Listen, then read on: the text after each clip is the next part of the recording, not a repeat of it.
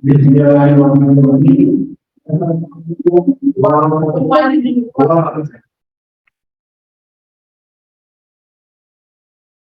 The Honorable Mrs. Sri Mulyani Indrawati, SEN, PhD, Chairwoman of the IAPI, Minister of Finance, Republic of Indonesia.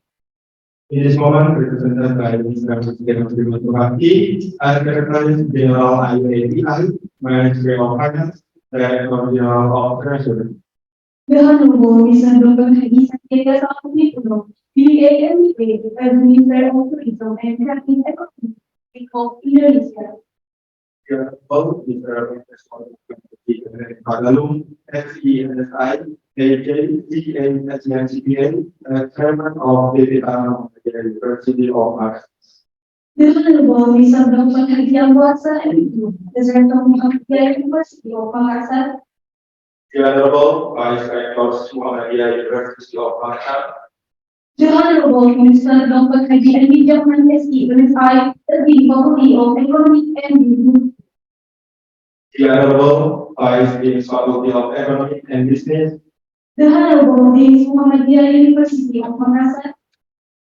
The Honorable and Secretary Faculty of Economic and Business. The Honorable Associate Professor Rizky Primasakti. The Honorable Mrs. Dr. Doro. The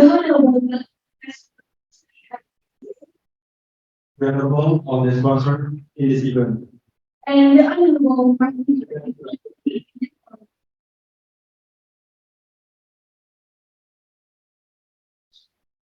Good morning, ladies and gentlemen. My name is Nadia Azizan and my partner is Nabila Azizan. So we are the master of ceremony. First of all, we would like to thank you all for joining this International Economics and Business Conference.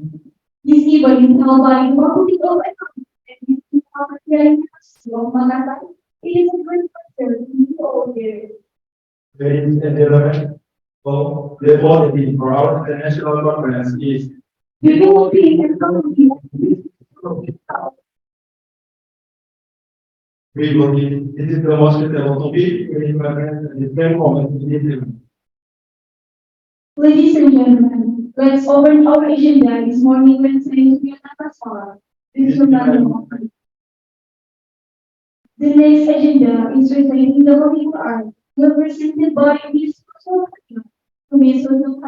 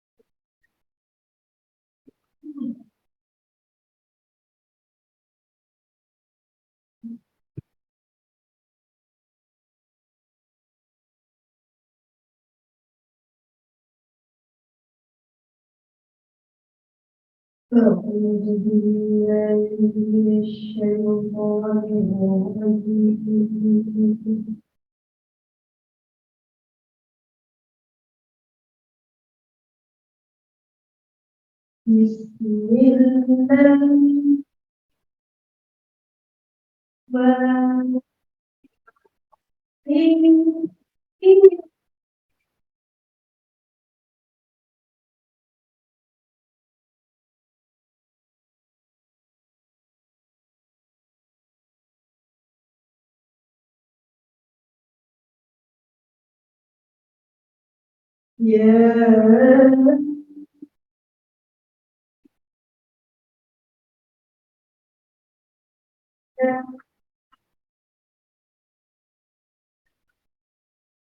Oh,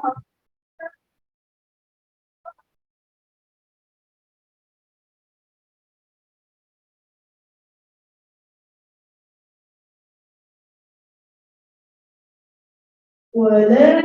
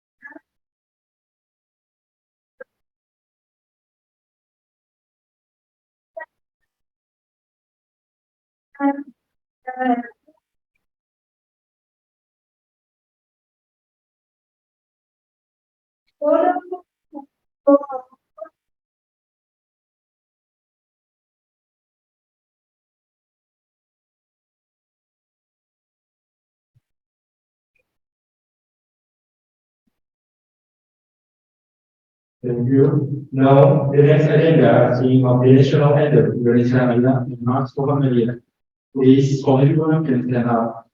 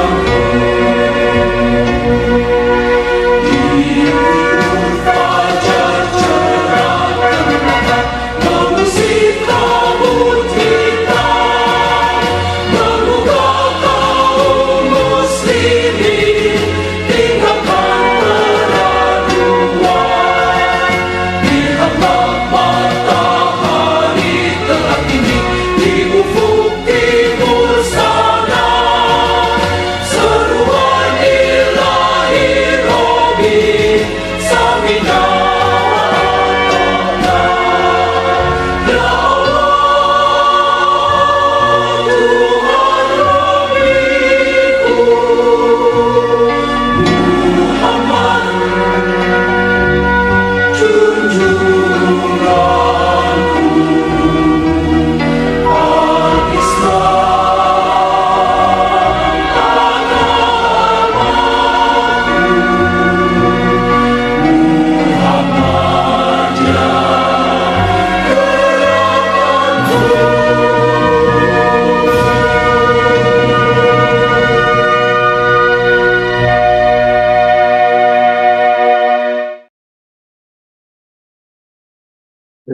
Everyone can visit the.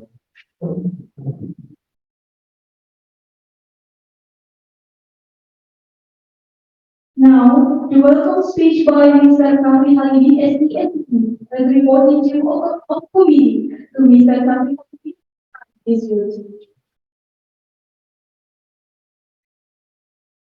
Bismillahirrahmanirrahim.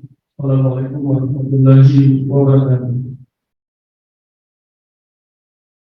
Alhamdulillah,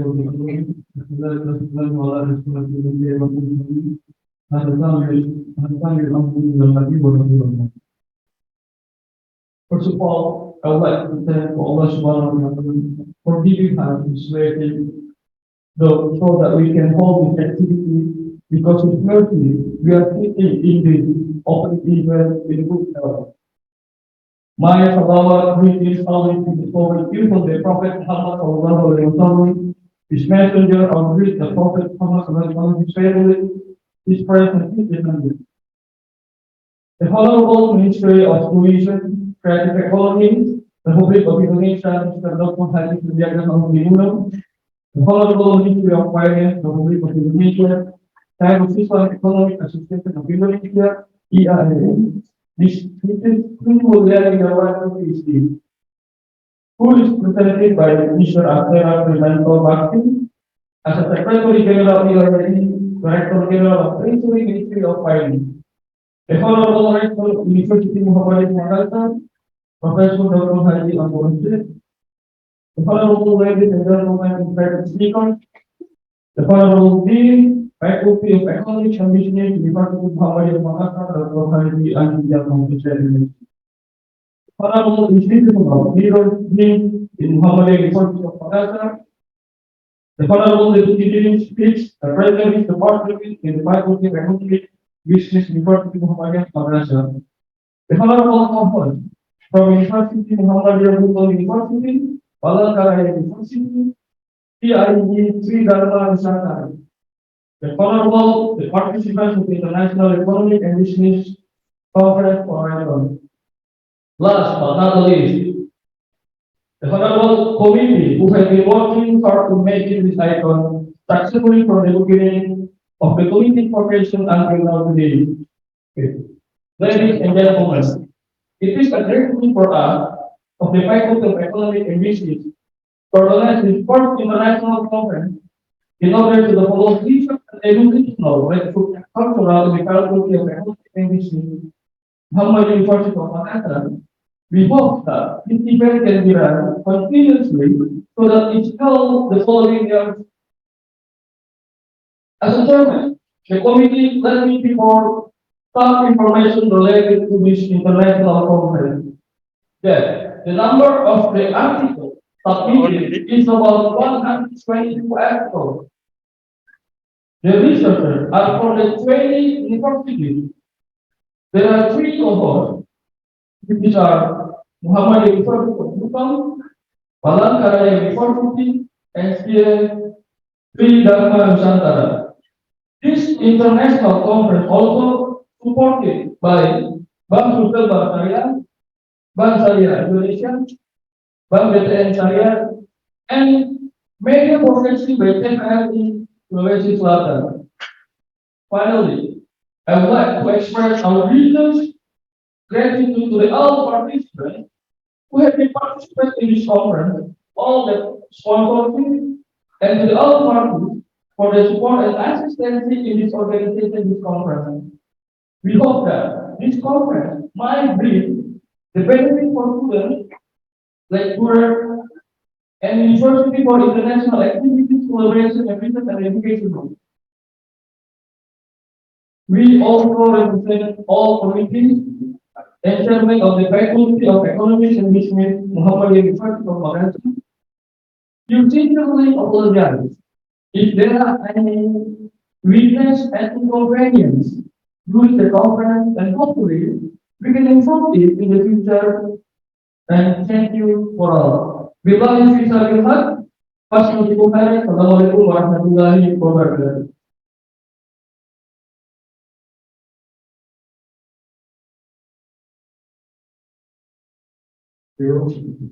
For the next speech, it will be presented by Mr. Dr. Hadi Abdurrahman, SE at the time in the Department of Economic and Business.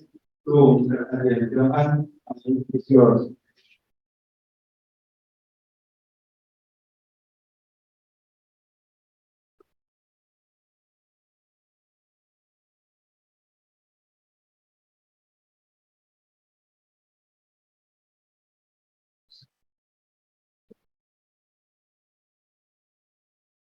Assalamualaikum warahmatullahi wabarakatuh.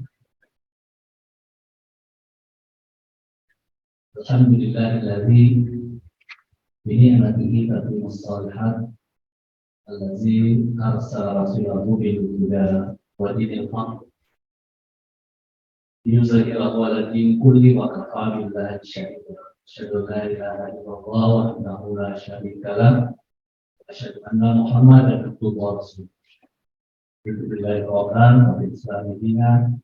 Nabi Muhammadin sallallahu alaihi wasallam.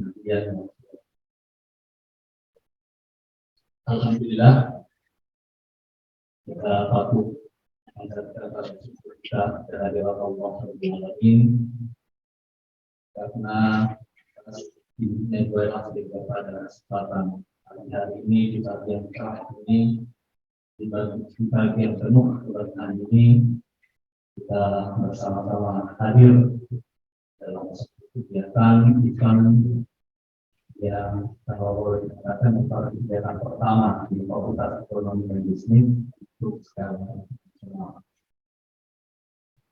Tanpa pula kita kirimkan salam dan taslim pada junjungan kita Nabi Muhammad Sallallahu Alaihi Wasallam yang hadir di suatu kata politik dan semua.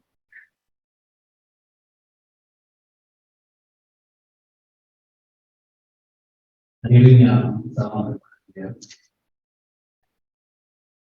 Ini adalah merupakan kegiatan internasional. Sambutan saya juga saya kelilingi dengan teks dalam bahasa Inggris. The Honorable Mr. Minister of Tourism and Creative Economy of Republik Indonesia, Mr. Dr. Haji Sandiaga Salahuddin Uno, DBA, DBA, Honorable Mrs. Minister of Finance of the Republic Indonesia in Chair, Islamic Economic Association of Indonesia, which is Sri Mulyani Indrawati, represented by Astra, Wimanto Bakun and Text, as Secretary General, Director General of Treasury, Ministry of Finance. The Honorable Rector of the University Muhammadiyah Makassar, Mr. Professor Dr. Haji Ambo Asep Dumadi. The Honorable ladies and gentlemen, invited speaker from the respected institutional leaders and deans in Muhammadiyah.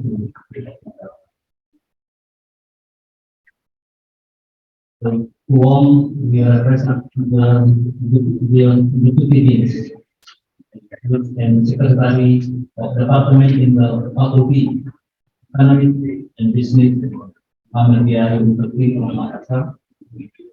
One we respected co-host from Muhammadiyah University, Palangkaraya University, and Sri Dharma Nusantara.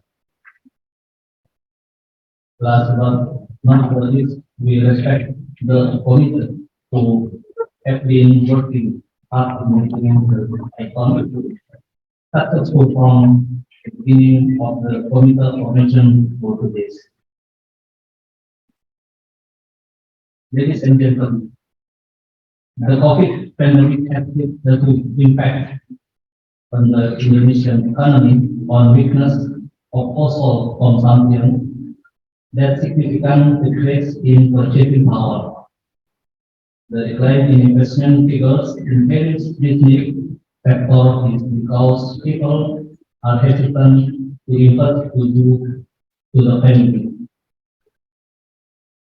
Moreover, the regional and national economy also weakened decreased tax revenues. So economic growth became a challenge for local and national government during the pandemic. Pandemi COVID memiliki pengaruh yang sangat besar bagi perekonomian Indonesia. Dampak yang disebabkan pandemi COVID-19 terhadap perekonomian di Indonesia telah berimbas pada lemahnya konsumsi rumah tangga sehingga penurunan daya beli sangat signifikan. Menurunnya angka investasi di berbagai sektor usaha, sebab masyarakat ragu untuk melakukan investasi dikarenakan pandemi. Tidak hanya itu, ekonomi daerah dan nasional juga terus melemah. Penurunan penerimaan pajak, pertumbuhan ekonomi yang lambat menjadi tantangan bagi pemerintah daerah dan nasional di masa pandemi. In the conventional economy, which was previously predicted to still take time to implement in society, term of that in the current condition, all parties are required to adapt to the new business model. The COVID-19 pandemic has pushed everyone to stop doing activities in person. Restriction in gathering, prescription, and following activities are triggers for the need for increasing with the use of technology.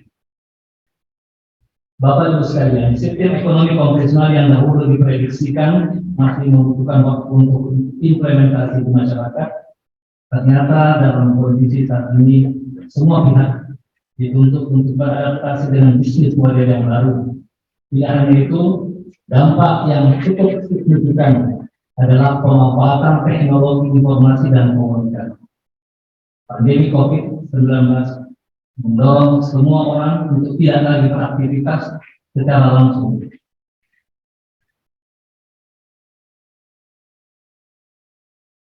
Pembatasan pertemuan, pembatasan aktivitas berkerumun menjadi pemicu untuk adanya invasi dengan pemanfaatan teknologi. Era pasca pandemi menjadi langkah baru dan perlu strategi baru untuk mendorong dan memulihkan perekonomian. Namun, bukan hal yang mudah untuk langsung mengubah keadaan. Teknologi informasi dan komunikasi menjadi jembatan bagi semua pihak untuk terus dapat bertahan dalam berbagai kondisi. Adaptasi dan implementasi teknologi informasi dan komunikasi di sektor ekonomi sudah tidak bisa dihindari. Penerapan teknologi informasi dan komunikasi tidak hanya dimonopoli oleh kalangan tertentu saja atau pengusaha kelas atas, namun sudah menjadi kebutuhan semua kalangan saat ini. Sehingga masyarakat perlu benar-benar beradaptasi melakukan segala aktivitas dengan memanfaatkan teknologi informasi. Atas kondisi tersebut, dalam pengembangan ekonomi dan bisnis berbasis digital, Fakultas Ekonomi dan Bisnis Universitas Muhammadiyah Makassar berinisiatif mengadakan event International Economic and Business Conference dengan tema Developing Economy and Business through Digital and Innovation. Melalui internasional konferensi ini diharapkan mendapatkan pengetahuan perkembangan terakhir dalam bidang bisnis dari keynote speaker pembicara kita pada kesempatan ini, dari invite speaker, juga dari serta presenter baik di kalangan dosen sendiri internal dan eksternal dan mahasiswa. Ini akan memberikan pengayaan kepada kita bahwa betapa pentingnya teknologi informasi dalam menjalani kehidupan ini. Kemudian manfaat yang lain adalah mendorong semangat kolaborasi dan penelitian bagi sivitas akademi di Fakultas Ekonomi dan Bisnis. Bapak Ibu sekalian, kita ketahui bahwa ini adalah merupakan kegiatan pertama dengan jumlah pembicara dari luar negeri dan dalam negeri, kesempatan untuk berdialog, berdiskusi dengan bebas, dengan terbuka. Melalui kesempatan ini akan memberikan pengalaman tertentu kepada kita semua. Finally, I would like to thank you for organizing even enjoying the conference. We hope that what we are doing today is beneficial for the progress and development of scientific culture at the faculty and university. Secara khusus saya ingin memberikan penghargaan, apresiasi kepada teman-teman panitia yang di tengah keterbatasan waktu, tenaga, dan biaya bisa melakukan kegiatan yang merupakan momentum awal di Fakultas Ekonomi dan Bisnis. Berharap dari kegiatan ini nantinya insya Allah akan menjadi cikal bakal kegiatan-kegiatan berskala internasional kita di masing-masing. Sudah sebentar. Siapa kan Pak? Moderator siapa? Yang hadir pada kesempatan. Saya jadi moderator. Bukan yang saya sampaikan.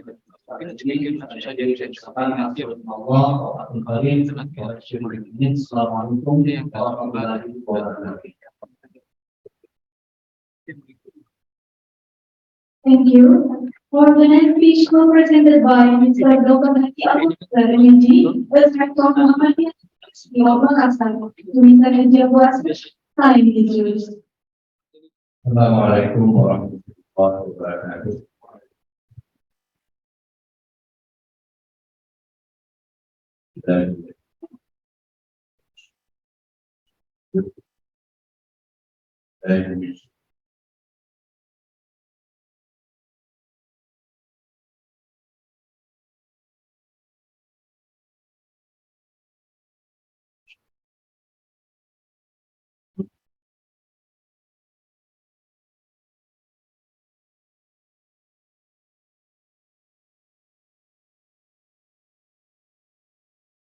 Tim Operasi Pilihan Allah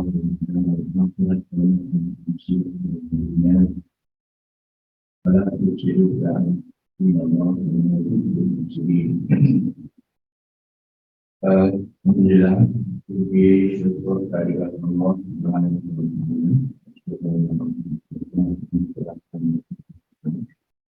sehingga pada pagi hari ini kemudian tentang kompetensi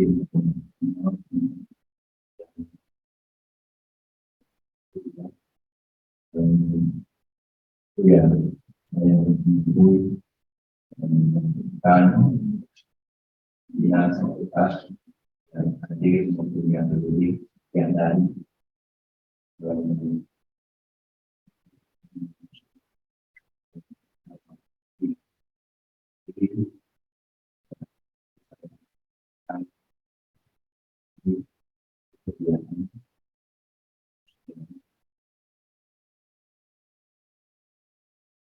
serta dalam konferensi internasional dan diselenggarakan di Fakultas Ekonomi dan Bisnis ini di Fakultas Muhammadiyah yang pertama dilakukan. Ya tentu saya menyampaikan depan bersama guru pimpinan Fakultas Ekonomi dan Bisnis dan kami menyampaikan apresiasi bahwa pelaksanaan konferensi yang dilakukan pada hari ini sehingga kita berharap dengan sukses dan memberikan rumusan yang dapat dikembangkan untuk dalam rangka pengembangan ini dan ini ya baik yang berskala internasional, nasional dan juga regional. Terkhusus lagi dalam rangka pengembangan ekonomi dalam perserikatan Muhammadiyah. Ya, karena perserikatan Muhammadiyah ini ekonomi menjadi pilar keempat yang harus dikembangkan. Ya, pilar keempat yang harus dikembangkan, yang harus ditunjukkan sehingga ya masyarakat kita menjadi sejahtera. Ini sudah dikemukakan oleh adegan bahwa yang berpengaruh terhadap penurunan ekonomi kita, penurunan ekonomi kita adalah disebabkan oleh peristiwa kemanusiaan yang menimpa rakyat kita, menimpa masyarakat kita, yang termasuk menimpa COVID-19. Bapak Ibu sekalian yang sama berbangun ini, ya tentu kalau dalam ayat yang saya sampaikan itu, ya bahwa kebutuhan ekonomi dan kepentingan di dunia ini memang ada. Ya sebetulnya kalau kita lihat itu apa ini lima Allah daran akhirat wala tansa nasibaka minad dunia. Yang datang dari wala tansa nasibaka minad dunia. Jangan lupa bahwa kamu hidup di dunia. Kalau awalnya itu ada hiduplah kehidupan akhiratmu.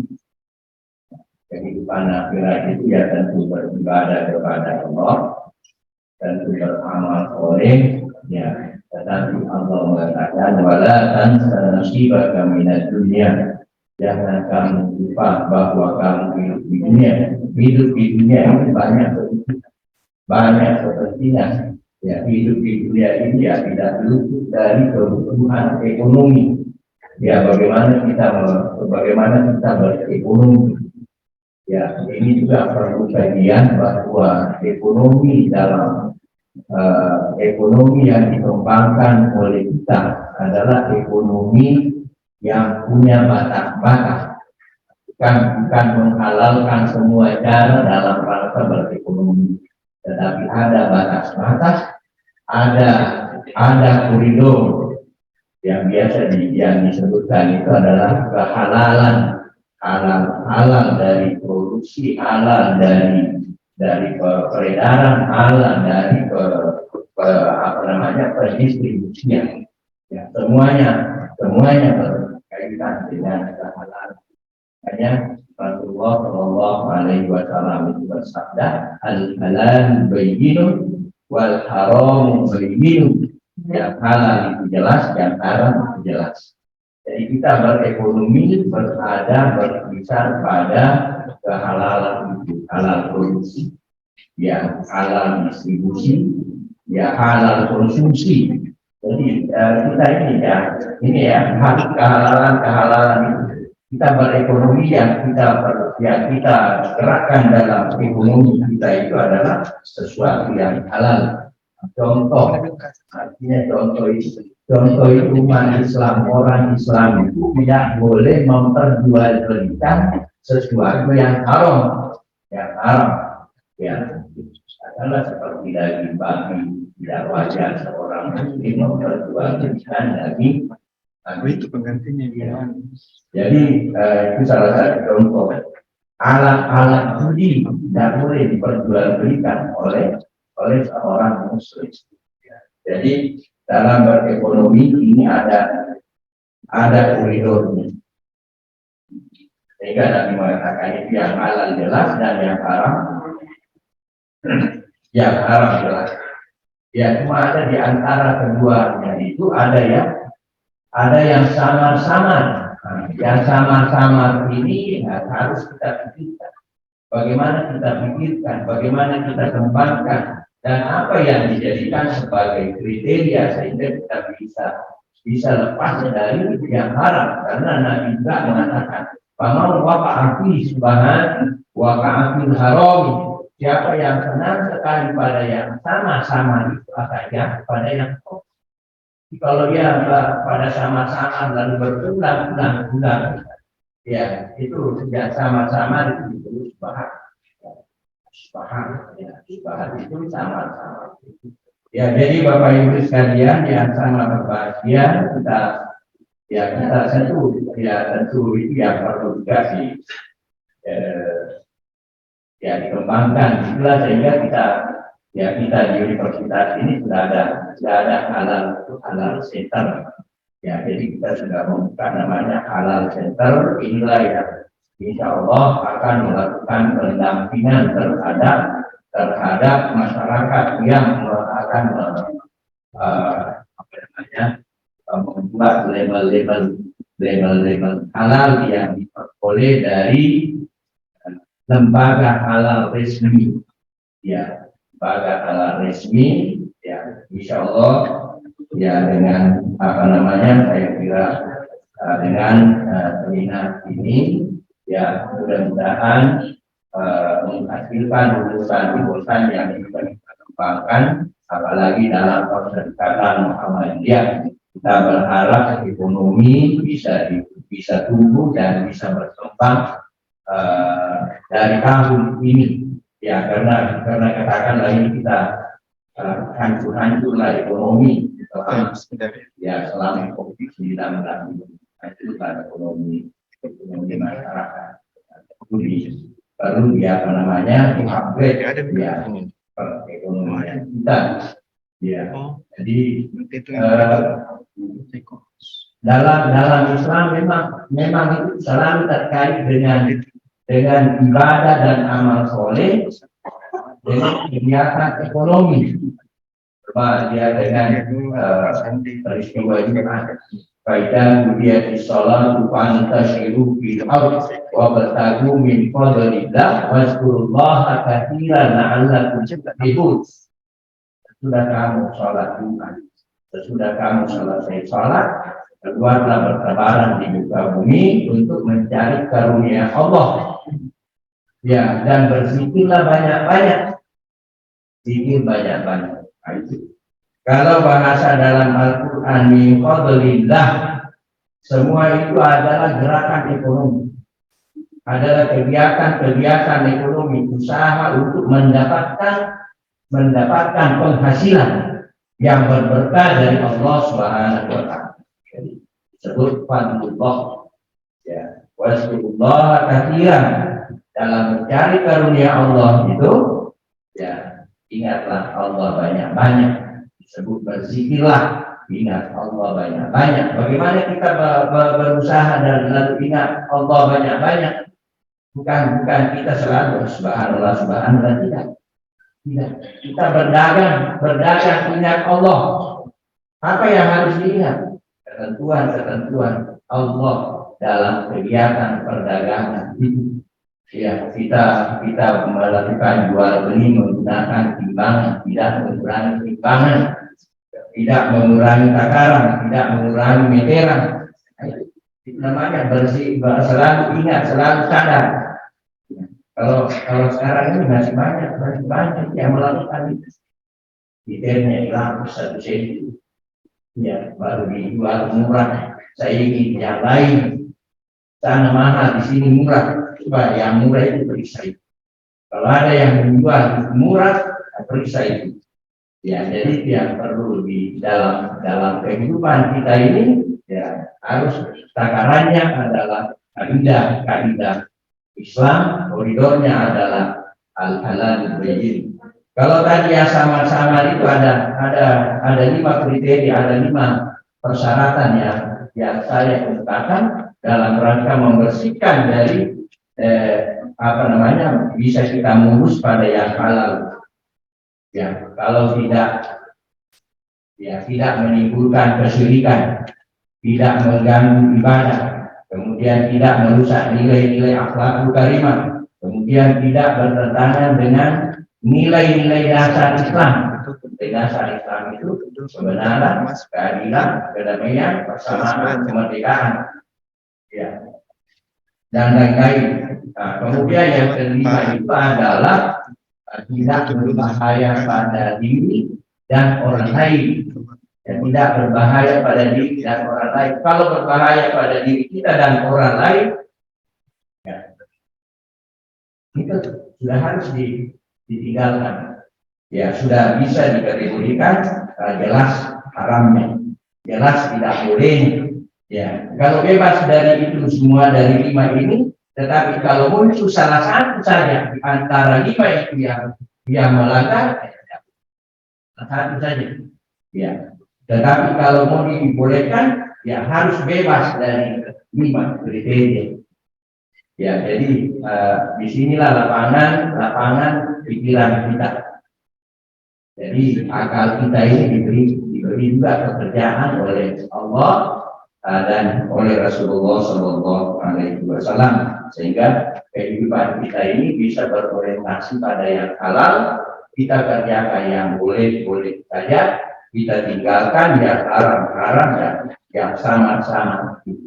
Ya saya kira ya mudah-mudahan konferensi internasional tentang ekonomi dan bisnis ini yang menghasilkan keputusan, dan kami menyampaikan terima kasih kepada Bapak Dekan dan seluruh hadirin baik studi maupun yang daring. Terima kasih. Kalau ada sesuatu yang tidak semestinya mohon dimaafkan. Saya kira Allah wabarakatuh kari wabarakatuh ini. Assalamualaikum warahmatullahi wabarakatuh. Waalaikumsalam. Thank you. So that's all our speakers for the welcome speech. And we will take a break first and come back again for the keynote speaker.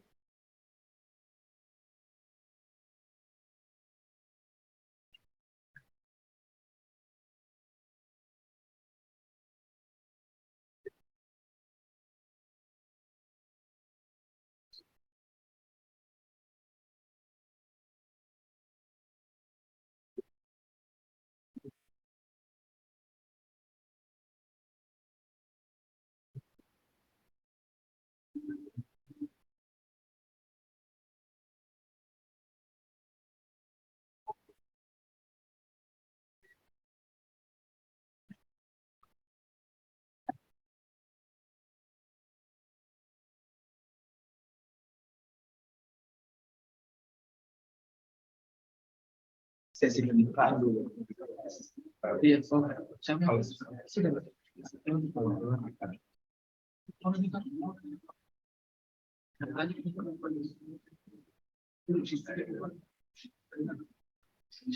Dirjen tadi. Sudah di-connect. Sudah saya kerja Yosef.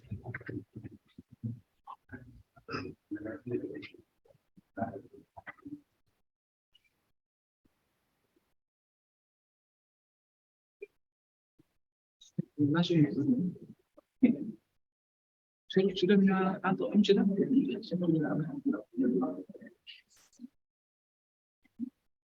Oke.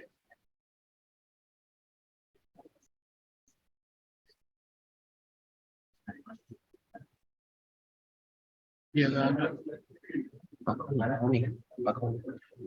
Tadi ada tidak? Pakon itu. Iya. Langsung makin kecil sama pakon. Iya.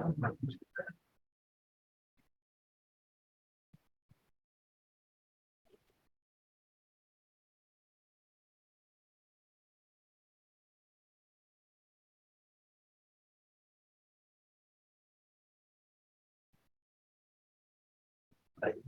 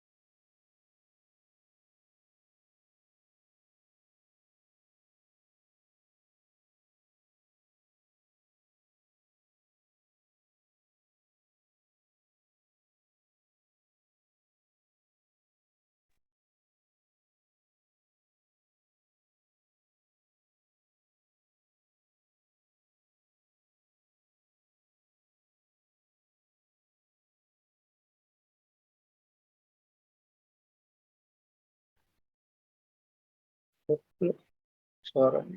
Suara.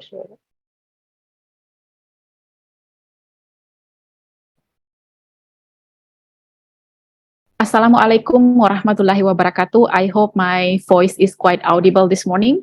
Then I'd like to welcome our rector as well, the invited speakers, and also scholars, all the participants in national Faculty of Economics and Business, Universitas Muhammadiyah Makassar, because this is the first time the economics faculties are able to conduct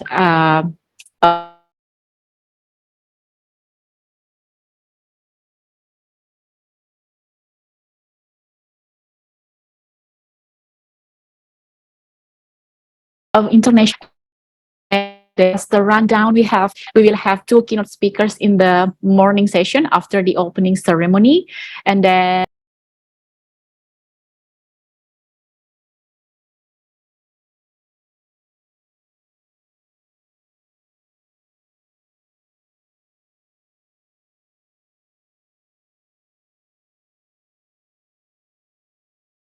right. I'm sorry for a very bad connection. So, ladies and gentlemen, for the first session this morning, we are going to have the first presentation from Bapak Astera Primanto Bakti.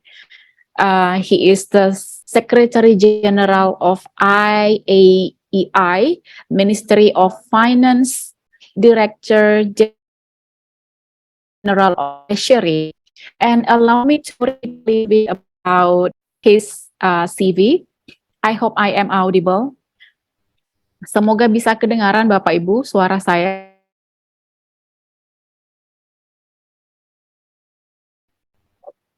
The committee, can you hear my voice clearly? Not clear, ma'am.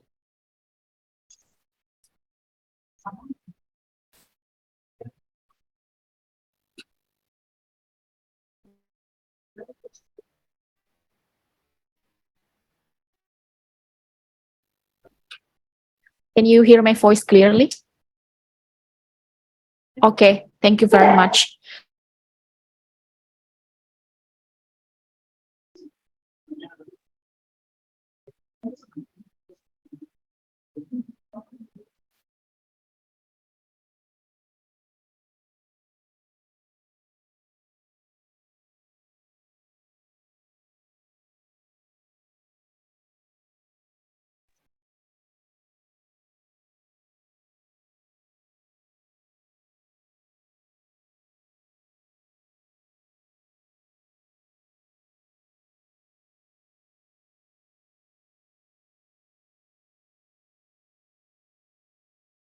I'm so sorry because of the internet connection is so poor. It's so poor right now in my place. So let me summarize once more to introduce our keynote speaker for a first session this morning. And allow me also to welcome all the members of the Ministry of Finance, Republic of Indonesia. So let me introduce this short CV from our first keynote speaker today, Bapak Astera Primanto Bakti, and current main position as a Director General of Treasury, Ministry of Finance, Republic Indonesia.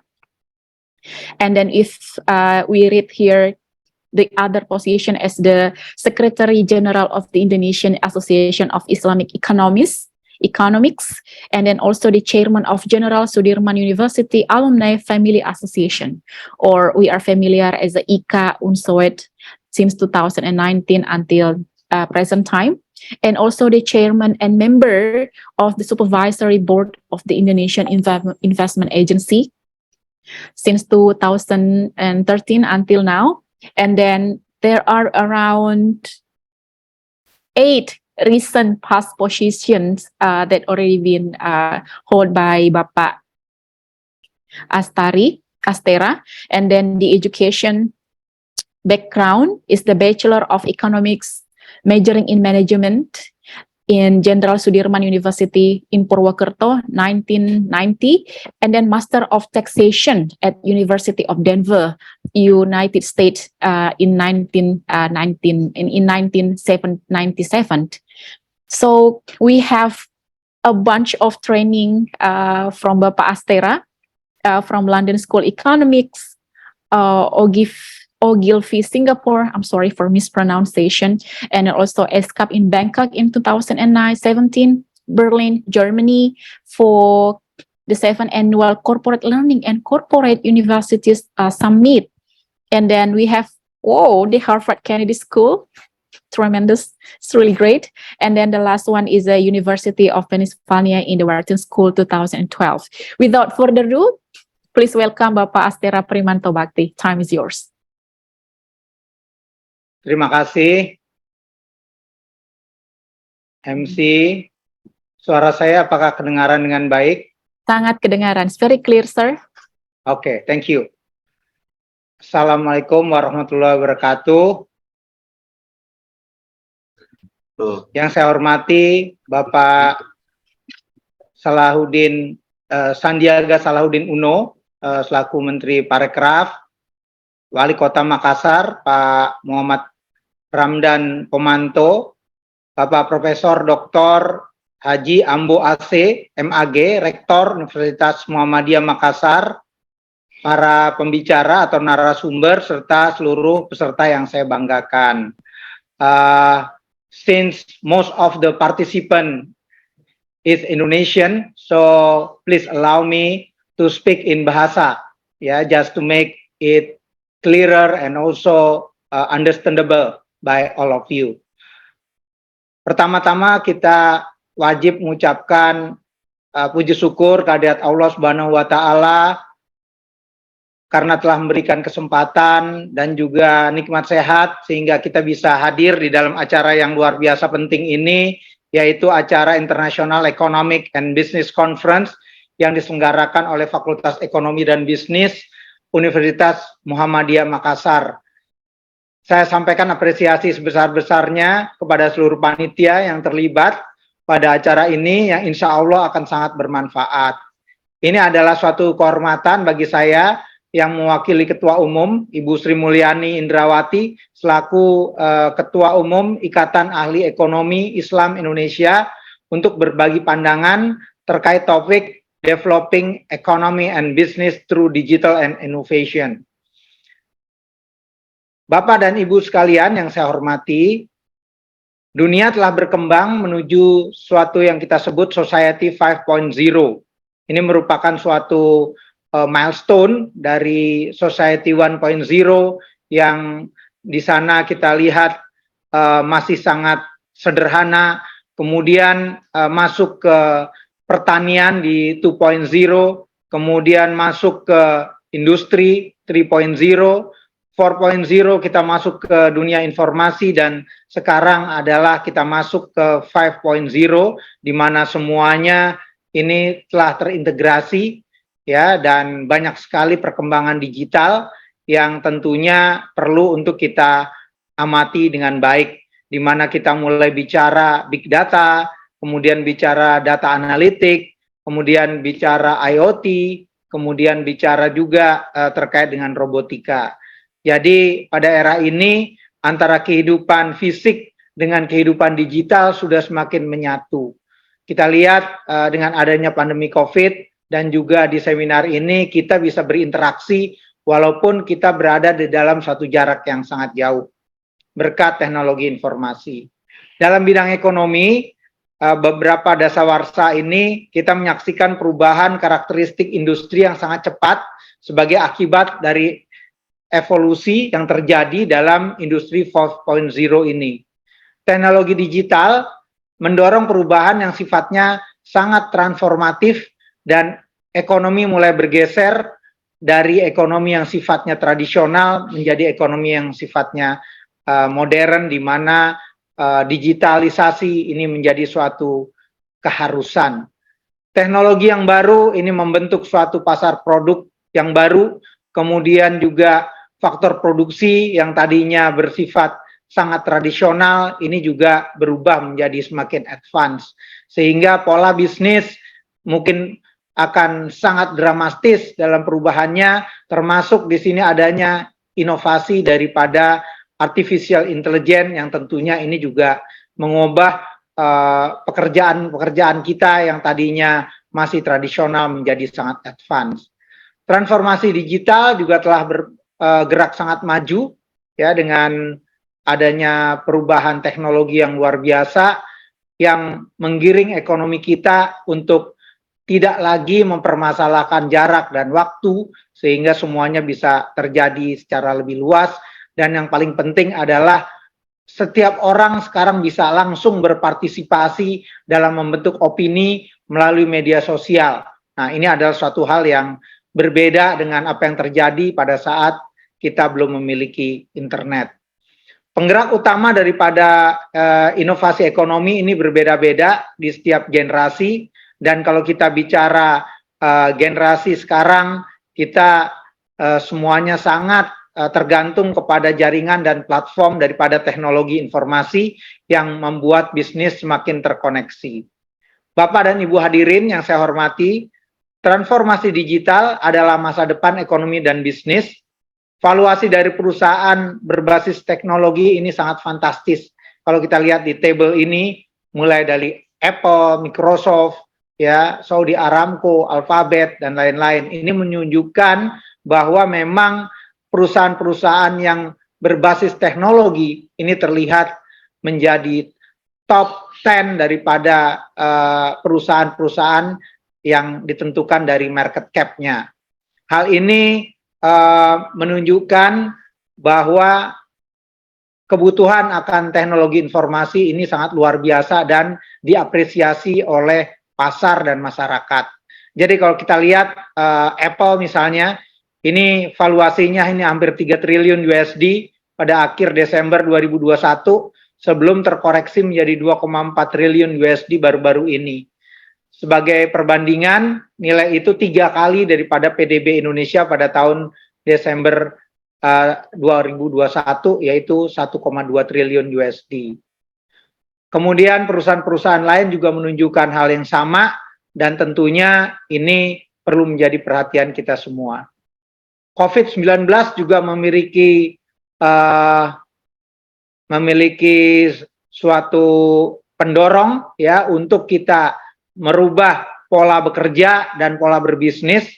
Tentunya dengan adanya COVID-19 yang tadinya banyak sekali kita melakukan transaksi secara langsung, dengan adanya COVID maka interaksi ini dilakukan secara digital.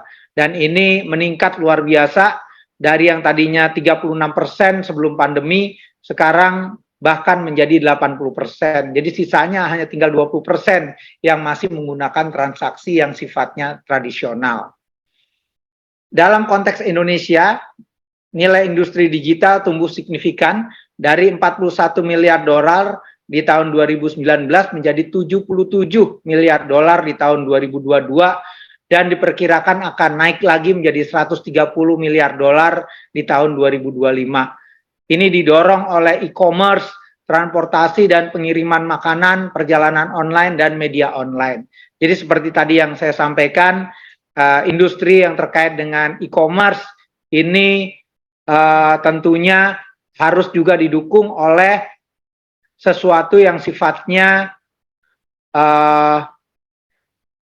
logistik. Jadi mulai dari perjalanan, kemudian media yang tentunya bisa memasarkan ini secara lebih baik. Tren positif ini juga didukung oleh karakteristik demografi Indonesia sebagai pasar digital, di mana di tahun 2022 ini terlihat 70% penduduk berada di kisaran umur 15-64 tahun. Selain itu, infrastruktur dasar juga sudah mulai baik, mulai dari listrik, internet yang high speed, dan juga cellular phone ini menjadi semakin banyak dan mudah diakses serta mudah untuk didapatkan. Indonesia merupakan negara dengan penetrasi seluler terbesar keempat di dunia. Konektivitas antar manusia melalui internet semakin meningkat, pengguna internet di Indonesia saat ini sekitar 212.9 million internet user di Januari 2023, dan ini juga meningkat 10 juta atau 5.2% dibandingkan dengan tahun yang lalu. Hal ini menjadikan Indonesia sebagai pasar yang sangat menjanjikan di industri digital. Bapak dan Ibu hadirin yang saya hormati, salah satu kesempatan yang dapat dimanfaatkan dari ekonomi digital adalah membantu akselerasi bisnis untuk pemberdayaan usaha mikro, kecil, dan menengah, atau yang biasa kita kenal dengan UMKM atau bahasa Inggrisnya MSME. Indonesia memiliki hampir 64 juta UMKM dalam perekonomian dan menyumbang 97% bagi angkatan kerja dan berkontribusi 60% dari PDB. Namun demikian, kontribusinya terhadap total ekspor ini masih kecil, yaitu hanya 14%, dan ini mengindikasikan bahwa sektor tersebut masih perlu berjuang untuk memperluas pasarnya. Dengan demikian, digitalisasi dapat menjadi solusi yang layak bagi UMKM untuk mengakselerasi pangsa pasarnya, terutama mengakses pasar global. Belum lagi mayoritas daripada UMKM merupakan pelaku industri halal di Indonesia, sehingga pemberdayaan daripada UMKM menjadi hub dari industri halal global pada tahun 2024. Data dari Kementerian Koperasi dan UKM menunjukkan bahwa jumlah UMKM yang telah memasuki ekosistem digital ini mencapai 20,76 juta pada tahun 2022. Ini berarti meningkat sekitar 26.6% compared to the previous year, yaitu 16,4 juta UMKM. Transaksi e-commerce dan e-money di Indonesia juga terus meningkat. 98% merchant telah menggunakan pembayaran digital dan 59% diantaranya memanfaatkan pembiayaan digital. Fintech, e-commerce ini juga mendapatkan popularitas melalui inovasi-inovasi yang luar biasa yang berfokus kepada konsumen dan kemudahan. Indonesia juga menempati posisi ketiga sebagai negara dengan pertumbuhan penjualan retail e-commerce tertinggi di tahun 2022 setelah Filipina dan India. Selain UKM, ekonomi syariah juga dapat diuntungkan dengan pesatnya digitalisasi industri. Sekarang kita melihat munculnya bank digital Islam yang berfokus pada penyediaan cara perbankan yang lebih efisien. Digitali perbankan memungkinkan bank untuk menawarkan tingkat imbal hasil yang lebih kompetitif daripada bank tradisional.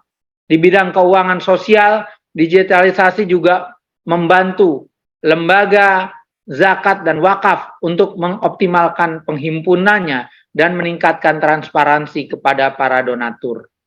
Peran pemerintah tentunya sangat diperlukan di sini untuk percepatan adopsi teknologi digital bagi UMKM. Antara lain dengan menggunakan program seperti Kakak Asuh UMKM, kemudian e-katalog daripada UMKM dan Bangga Buatan Indonesia. Selain itu, dalam mendukung keuangan syariah, pemerintah juga memasukkan langganan digital untuk penerbitan sukuk retail. Belum lagi Bank Indonesia sedang mengembangkan proyek Garuda untuk membangun rupiah digital. Bapak dan Ibu sekalian yang saya hormati, distinguished ladies and gentlemen, meskipun digitalisasi memiliki banyak manfaat, beberapa tantangan yang masih harus kita mitigasi. Yang pertama adalah terkait dengan literasi digital. Ini selalu menjadi PR besar buat kita semua. Walaupun sudah di atas rata-rata dunia, tapi kita masih banyak yang berada di permukaan. Jadi kalau kita lihat di kedalamannya, ini literasinya ini masih sangat tipis. Jadi kalau dibandingkan dengan negara-negara lain, ini tentunya kita harus aware bahwa kita harus terus meningkatkan. Kemudian negara perlu memastikan kesetaraan dalam literasi digital di antara warganya. Ketimpangan aspek digital atau terkait dengan akses di sini cukup serius, ya. masih banyak masyarakat kelas bawah dan daerah-daerah tertentu yang masih belum dapat menikmati layanan digital setara dengan masyarakat perkotaan atau yang paling ekstrim dengan ibu kota Jakarta. Ini akan menjadi sumber ketimpangan, pendapatan dan kesejahteraan sosial apabila isu ini tidak segera dilakukan dengan baik. Penting untuk dicatat bahwa teknologi digital telah meningkatkan ketimpangan pendapatan di hampir semua negara di dunia sejak tahun 80. Meningkatnya ledakan teknologi digital, terutama pada distribusi pendapatan, ini terlihat juga di Amerika Serikat. Selama periode 2 dekade yang terakhir pada tahun 2015, ketimpangan di Amerika Serikat diukur dengan ukuran Gini rasio ini meningkat lebih dari 10%. Selain itu, tantangan lain ekonomi digital seperti keamanan cyber, SDM, akses internet, dan regulasi yang harus kita selesaikan bersama secara bertahap. Bapak dan Ibu sekalian yang saya hormati, salah satu strategi mendasar untuk mengatasi tantangan yang disebutkan di atas adalah menerapkan atau memikirkan kembali etika teknologi yang jelas. Hal ini untuk memastikan hubungan moral yang baik yang terjalin antara teknologi dan penggunanya. Oleh karena itu, kehadiran teknologi dan bisnis dapat mengisi kesenjangan yang ditinggalkan oleh tatanan ekonomi saat ini seperti kemiskinan, ketimpangan, dan kurangnya keberlanjutan. Untuk itu, beberapa contoh praktek etis yang dapat kita lakukan. Yang pertama, menghormati karyawan dan customer. Data penting, tapi tetap kita harus men-treat karyawan dan customer ini sebagai aset yang luar biasa penting bagi kita. Yang kedua adalah moral use of data resources. Jadi penggunaan data dan sumber daya yang baik dan bermoral. Ini kita harus memastikan perlindungan data yang semakin baik sehingga data tersebut tidak bocor dan dimanfaatkan oleh pihak-pihak yang tidak kompeten atau tidak berwenang. Yang ketiga adalah responsible adoption of disruptive technology. Jadi kita harus melakukan due diligence untuk memastikan bahwa teknologi yang diadop merupakan teknologi yang cocok bagi perusahaan sesuai serta mempraktekkan etika yang baik bagi perusahaan. Yang keempat adalah create a culture of responsibility. Jadi budaya daripada responsibility atau tanggung jawab ini harus terus didorong sehingga semakin berkurang transaksi-transaksi yang fake atau fraud yang terjadi di dalam dunia bisnis ini sehingga kita bisa mendorong teknologi informasi dan industri yang semakin bertanggung jawab.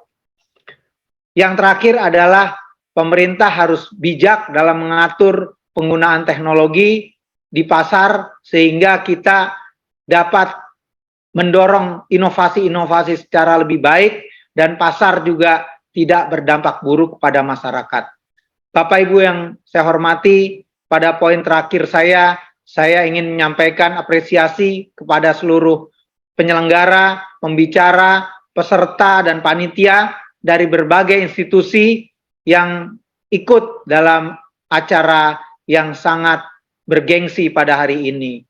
Saya berharap kegiatan hari ini tidak hanya selesai pada diskusi, tapi silakan untuk dilanjutkan dengan menyusun milestone atau langkah-langkah sehingga kita bisa mewujudkan suatu ekosistem teknologi informasi yang semakin baik yang tentunya bisa mendorong ekonomi syariah di Indonesia. Demikian yang bisa saya sampaikan, kurang lebihnya mohon maaf. Wabillahi taufik wal hidayah. Wassalamualaikum warahmatullahi wabarakatuh. Thank you everyone. Waalaikumsalam. Waalaikumsalam warahmatullahi wabarakatuh. Thank you very much Pak Astera, but a part of the presentation, di luar dari presentasi Bapak, is it possible to connect after this seminar then to follow up apa yang disampaikan Bapak tadi bahwa probably after this seminar Unismu Makassar will be able to contact you for having a further discussion regarding to the topic ya. Silakan kontak ke IAI ya, ke Sekretaris Eksekutif ke Pak Wahyu Jatmiko. Silakan. Sure. Terima kasih We are banyak more Pak. than happy to have more discussion with all of you, to create more conducive ecosystem for economy syariah in Indonesia. Thank you very much. Thank you very much. Terima kasih banyak Pak. So that is all the first session from our keynote speaker, Bapak Astera Primanto Bakti, as the Secretary General of IAEI, Ministry of Finance, Director General of Treasury. So I think this is a very good opportunity because we already got green lamp or green light to go through this collaboration after this session. But as the keynote speaker session, there is no question and answer. But Bapak Astera, for sure, as the economic faculties are move forward, we need more kuliah umum, studium general, expert session, sharing session, could be internship, students internship also. Ya, saya kira hal yang bisa kita lanjutkan Pak sebagai follow up. Thank you very much Pak untuk akses yang sudah diberikan. Bapak Ibu, and then we are going to move forward to listen the next keynote speaker presentation. And then we will have sharing a presentation through the tapping of video from Bapak Sandiaga Uno. So in this moment, Bapak dan Ibu, as the second keynote speaker, we are going to have a more insight and contributive inputs from the second keynote speakers. And I believe that the committee already provided the tapping or the video from Bapak Sandiaga Uno. But allow me to read a short presentation about Bapak Sandiaga Uno. So, terima kasih Bapak. Thank you very much Bapak Astera. So, thank you. And then let's move on to our keynotes, the second keynote speakers. So before Bapak Sandiaga Salahuddin Uno present the tapping and also the idea regarding to this, I know he is so popular, but again and again I'd like to read a little more about his CV. Izinkan saya membacakan CV beliau terlebih dahulu. This is a very short CV. So beliau is Sandiaga Salahuddin Uno. Oh my God, he is so popular, very famous. And then his education background, he got his Bachelor of Business Administration in the Wichita State University, Kansas, United States. And in 1992, Master of Business Administration in the George Washington University, Washington, United States. And currently, he is the Minister of Ministry of Creative Industry.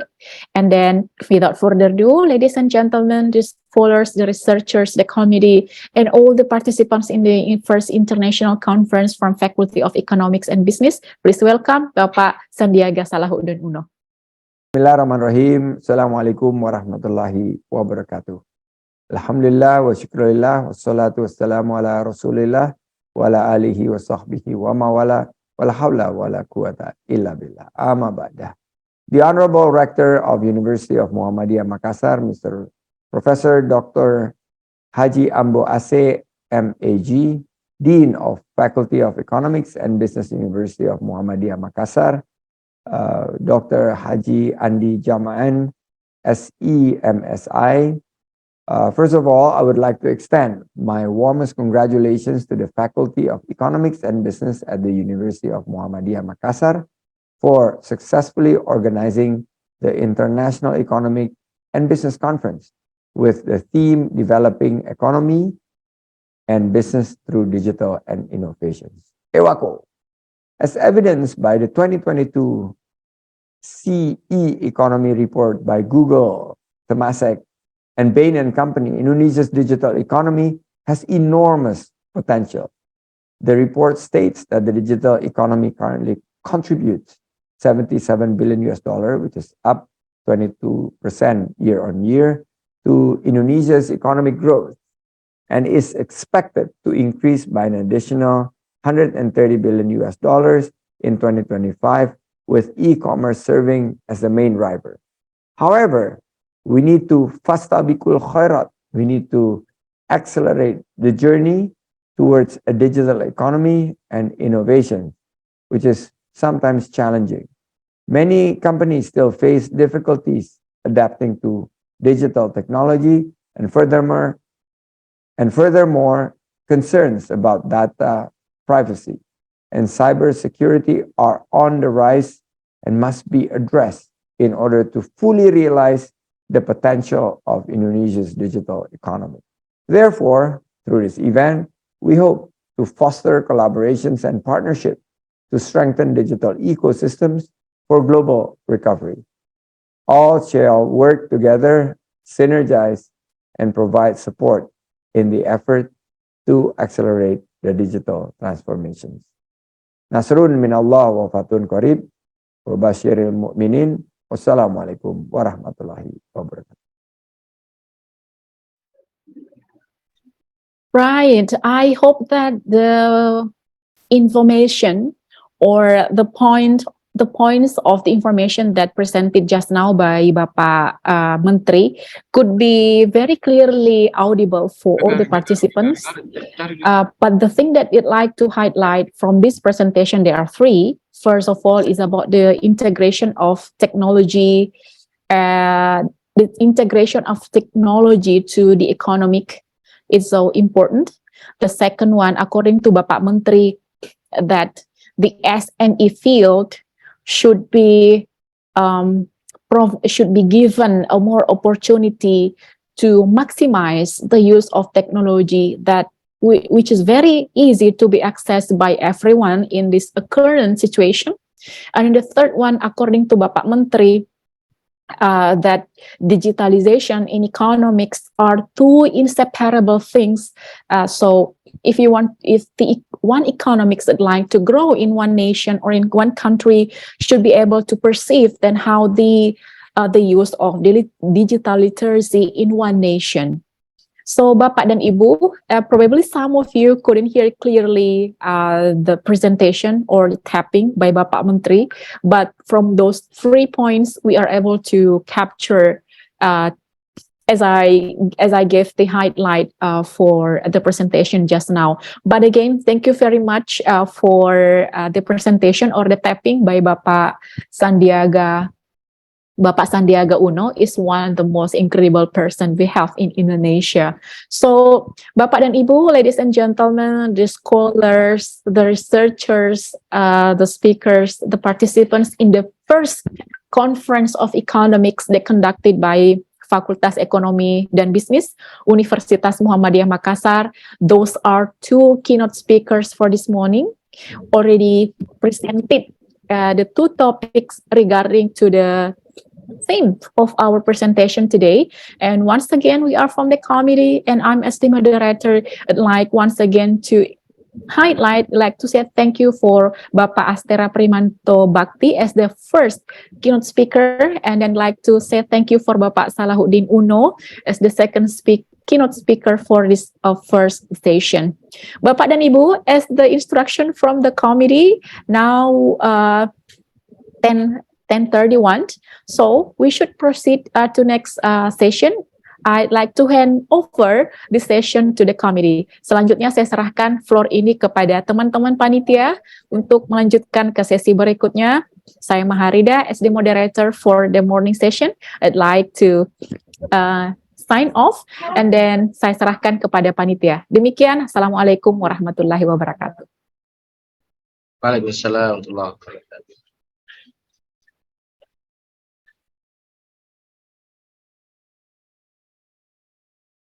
Okay.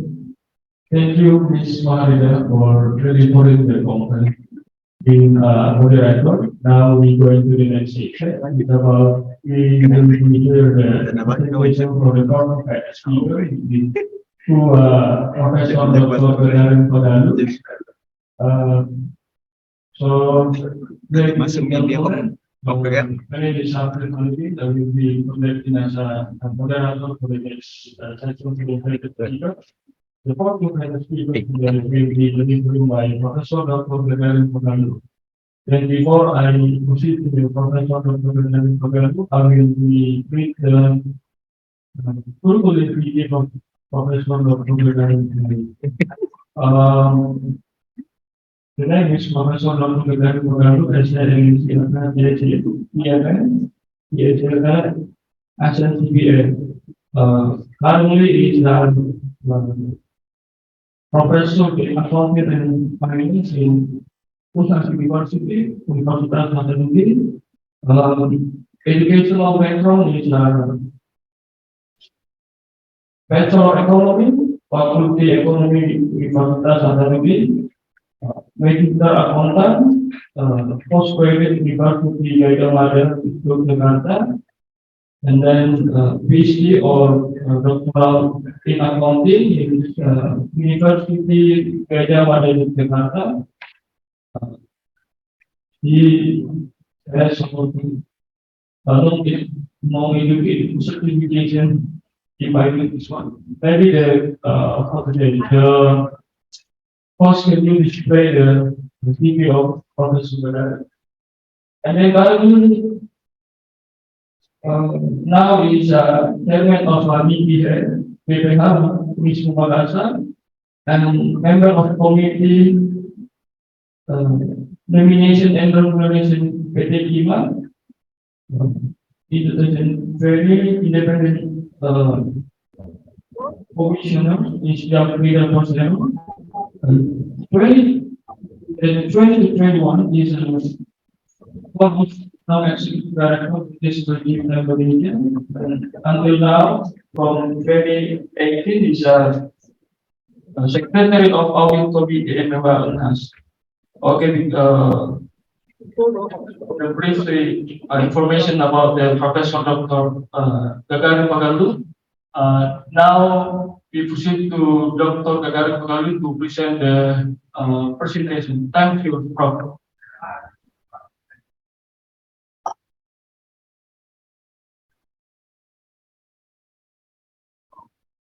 Okay, thank you very much. You can hear my voice. Yes, Prof. Yes, Prof. Okay, Assalamualaikum warahmatullahi wabarakatuh and good morning. I am Gagarin Pagalong. For the audience, pertama saya menyampaikan permohonan maaf tidak bisa ketemu langsung di forum pertemuan ini karena saya lagi transit di Manila International Airport atau Ninoy, Airport Ninoy dalam rangka kegiatan ke Osaka siang ini untuk presentasi pembukaan Confrence Servisiologi di Kyoto University bersama salah seorang dosen ekonomi Universitas Muhammadiyah Makassar, yaitu Bapak Aulia. Itu perkenalkan saya mempresentasikan topik saya yang berjudul Business in Digital Area. First of all, the topic is Business in Digital Era. Why is the Industrial Revolution 4.0.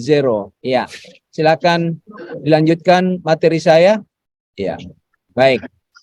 Rapid and complexity exchange of the world. Jadi terjadi suatu percepatan dan kompleksitas perubahan di dunia sehingga menghasilkan ada beberapa poin besar atau four issues in this resulted of rapid and complexity exchange of the world.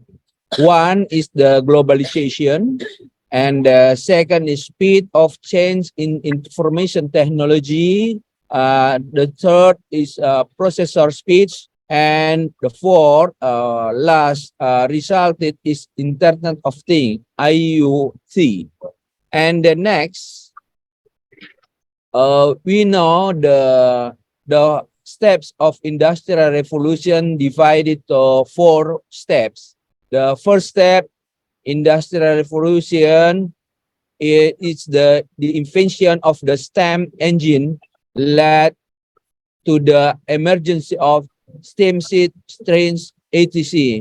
Jadi revolusi industri pertama itu berkembang pada pengembangan teknologi yang terkait dengan kereta api di Inggris. Kemudian yang kedua, in the second industrial revolution, this the invention of the electricity and the assembly line increased the production of goods. Jadi berkembang pada revolusi industri yang kedua, yaitu berkembangnya alat-alat elektronik dan assembly dari perubahan produksi pabrikasi atau industri terkait dengan kereta api, komputer dan seterusnya. And the third is the third industrial revolution. This is rapidly is information technology innovation, personal computer, commercialization dan lain-lain sebagainya. And the last revolution, industrial revolution is now we call it is industrial revolution 4.0.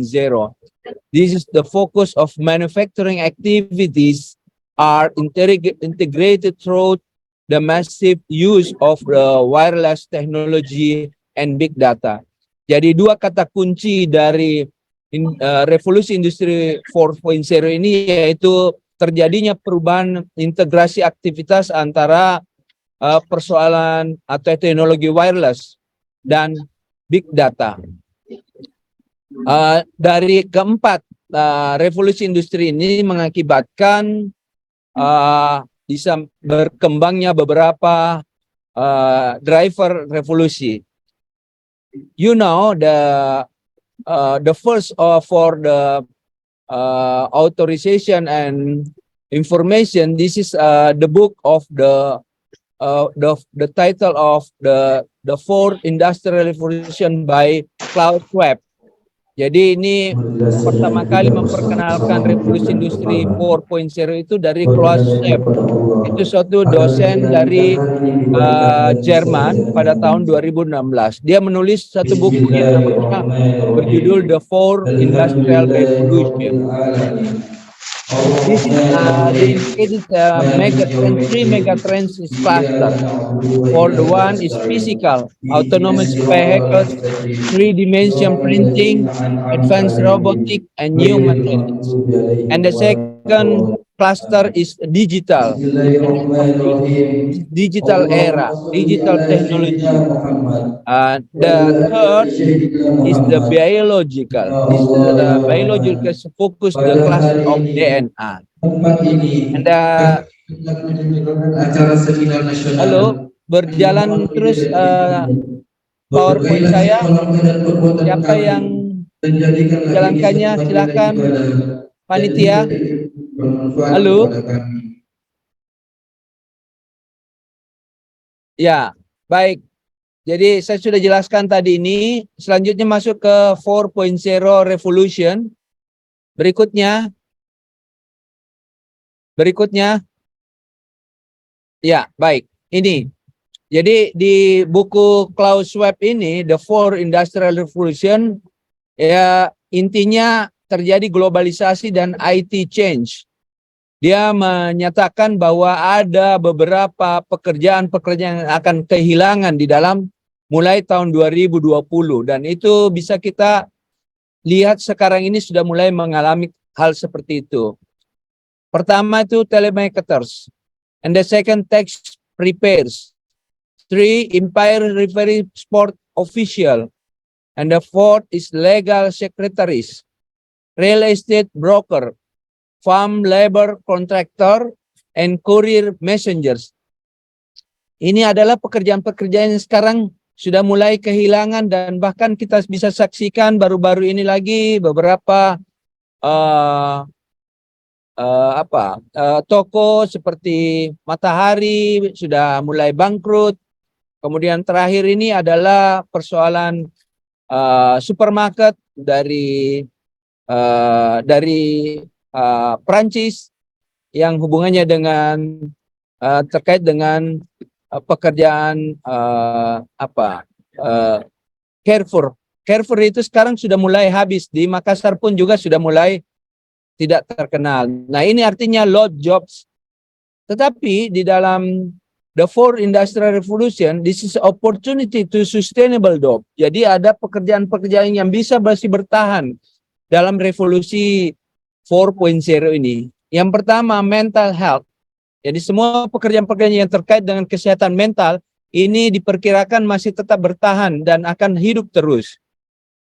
And the second job is choreographer. Choreographer ini di bidang seni karena menciptakan unsur-unsur seni. Kemudian surgeons, psikologis, human resource managers, anthropology and archaeology, sales managers, and engineer naval and arsitektur. Jadi pekerjaan-pekerjaan seperti arsitektur, kemudian persoalan-persoalan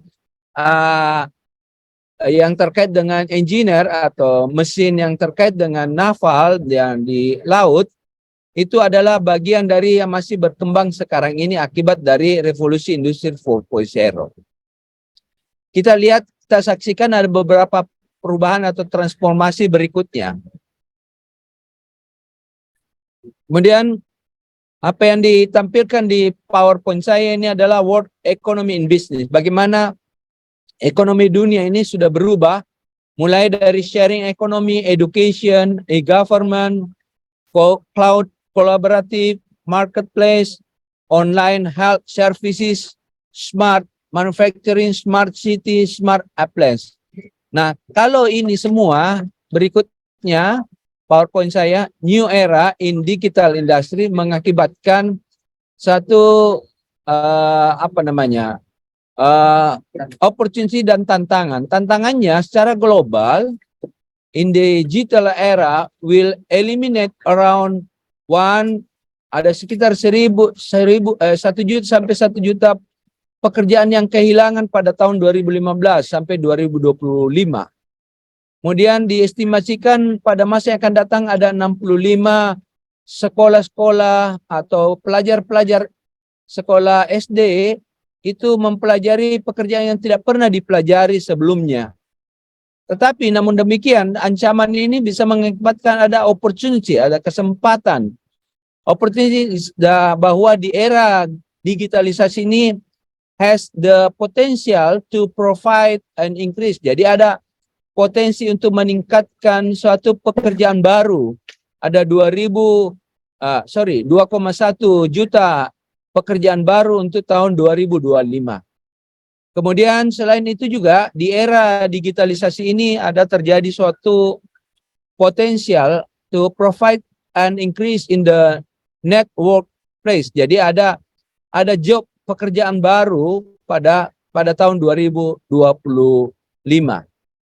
Kemudian berikutnya di slide saya kita lihat ini sudah terjadi transformasi in Indonesia.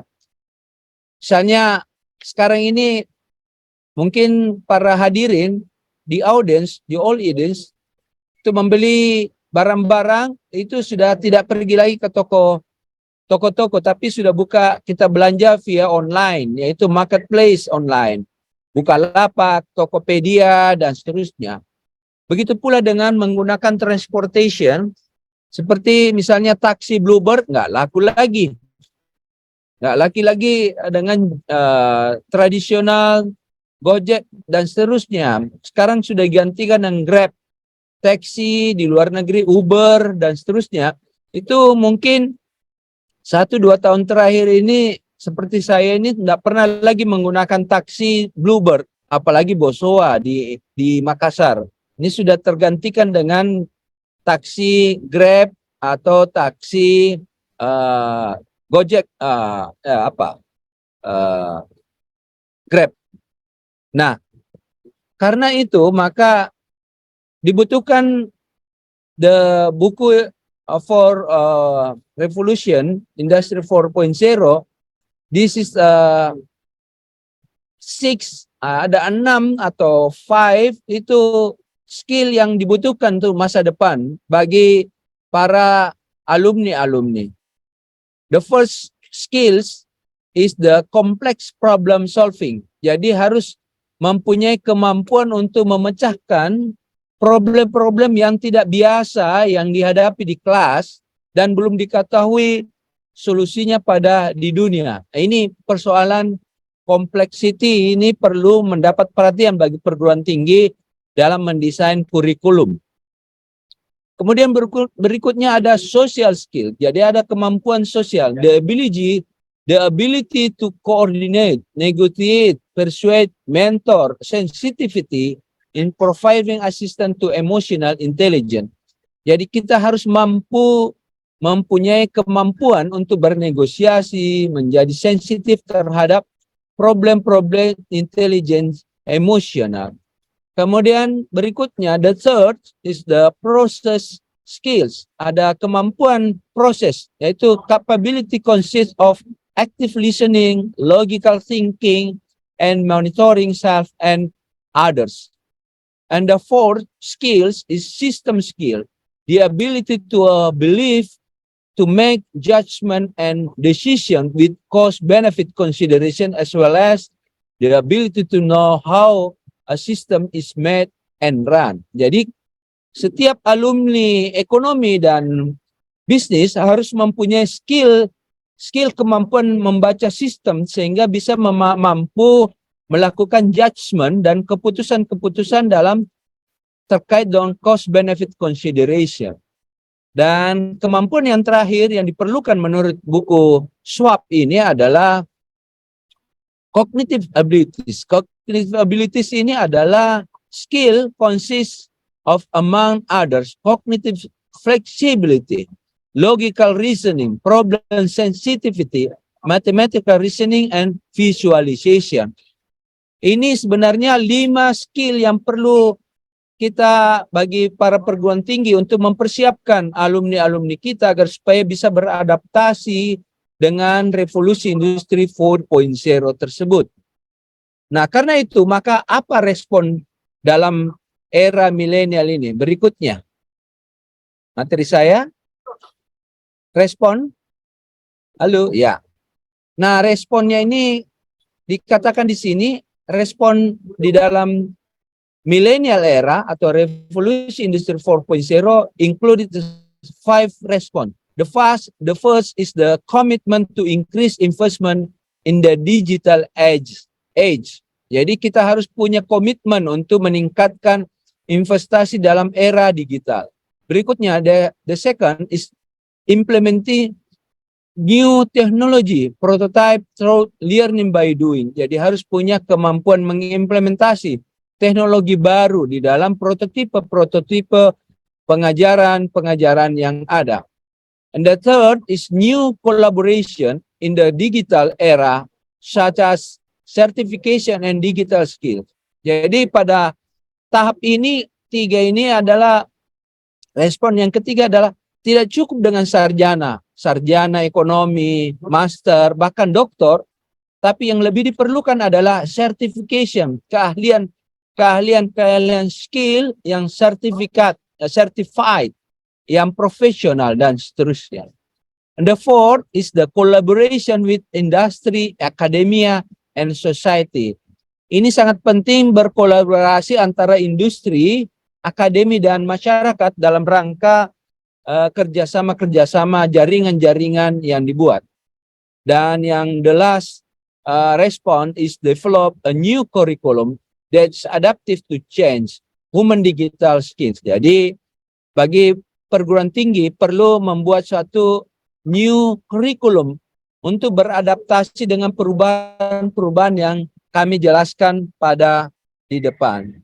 Nah, karena itu saya menawarkan ada suatu tantangan profesi bisnis berikutnya. Ini paling tidak ada 3 tantangan kita yang kita hadapi. Yang pertama berkaitan dengan data literacy. It's big data. Apakah kita punya perguruan tinggi kita, kurikulum kita, atau fakultas kita sudah punya big data terhadap alumni, terhadap masyarakat di sekitar kita yang terkait dengan profesi kita. Yang berikutnya adalah teknologi literasi.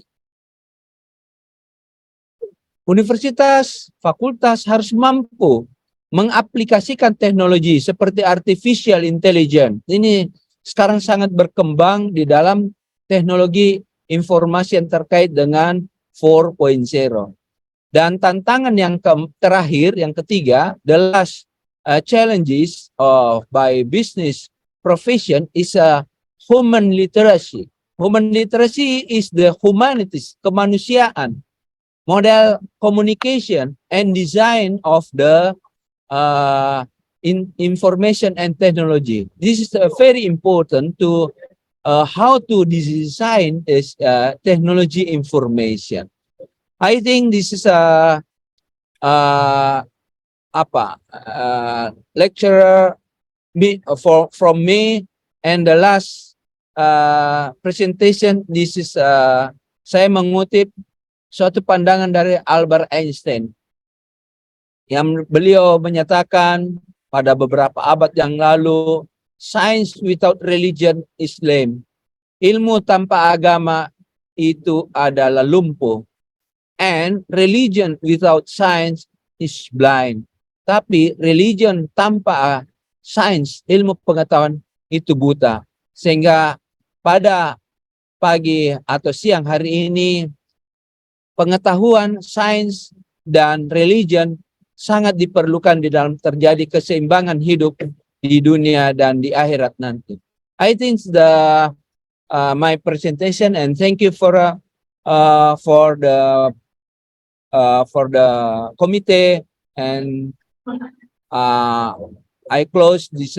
Assalamualaikum warahmatullahi wabarakatuh. Waalaikumsalam warahmatullahi wabarakatuh. Thank you very much, Profesor Gagarin Pagalu. That was presentation from the Professor Dr. Gagarin Pagalu.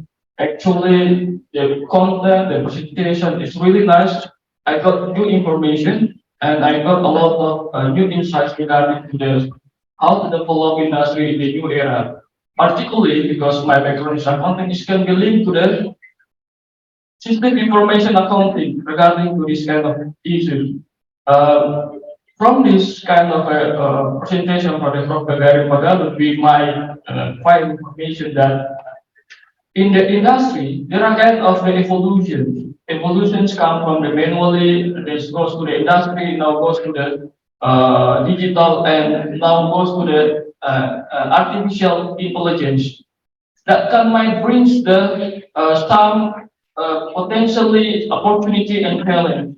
That kind of the challenge is maybe some of the job will be might lose in the future, and also the opportunity can be arise a new job because of the new system in the digital era. So I think this kind of very nice presentation because we got a lot of much insights.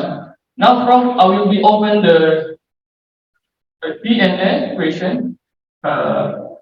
It is possible to open the. It is have a time, Prof, to open the questions. Halo, Prof. Are you there? Halo, Prof. Masih di Zoom? Masih. Okay, Prof. Let me open the question for the audience. Okay, saya buka pertanyaan. I open the question for the audience. Any questions? Okay, there are one.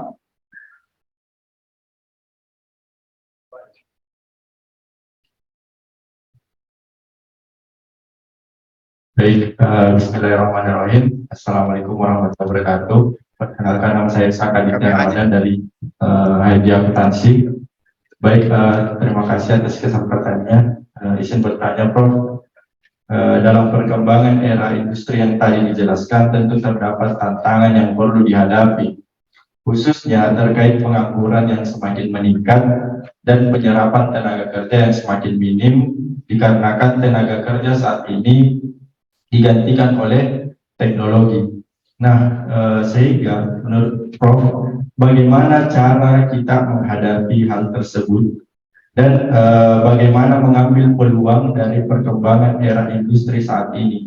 Karena seperti yang pernah saya dengar dari Ibu Menteri Keuangan pernah menjelaskan terdapat hal-hal yang tidak bisa digantikan oleh teknologi, khususnya bagaimana cara kita mengambil keputusan dan sebagainya, sehingga menurut Prof bagaimana mengenai hal tersebut. Terima kasih.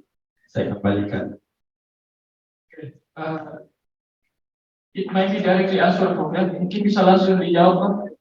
Pertanyaannya apabila Baik, terima kasih. Ini agak kredit di sini, jadi mohon maaf kalau saya sangat mendengarkan secara seksama bahwa tantangan yang dihadapi kita ke depan ini, saya katakan tadi di bagian ini adalah business profession challenges. Jadi tantangan kita ke depan dalam bisnis, yang pertama data literasi. Kita harus punya big data. Baik individu maupun perguruan tinggi harus punya big data. Kalau kita tidak punya big data, ini sangat sulit untuk kita berkomunikasi. Anda bisa lihat selama ini, kalau misalnya Google tidak punya big data, kita akan sulit mencari alamat. Mencari apa? Karena dia punya big data yang besar, maka kita kemana-mana pun juga bisa menggunakan Google Map, itu bisa kita dapat. Karena itu tadi. Yang berikutnya, kita harus punya teknologi literasi. Ini adalah aplikasi artificial intelligence harus menjadi bagian dari tantangan kita ke depan. Sekarang ini lagi perang antara Rusia dengan Ukraina, itu sudah menggunakan artificial. Jadi artificial intelligence sudah menggunakan alat-alat tempur yang sudah berbasis pada artificial intelligence. Juga demikian human literacy.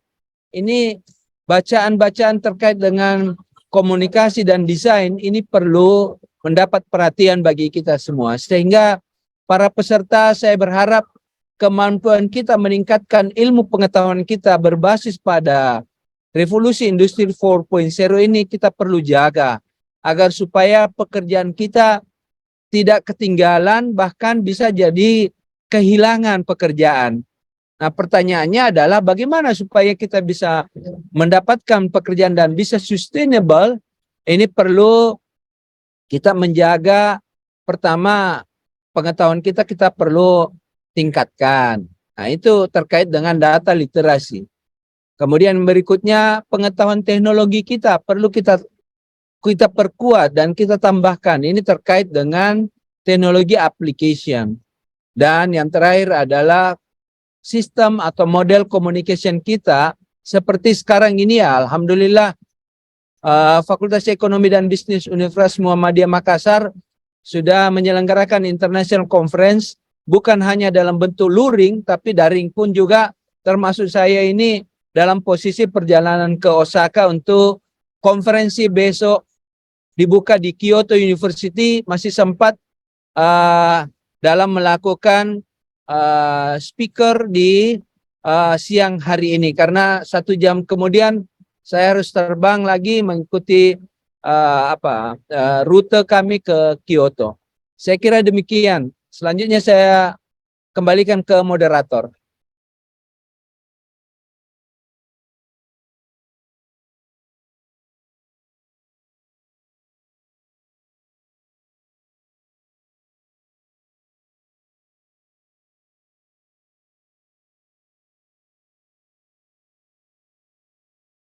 Oke, selanjutnya saya kembalikan ke moderator. Terima kasih.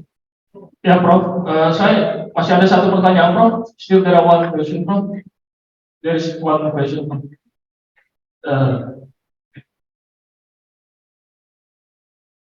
Baiklah, bismillahirrahmanirrahim. Assalamualaikum warahmatullahi wabarakatuh. Waalaikumsalam warahmatullahi wabarakatuh. Pertama-tama saya ucapkan terima kasih kepada moderator yang telah memberikan kesempatan kepada saya. Perkenalkan, nama saya Penjara Purnama Rustan dari program studi D3 Perpajakan. Baiklah Prof, mungkin saya langsung ke pertanyaan saya. Ini kemajuan digital bisnis ini mungkin kita patut apresiasi. Di mana ini kita lihat bahwa banyak sekali kemajuan-kemajuan terjadi di bidang terutama bisnis. Tapi dibanding kesuksesan itu biasanya berupa dari adanya pasti dampak yang diberikan kepada masyarakat sekitar. Pertanyaan saya, Prof, mungkin dia lebih ke arah dampak yang diberikan kemajuan teknologi ini? Mungkin ada apa dampak buruk atau apa ya, keuntungan dan kekurangan yang diberikan dari kemajuan teknologi ini. Seperti contohnya ini ada kemajuan marketplace, yang dimana itu pada saat dulu itu orang mesti belanja langsung ke toko-toko. Tapi sekarang dengan kemajuan teknologi, itu sudah ada namanya Shopee atau Bukalapak dan lain-lain. Tapi dibalik dari itu, sekarang terjadinya tidak apa ya, masih tidak asing dalam penipuan-penipuan online. Contohnya kita memesan barang A, yang datang barang B. Nah, pertanyaan saya sebenarnya ini kemajuan teknologi memberikan dampak keuntungan atau kekurangan? Balik lagi ke pertanyaan kedua saya tentang pekerjaan seperti taksi online dengan masyarakat yang sebelumnya masih mangkal di pangkalan ojek untuk menunggu penumpang. Istilahnya itu membuat masyarakat sekitar itu mulai kehilangan pekerjaan, di mana mereka semua tidak apa ya, tidak apa namanya, dia tidak punya kemajuan teknologi yang sama. Meskipun situ punya tingkat berbeda-beda tertariknya. Mungkin pertanyaan saya kembalikan. Terima kasih. Assalamualaikum warahmatullahi wabarakatuh. Baik, bagus pertanyaannya. Memang setiap perubahan teknologi, apalagi teknologi yang maju, itu kita ada plus minusnya, ada kelebihan dan kekurangannya. Seperti saya jelaskan tadi bahwa kalau teknologi sekarang sudah maju itu ya, saya beri contoh tadi adalah perubahan masalah transportasi. Kalau perubahan transportasi, kita tidak pernah lagi menggunakan sekarang Bluebird. Sehingga kalau Anda, kemarin saya transit di Cengkareng, itu ribuan itu taksi Bluebird menunggu terus-menerus. Artinya penumpang itu sudah menggunakan taksi online. Berarti Bluebird-nya sudah mulai berpikir. Kalau di Makassar, Anda lihat Bosowa. Bagaimana Bosowa? Bosowa sekarang sudah menambahkan namanya taksi online. Sehingga kalau menggunakan model konvensional, kita akan ketinggalan zaman. Demikian pula dengan toko-toko, supermarket sekarang. Matahari, Carrefour, sekarang sudah tutup semua. Mengapa tutup? Karena model transformasi perubahan, misalnya Bukalapak, Tokopedia, Shopee, dan seterusnya makin merajalela dan makin besar. Itu kenapa? Karena akibat dari implementasi teknologi yang dia gunakan. Karena dia punya big data. Apapun yang kita mau beli, semuanya sekarang sudah ada di depan HP kita. Tidak perlu kita keluar lagi ke mana? Ke toko-toko. Kita tinggal pencet saja HP kita, makanan sudah ada, pesanan kita yang kita inginkan sudah ada. Itu adalah perkembangan dari teknologi revolusi industri 4.0. Nah, kelemahannya kalau kita tidak mengikuti teknologi informasi, maka implementasinya kita akan sulit bersaing. Kita akan ketinggalan dan kita memiliki pengetahuan yang tidak cukup di dalam memahami perkembangan-perkembangan terbaru. Oleh karena itu, tantangan ke depan untuk Fakultas Ekonomi dan Bisnis perlu mendesain new curriculum atau kurikulum baru untuk beradaptasi dengan lingkungan perubahan, khususnya teknologi informasi revolusi industri 4.0. Saya kira demikian jawaban saya.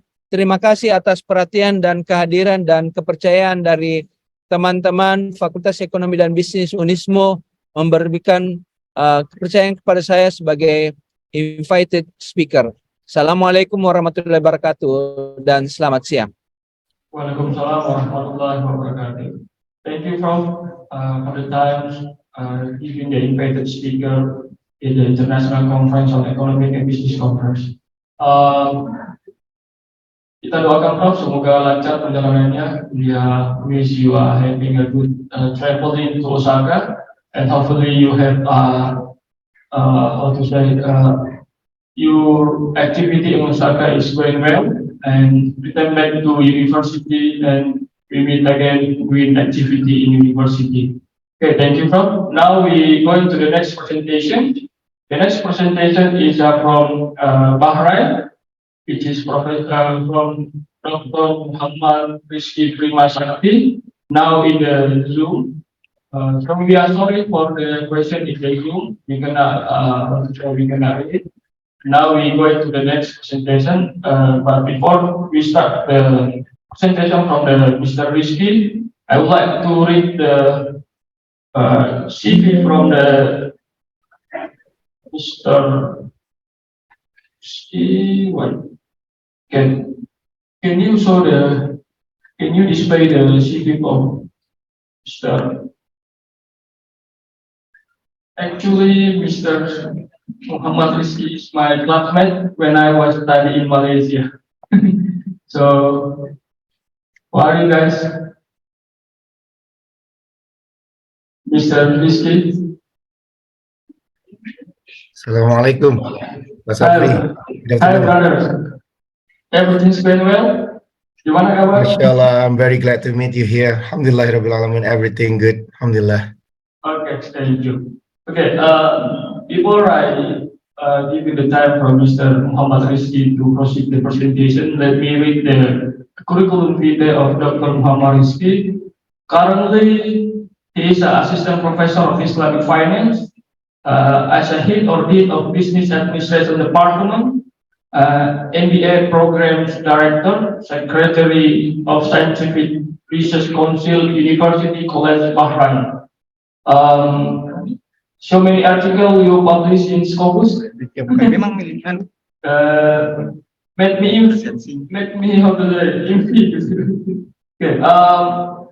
The educational background is a Doctor of Philosophy or PhD from University of Technology Malaysia UTM Kuala Lumpur Campus Malaysia, and Master of Science in Finance from our beloved University, the National Eastern University of Malaysia, and Bachelor of Business Administration (BBA) from the Northern University of Malaysia, and also a couple of Bachelor of Economics with State University of Padang. So Dr. Rizky is currently from the Padang. Now we are going to in the University College of Bahrain. Okay, we can scroll the CV, so you see a lot of presentations and activity doing by Dr. Rizky. Okay, I think enough for CV. Now I give time for Dr. Rizky to present the idea of the presentation today. Thank you.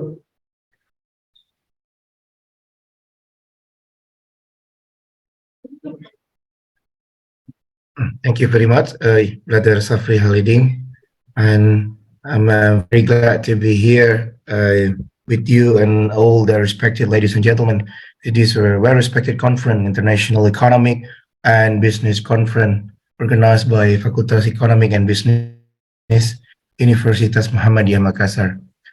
Very good afternoon to all of you in the Eastern Time of Indonesia, and good morning here from Bahrain. Assalamualaikum warahmatullahi wabarakatuh. Waalaikumsalam warahmatullahi wabarakatuh. Alhamdulillahirabbil alamin wassalatu wassalamu ala asrofil anbiya'i nabil ummi wa ala alihi rasulillahi ajmain amma ba'd. Allahumma shalli ala sayyidina Muhammad wa ala ali sayyidina Muhammad. First of all, allow me to convey my sincerely thanks to the organizer who organized this event and invite me today to humbly sharing my talk about entrepreneurship and sustainability. There's some insight that perhaps we can gain from GCC. GCC stands for Gulf Cooperation Countries Experience in the Arab world. So my name is Muhammad Rizky. You can call me Rizky. Yeah, I'm from Padang, Indonesia, and currently I'm working in Bahrain as the Dean of the Business Administration School at University College of Bahrain. So Mr. Safri, if you could please move to the next slide, please. Yeah. So today I will share with you about the digitalization, innovation, and sustainable business model, also entrepreneurship in GCC countries. So my first agenda will sharing with you about the GII, which stands for the Global Innovation Index. We're gonna see the rank of innovation index all around the world at the global level, also at the GCC level, followed by the digital entrepreneurship and sustainable business model. And what are the lessons that we can learn of innovations, business entrepreneurship in the case of GCC countries? And last but not least is the concluding remark. So moving to the next slide, please.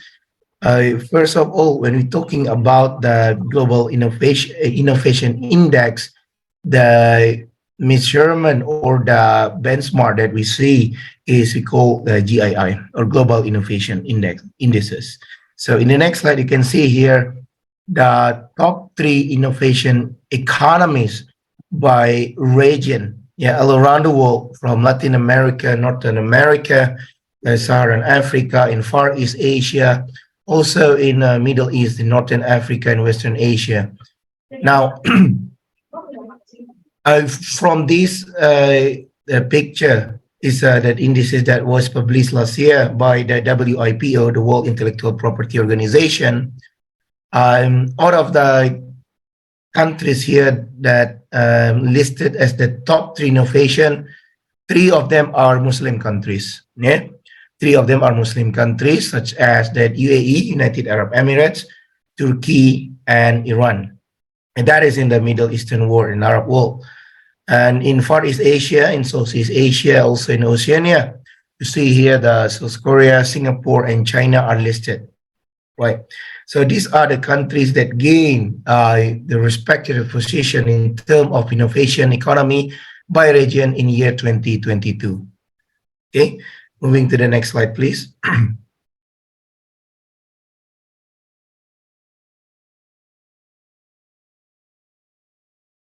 Yeah. So initially, the global innovation indices, you can see it in the report, the extensive explanation and measurement how to calculate and measure the GII. But roughly speaking, there are 2 elements that build these indices, which is the input and output index. Okay, so innovation input indices are comprised of 5 elements that are the institution, human capital and research, infrastructure, market sophistication, and business sophistication. Right. So these are the 5 input elements. We can see here the quality of education and research, the efficiency of its institution, the well infrastructure, along with the sustainability, and the outreach. Outreach means the market sophistication and the business sophistication. So if the country has a better education, research, efficient institution, public institution, a business institution, that we can render these, they might have the high input indices. On the other hand, the output indices, what are the output that we aim from this index are the knowledge and technology output and the creative output. Okay? So as you may know, one of the area that become priority of the government is a creative industry. So creative industry, you can see, is one of the area that we be measured under the index methodology or GII, Global Innovation Indexes. Moving forward, please, to the next slide. Now, if we see the link between the indices, this innovation index, along with the per capita GDP, the global, what we call the gross domestic product per capita, we can learn that as the country's economy increase, the innovation of the country itself becoming increased. So they have the similar pattern. They have a linear pattern, right? So you see here in the small dot, the red dot, it shows the GCC countries, United Arab Emirates, Qatar, Saudi Arabia, Kuwait, Bahrain, and Oman. These are the countries that are located in the GCC region. They are high income per capita countries, right? Oil producing countries, but now they start to diversify their economy, not just simply rely on that oil money, right? For your information, respected ladies and gentlemen, the first oil exploration in the Arab world, in the Middle Eastern country, was explored in Bahrain in 1930s.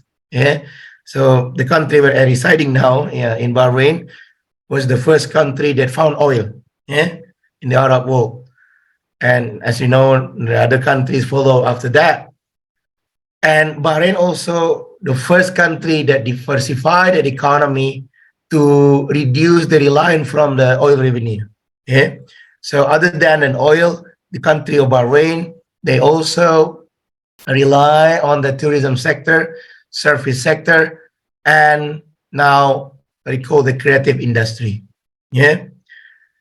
If you see the latest pattern or the latest turn of the GCC countries, yeah, from the past 5 years, I can say the past 10 years now, they have a common vision. They call the Vision 2030. Yeah, like in Saudi Arabia, the Crown Prince MBS Mohammed bin Salman, they launched the Saudi Vision 2030. Yeah, to reduce the reliance on oil and moving to the creative industry, moving to the entrepreneurs, moving to the service industry, because they realize that one day that oil money will be fall down, right? So these are the that shows the association between the innovation and economic development. Yeah, especially I'm just talking in the GCC region where I'm residing now, and we can learn perhaps some of the lesson. What are the innovation activities, strategies, and policies that been adopted of some GCC countries?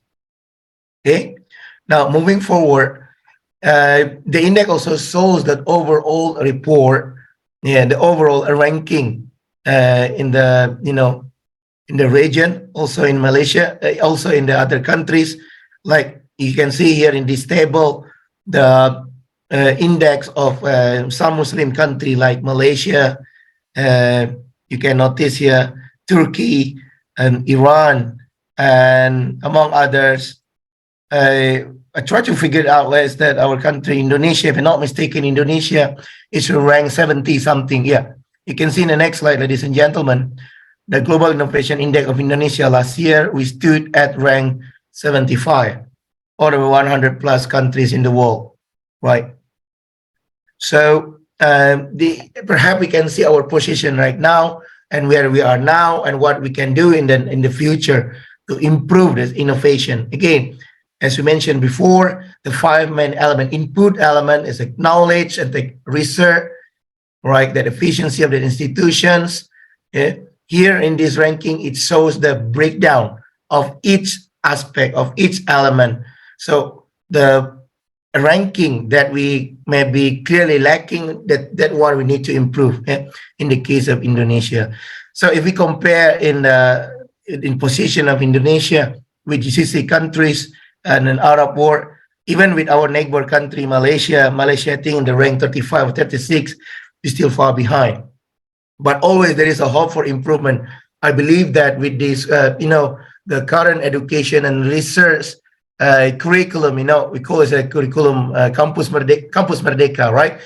That's opened the door for us to do more collaboration and more synergy like we are doing right now, yeah, Brother Safri. So these are the things perhaps in terms of the human capital and research infrastructures, the outreach, we can increase our performance. At the end of the day, it can uplift that innovation. Now, moving forward, the ranking in the GCC countries. By the way, ladies and gentlemen, GCC stands for Global Gulf Cooperation Countries. That are 6 countries in the Gulf region that produce, an export in oil. Yeah, that comprise of UAE, United Arab Emirates. I believe that everybody know UAE, Dubai. But when I mentioned, Bahrain, most of you might be not familiar with Bahrain. Right, Bahrain is one of the small islands in the Gulf region. It just organized the Formula One Grand Prix, yeah, few days back.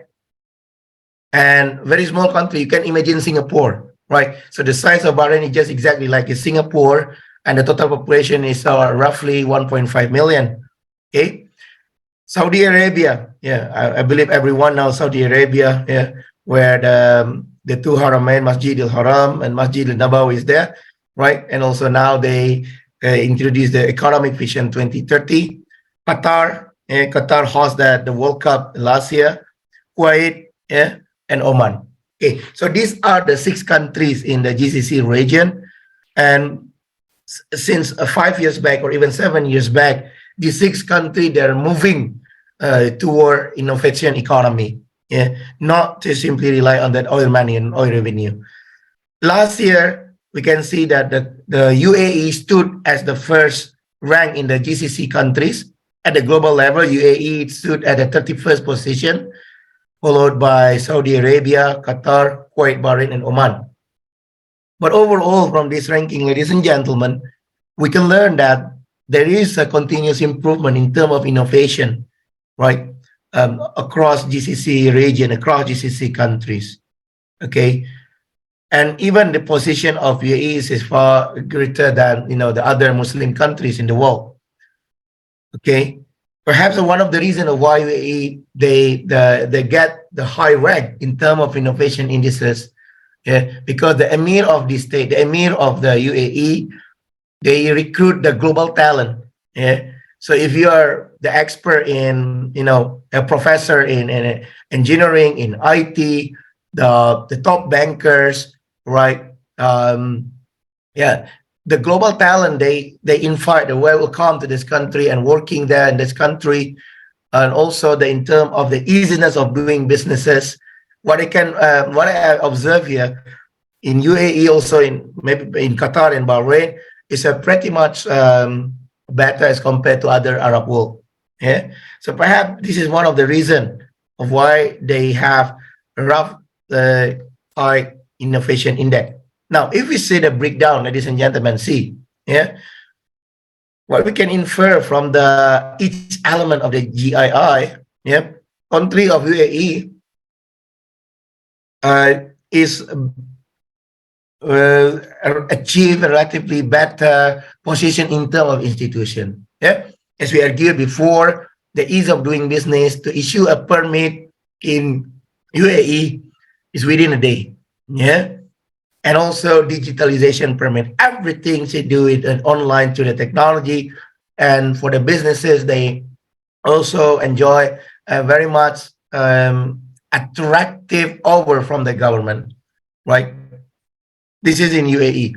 And where is Bahrain? Also, Bahrain also the same thing. The ease of doing business also good here in this country, all right, because they attract the HQ, the headquarter of the companies to establish the business here in Bahrain.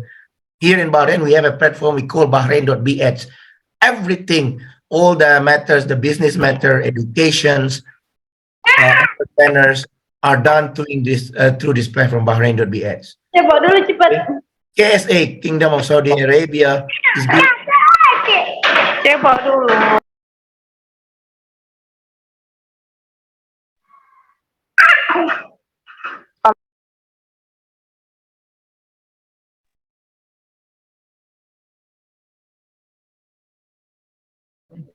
I'm sorry because I saw it. I was muted.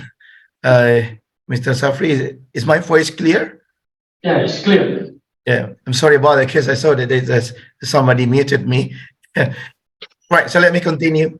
So KSA, in terms of the outreach of the markets, now they are focusing on, the non-oil economy. Yeah, they try to tap the new avenue for tourism, for services, also from the knowledge economy. Yeah? So market sophistication and business sophistication are there in the KSA. Okay, Kuwait also now they're focusing more in that infrastructure. Okay, and Oman, they are good in terms of the human capital and research among the other pillars. Right. So if we break down the detail or the pillar of the ranking for GCC, they might be vary from one country to another country. Okay, but overall, what we can see here, they are good in terms of the institutional efficiency and education, research, and development. Right. So what we can learn in the next slide, we see here, as I mentioned, UAE is the top rank among the Arab country in terms of the global innovation indices last year. UAE top in the world country in terms of business environment, entrepreneurship policy, culture, education, and mobility, right? And throughout the year, most of the GCC countries experience a continuous improvement in terms of GII index, specifically the country of UAE, Qatar, and Bahrain, are leading in terms of infrastructure. If we break down the pillar of the GII, right? So if we see the lowest pillar or the lowest element are the business outreach, business sophistication, and interestingly, the creative output also the lowest pillar ranking that may require the further improvement in this country. Now, nevertheless, although the ranking you see, wow, that's a very beautiful, it has a high rank, but there is always a room for improvement. There are the challenges that obviously seen here in the time of the turbulence, after the pandemic or the post-COVID pandemic. First, that innovation investment get tripped at the height of the COVID pandemic, that was erupted in 2021. But now, as the pandemic over, it questioned the resilience of the business model, right? So last year it was, the condition is still not get back to the normal. So how the country they can recover and show the resilience of the business of their innovation after the pandemic, that is the challenge. The second challenge is the global economic recession, right? And also this year in 23, not only the pandemic, that we are still now amidst of the war between Russia and Ukraine. To some extent, it affects the global supply chain, the grain, the wheat distribution to the Middle Eastern and North Africa countries. Yeah, perhaps it may have an impact toward the budget for R&D, research and development, intellectual property, and venture capital, right? So that in may cut back the budget for R&D, intellectual property, and venture capital. That is the second challenge. The third challenge is the technological progress and adoption and innovation of the socio-economic impact. It reflects two signs of innovation wave. Yeah. What are the two waves? The first one is the digital age innovation wave, and the second is the deep science innovation wave. Digital age innovation wave means that, anything like AI, artificial intelligence, big data. Yeah, previously our respected professor also mentioned about the big data, the importance of AI. Yeah, that is crucial to boost the productivity across all the sector. That is digital age. All right. Whereas the deep science here, how to do that innovation, in the area of the healthcare, the food security, the environment, sustainability, and so on, right? And these are also pretty much in line with this SDG, Sustainable Development Goal, right? As you may know, that SDG number 1 is to eradicate the poverty, not poverty. Yeah. And SDG number 2 is to provide the food security. So all of this stuff, right, the deep science and digital age innovation are pretty much in line with the Sustainable Development Goal. And now, ladies and gentlemen, talking about Sustainable Development Goal or SDG is good for us if we revisit what does it mean by the sustainable business, and in line with innovation, how to do that digital entrepreneur, digital business, right? So by definition, ladies and gentlemen, digital entrepreneurship is simply to say the use of information technology by the business sector, by the enterprises, to create the commercial opportunities to disseminate an information and to collaborate with client and partner, right? So in digital entrepreneur, they relies on the things like the artificial intelligence, the big data analytics, the blockchain technology, IoT, Internet of Things, that can boost the productivity of the business. I would like to share you the Bahrain experience in doing the digital business. Here in Bahrain, we have what we call the FinTech Bay, Financial Technology Bay, okay? And this organization is set up simply to boost the entrepreneurial mindset of the young Bahraini, right? My student, he is the angel investor, right? Angel investor mean those businessmen who already succeeded in terms of their business. They have a capital, they have a money, they have a knowledge, and now they want to help the young people, the young entrepreneur, to grow their business by sharing the experience and sharing the capital. That we call the angel investor, right? So these angel investor, they want to set up the new young entrepreneur, to create, to nurture the new young entrepreneur through the platform we call, in Bahrain, FinTech Bay. Okay, so the transformation of the entrepreneur mindset here, we can say it is a joint collaboration between the private sector, public sector, which is the government, and also the academia. Yeah, what in the we call, with the terminology, the triple helix combination. So through this platform, the angel investor, they will nurture the young talent, and they will do a mapping. What are the factors that may contribute to the success of the entrepreneur, of the business, the new startup, a new business model, and how they can contribute in terms of knowledge, in terms of the capital, right? I think if we have this platform at the nation level in the country of Indonesia, yeah, I believe that the outreach is far greater. It's not only maybe in the GCC world, in the selected province, but perhaps it can be done, at the massive level, at the outreach level. That's happened in the country of Bahrain, right?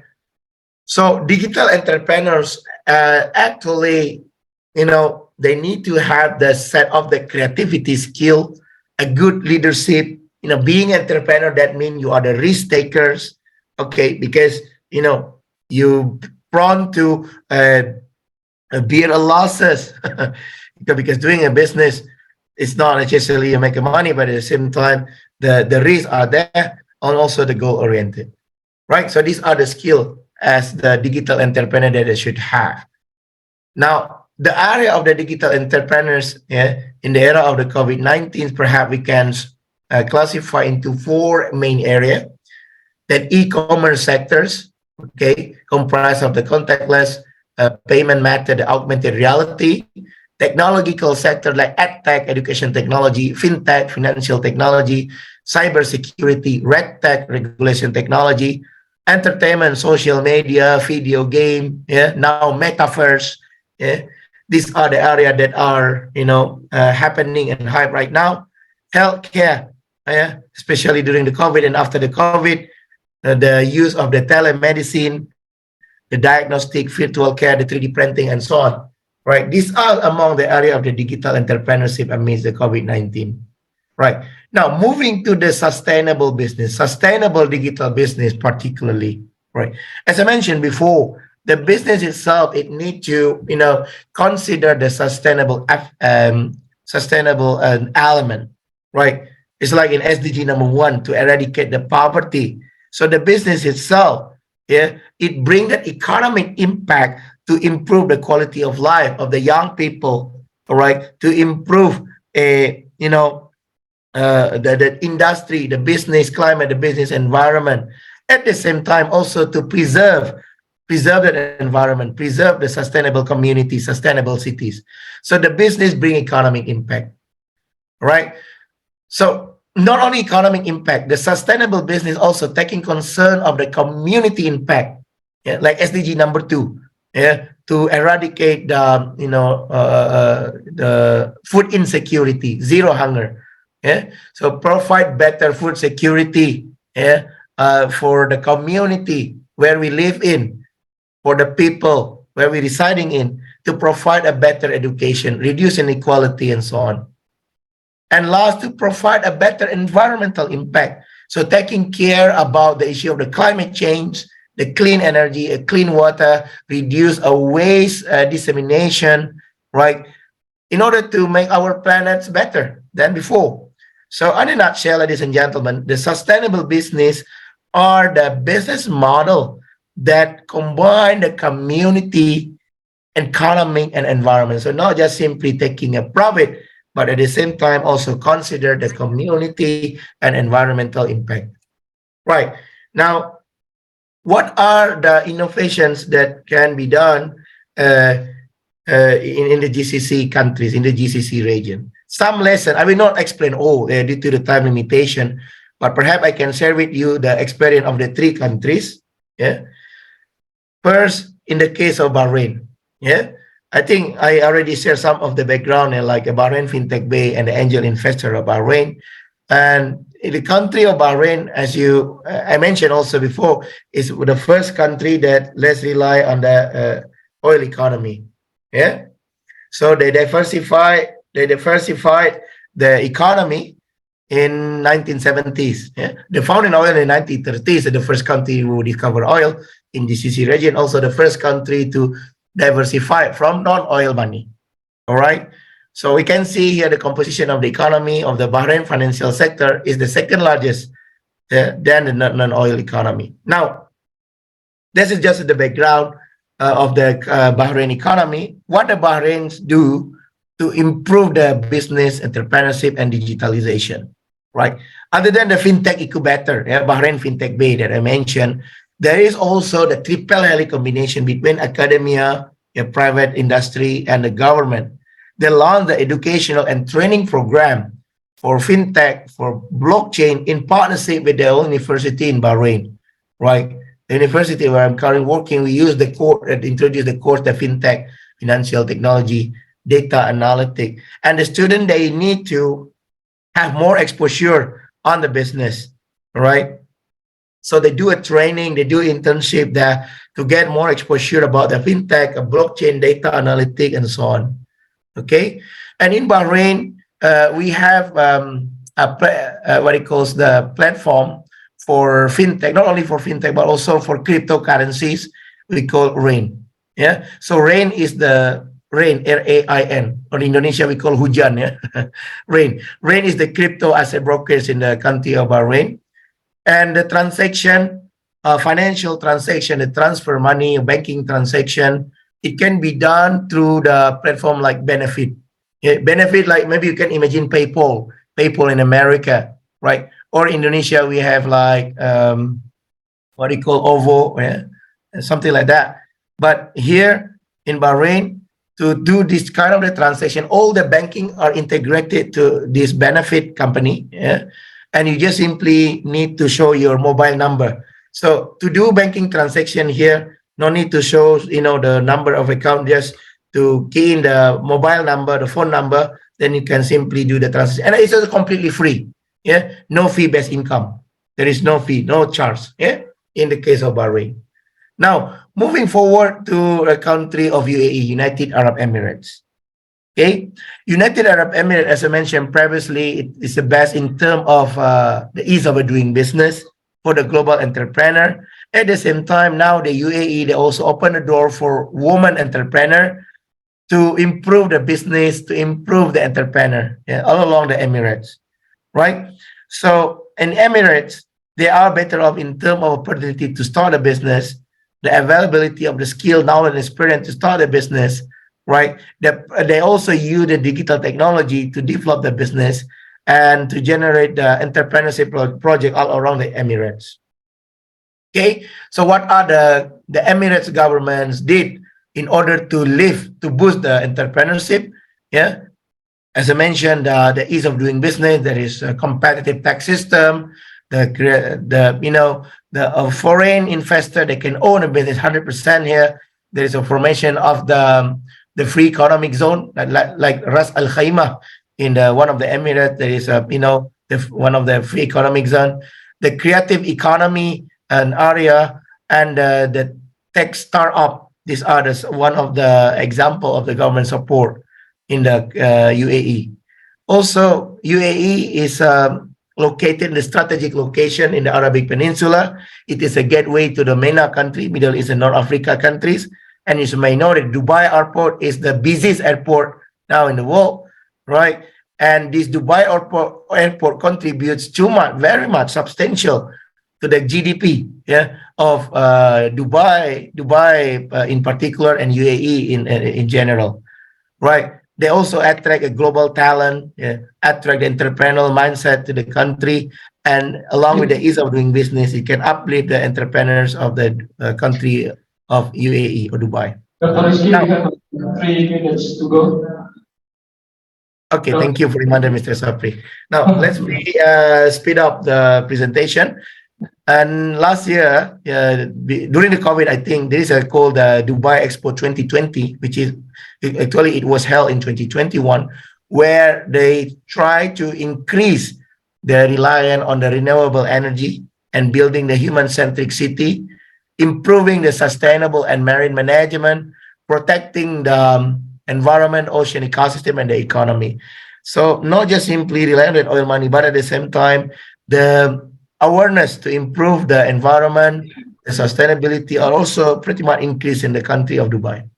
And last but not least, in Saudi Arabia.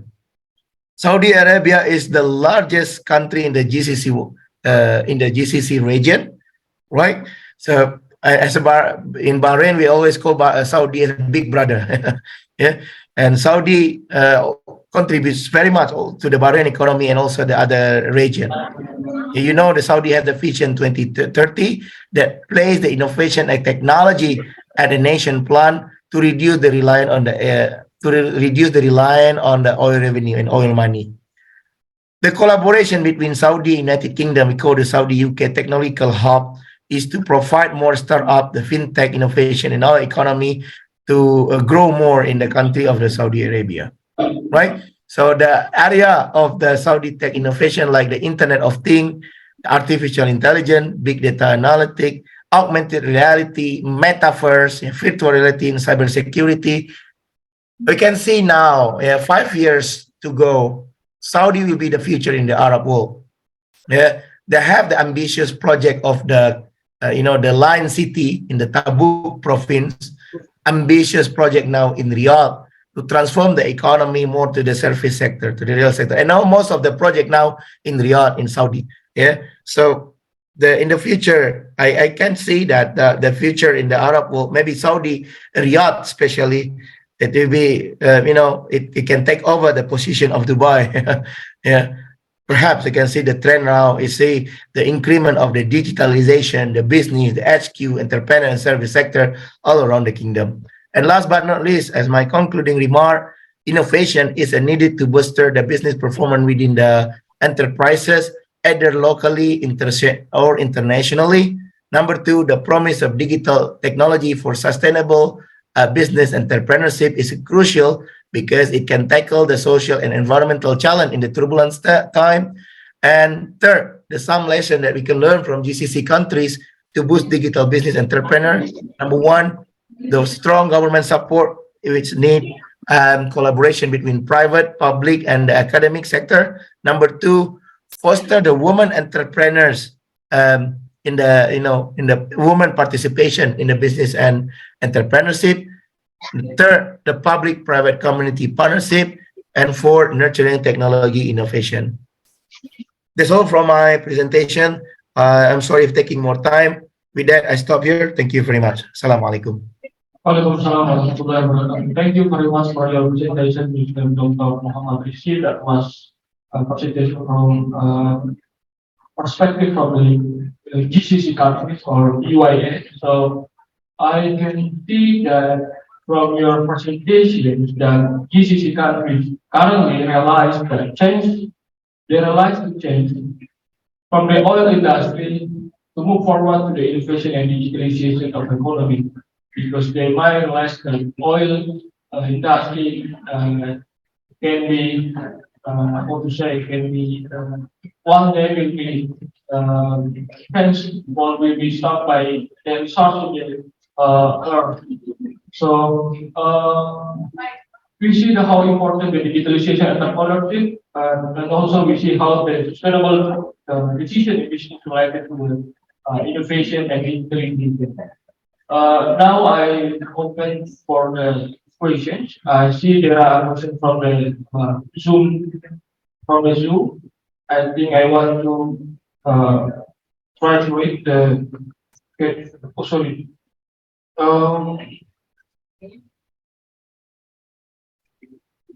From my Zoom is good.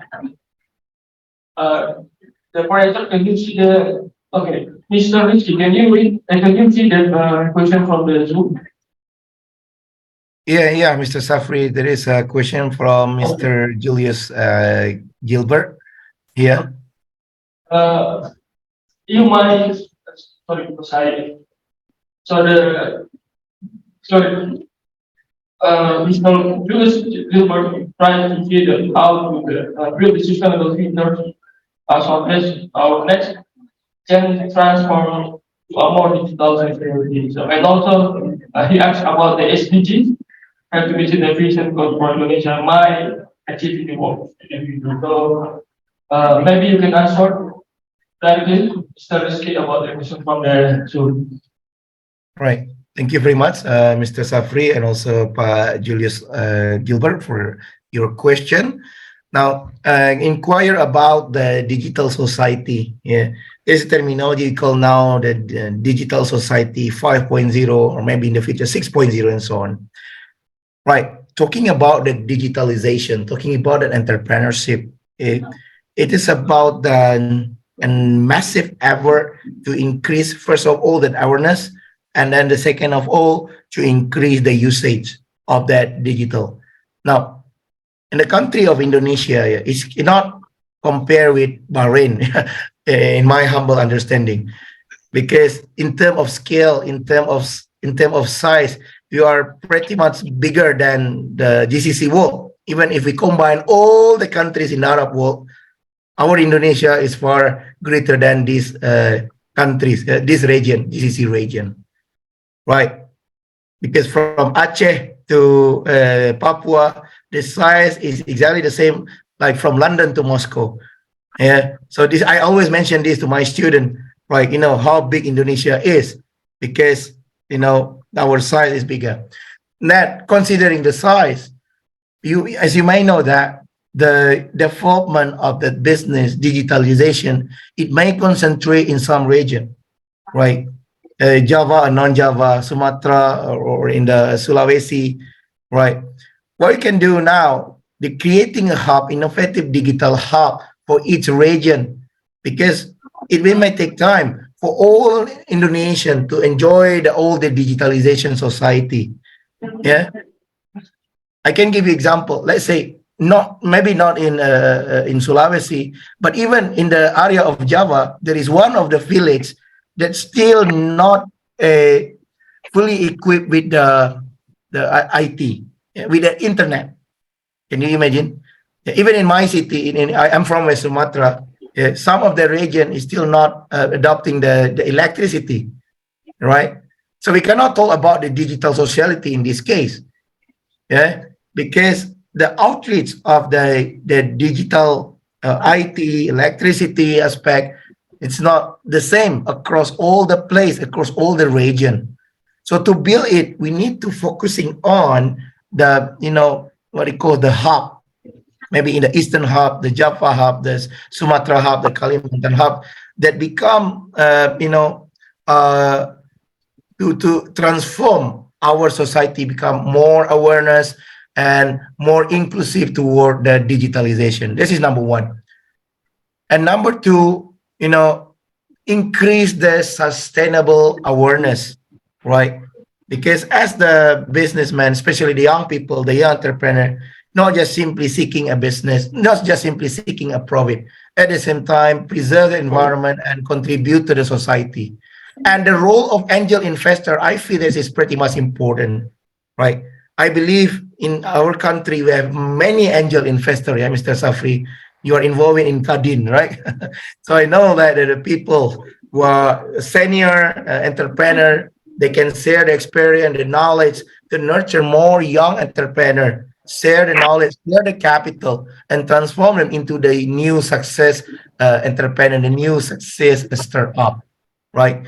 So perhaps these are the two that we can share in the case of Indonesia. Again, it's not apple to apple if we compare with GCC countries. Yeah, in terms of size, we are pretty much bigger, and in terms of the outreach, it's a different than the GCC countries. I think that's all from my side, Mr. Safri. Thank you very much. Now we are going to give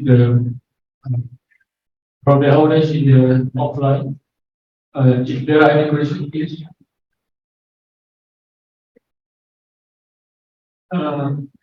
There are any questions from the audience? Mr. Yusuf, there are any questions from the audience? Oh, okay.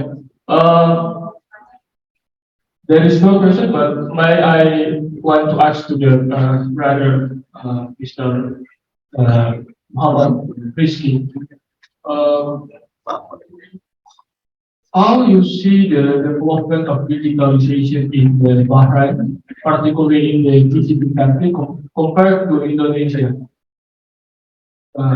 If you see how they are preparing the digitalization industry compared to Indonesia in the Bahrain, particularly in the GCC countries. Can you get my question? Can you get my question? Hello? Yes? Mr. Rizky? Oh, you mean, are you mean? Okay. Sorry, I can hear you, Mr. Rizky. I can. Yeah, I Okay. unmute. Yeah, can you hear me now? Oh, okay. It's fine, sure. Okay. Can you, okay. Okay, thank you, Mr. Safri. If I understand your question well, the question is about the application of digitalization in the country of Bahrain. Am I right? Correctly. Right. Again, as I said, Bahrain is a small island. The population is just 1.6 million. And out of 1.6 million, 400,000 are Bahraini, and the remaining non-Bahraini. So if there is pemilu, general election in Bahrain, I believe the non-Bahraini party will win the election. Okay. Anyway, but it's not my point. In Bahrain, 90% or 90 more percent, they have the bank account. So in terms of the financial inclusivity, they are, they have the high level, the high status. And out of this 90%, right, my student, they did a research study. And we found that interestingly, 70+% of them, they are convenient to do a digital banking, right? They pretty much comfortable with all of this, the fintech, the conversation about the metaverse. And for your information now, we launched the education through the metaverse in Bahrain. Yeah, the interaction of teaching a teacher and learner through the metaverse is happening now. I assume because of the size of this country is small, so easy to control here. And it's also related with the governance. Here in Bahrain, Brother Safri and ladies and gentlemen, everything is ruled by the ministry in terms of education and technology. Yeah, monitored by the ministry, direct from the central, right? Because of size is very small. So it's easy to monitor and to improve the education technology, the financial technology. And along with that, the contribution or the role of that angel investor, again, I mentioned the role of angel investor is pretty much crucial. Why? Because I think this conversation is started a year ago. Here in Bahrain, they have a success entrepreneur. They start a business here in Bahrain and now become at global level. They return back to the country in order to nurture the young people, young entrepreneur, young startup, right? And it is strongly supported by the Ministry of National Economy and Finance, right? Through the platform we call Bahrain FinTech Bay or BFB. Okay, so in terms of digitalization, the percentage I mentioned, the financial inclusivity here, 90% and above. Yeah. So we're not talking about financial literacy now because they are aware about the financial terminologies and knowledge. Yeah, it has been taught even at an early age. And in terms of the inclusivity now, they are pretty much higher. Even I think in the region, Bahrain is the highest. Yeah.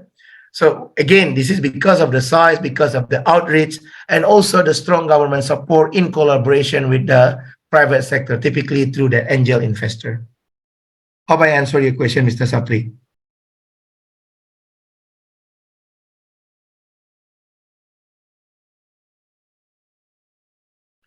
You're muted, Mr. Safri. Yes, can you hear me? Yeah, it's audible now. Thank you for your answer. Now I still have one question actually. You might give us that what we can learn from the Bahrain for Indonesia to develop in economic from your kind of experience during your time in the Bahrain. I mean, what we can learn from government to implement to develop and my in particularly maybe in educational perspective, because now we are currently I go back to the university, so maybe you can share the success story, what we can learn from the Bahrain to develop economical, to develop educational, and so on. That was Right. Right. So specifically in the education, human capital, and research, right, Mr. Safri? yes. Yeah. I feel and I believe that we are on the right track now. Yeah. Through the curriculum of Campus Merdeka, a collaboration between the universities, private sectors, the public sectors inside Indonesia and outside Indonesia, we saw pretty much clearly lacking for a couple of years ago. And we are started now, this time of the collaboration. Because what we are taught in the class, right, is a theoretical, and the student need more practical aspect in nature and connect them between the academia and the private sectors. It can uplift the complete pictures or complete understanding or for the student of any subject matter in the business, technology, medicine, pharmacy, and so on, right? Here in Bahrain, especially in the business education, okay, in terms of curriculum, we call the engagement and impact activities. Yeah, and engagement and impact activities is like the students are more engaged and more active and linked with the practical field. Yeah, give them a training, bring them to the business incubator, connect them with the angel investor to gain more exposure about the business world. Okay, an impact activity by introducing them with the community impact, the social impact, which is also in line with the sustainable development goal number 1 and number 2.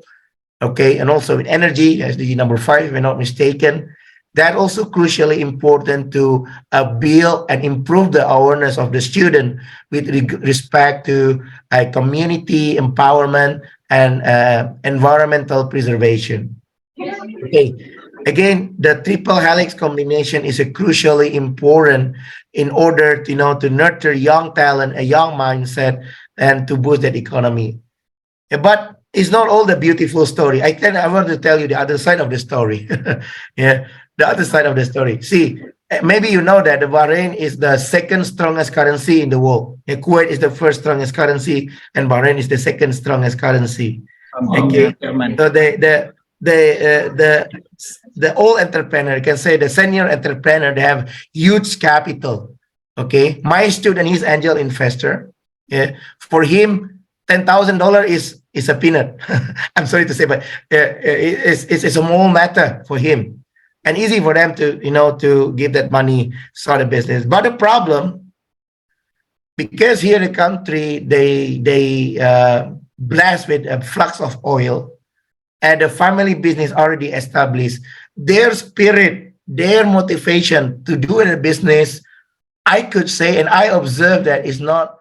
Would like to say thank you, and then this presentation might really benefit us for giving the information inside, and also in the future maybe we can strengthen the collaboration between your university College of Bahrain, and Muhammad University of Makassar.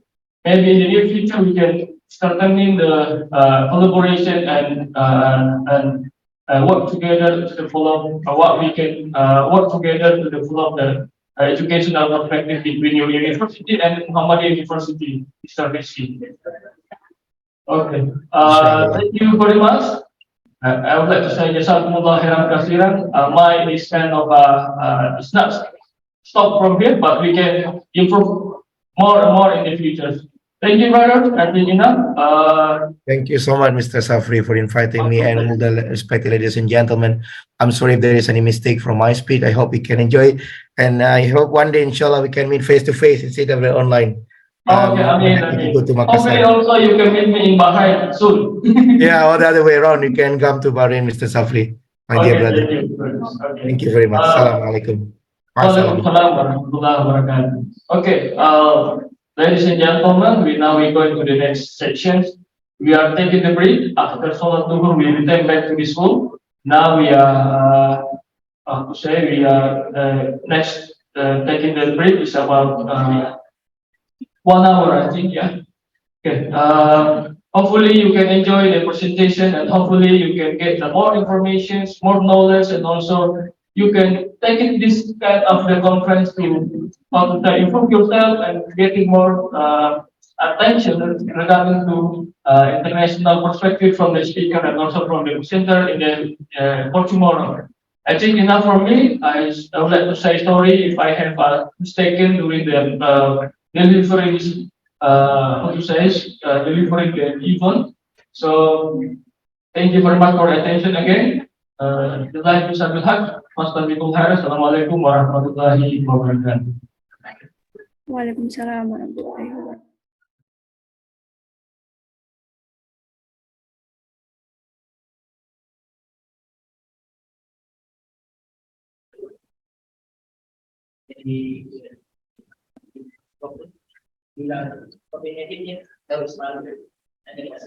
I think we can start now. Dr. Nunu. Okay, inshallah. Okay. Okay. Let me guide first. Pardon? Let me guide the as a moderator first before I. Okay. Okay, that's fine. Bismillahirrahmanirrahim. Assalamualaikum warahmatullahi wabarakatuh. Ladies and gentlemen, now we are going to the next section. It's about we will hear the presentation from the Dr. Nurul. Before I give presentation to Dr. Nurul, let me introduce the curriculum vitae of Dr. Nurul first.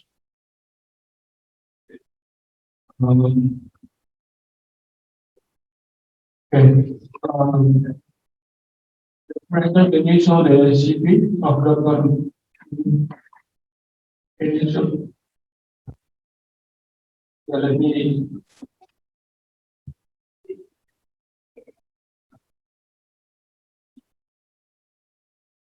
okay. The news of the CP of Dr. Okay.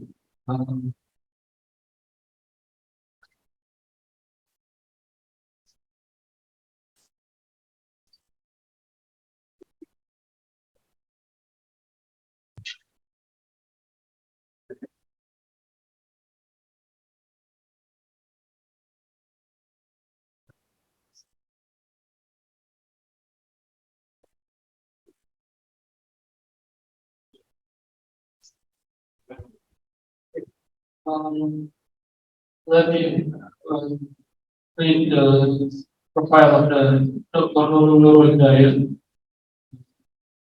Then we Dr. Nurul Hidayat, currently employed at the University of Southampton, UK, as an associate professor in accounting and current administrative role that are research ethics committee members and their personal tutor, and current personal role Delphi interdisciplinary special interest group committee members. Educational qualification, PhD holder from Aston Business School, Aston University 2014, subject in accounting. We can see previous academic and administrative position. So Dr. Nunung is a former head of accounting department from University of Al Azhar Indonesia in 2008 to 2011. External examiner from Queen Mary University of London, external examiner University of Leicester. And then a PhD research scholar and part-time lecturer at Aston Business School in 2011 and 24. 2014, and currently is lecturer at University of Southampton. Today we will hear the presentation from Dr. Nurul Hidayah is about what actually kind of the digitalization and innovation can be related in business. So I think that kind of TV from Dr. Nurul. Then I give time for Dr. Nurul to start to the presentation. Thank you. Okay, thank you, Pak Safri. A'udzu billahi minasyaitonir rajim. Bismillahirrahmanirrahim. First of all, I'd like to thank Pak Safri and University Muhammadiyah Makassar for inviting me to speak in this conference. And I'm not sure if this is a panel with other speaker or this is in different sort of different session with other speakers.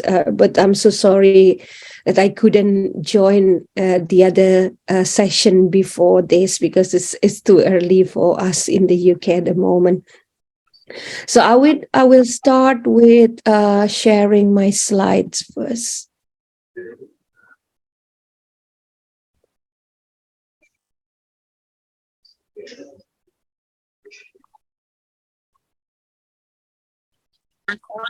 Can you see my slides clearly and my voice as well? Sure. Okay. Okay, thank you. So, okay, like maybe about 2 months ago, wasn't it, Pak Safri? Pak Safri asked me to give a speak or to speak about something related to digital development, accountability. So, around maybe 2 months ago as well, I delivered some sort of not really similar, but related to post-COVID and accountability, but it wasn't linked to digitalization. At that time, I was speaking about it. That was for University of Ahmad Dahlan in Yogyakarta. So I was speaking about how aftermath COVID or post-COVID, we have seen failures of accountability. So this may be sort of a continuation of it. So let me introduce myself briefly. My name is Nurul. You can call me Nurul. At the moment, I'm working at the University of Southampton as an associate professor in the accounting department. So I am one of the executive member of interdisciplinary perspective special interest group of British Accounting and Finance Association. So it covers different perspective of research or doing research, which partly reflected my my research perspective as well. So I mentioned earlier about COVID, and this is maybe the only thing that I took from that presentation, so which still operates until today. Carl Weick, if any of you ever came across or perhaps read anything written by Carl Weick, one of them is about sense making and all, emotional aspect of organizational practices and that sort of thing. So Carl Weick, I think what we saw in COVID or during COVID is perhaps representing what Carl Weick mentioned as cosmological episode, where not only leaders basically, but leaders suffer from the loss of sense making. It's hard for them to look at what is actually going on and then making sense of the problem. Some of the countries, to include Indonesia, never came across that severity of the pandemic and how it might impact people at large. And then it tends to get them confused, as all of us do or did, if depending on whether we regard us at the moment or today as passing by or past the moment of COVID, or we are still in COVID. So, it's difficult for us to make judgment on what happened, and let alone making judgment for decision on public policy or operational policy. For us to look at what would happen to us tomorrow, it's very difficult. And this COVID issue or crisis, I call it, prolonged until today into not a health and safety crisis anymore, but it goes into economic crisis or socio-economic crisis at large. So this is something that we still facing, we are still facing until today. So crisis, in my view, often result in multiple failures of accountability regimes, in which we saw a lack of responses and poor coordination of all level of public administrations. When those who control fail or difficult to perform their tasks, usually it is a nature or a natural law that will come to place. People will help each other or form some sort of power, or perhaps different forms of or different ways in which we tackle the situation. I would like to give a picture of what happened in the UK. So my presentation today perhaps is based on where I live and operate at the moment. So it is the digitalization post-COVID and how we can use it as a longer planning for tackling different crises is based on the context of the UK. So maybe I was thinking it's hard for me to give to bring contact. I can bring contact from Indonesia, but I thought the other speaker might do so. So I was thinking, let me bring the flavor of the UK that would be a lesson learned for all of us. So what happened in the UK during COVID, there's a lot of things impacted with NHS, and with NHS as it's not easy. Like when we go to hospitals in Indonesia, we will go and we'll get medication and then treatment easily. With NHS, people who live over here, they barely eat drugs or perhaps medication. It would be they would avoid giving antibiotic as much as they can, unless it's quite severe. So this is, I think, give a toll during COVID, because many people are left, stay at home because it's before the vaccine was introduced and etc. Stay at home if you have anything, unless you are in a very, very severe, almost death, almost die, for example, then don't come to the hospital. The problem with this is they might be survive, but the impact of it, or what we call as a long COVID, so many people lost their hearing or their eyesight, or many got stroke, or other people perhaps came to a situation what we call as brain fog, so losing like a temporary memory, or difficult to process information or to think. This is one of the things that I observed the long COVID group that is still persists until today. It means those people are still affected. And we also see here, I give an example of Debenhams. So Debenhams is one of the big companies that were closing down during COVID, even though it's questionable whether they are closing down because of COVID, or if I use this as one of my cases in the class when I teach my student, because in the past 10 years, they have already faced difficulties or financial difficulties. So for for big corporation, this might be a way for them to get a shortcut to close down their business, or perhaps reap as much as a profit as they can before they close down the business. We also the COVID pandemic and its impact becomes severer with Ukraine war with Russia. So most of 30 or 35% of the supply of energy and petrol in the UK or in many other countries in Europe are supplied or owned by Russia. So it increases the price of the petrol or energy, and also not only energy but gas and petrol that people use to commute and move over around the country.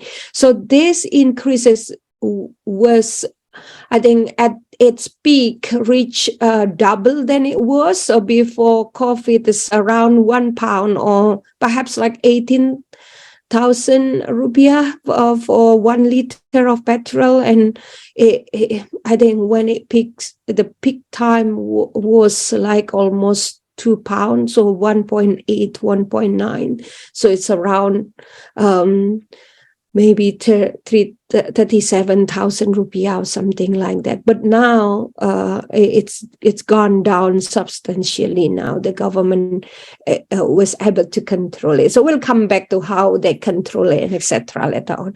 We also have problems with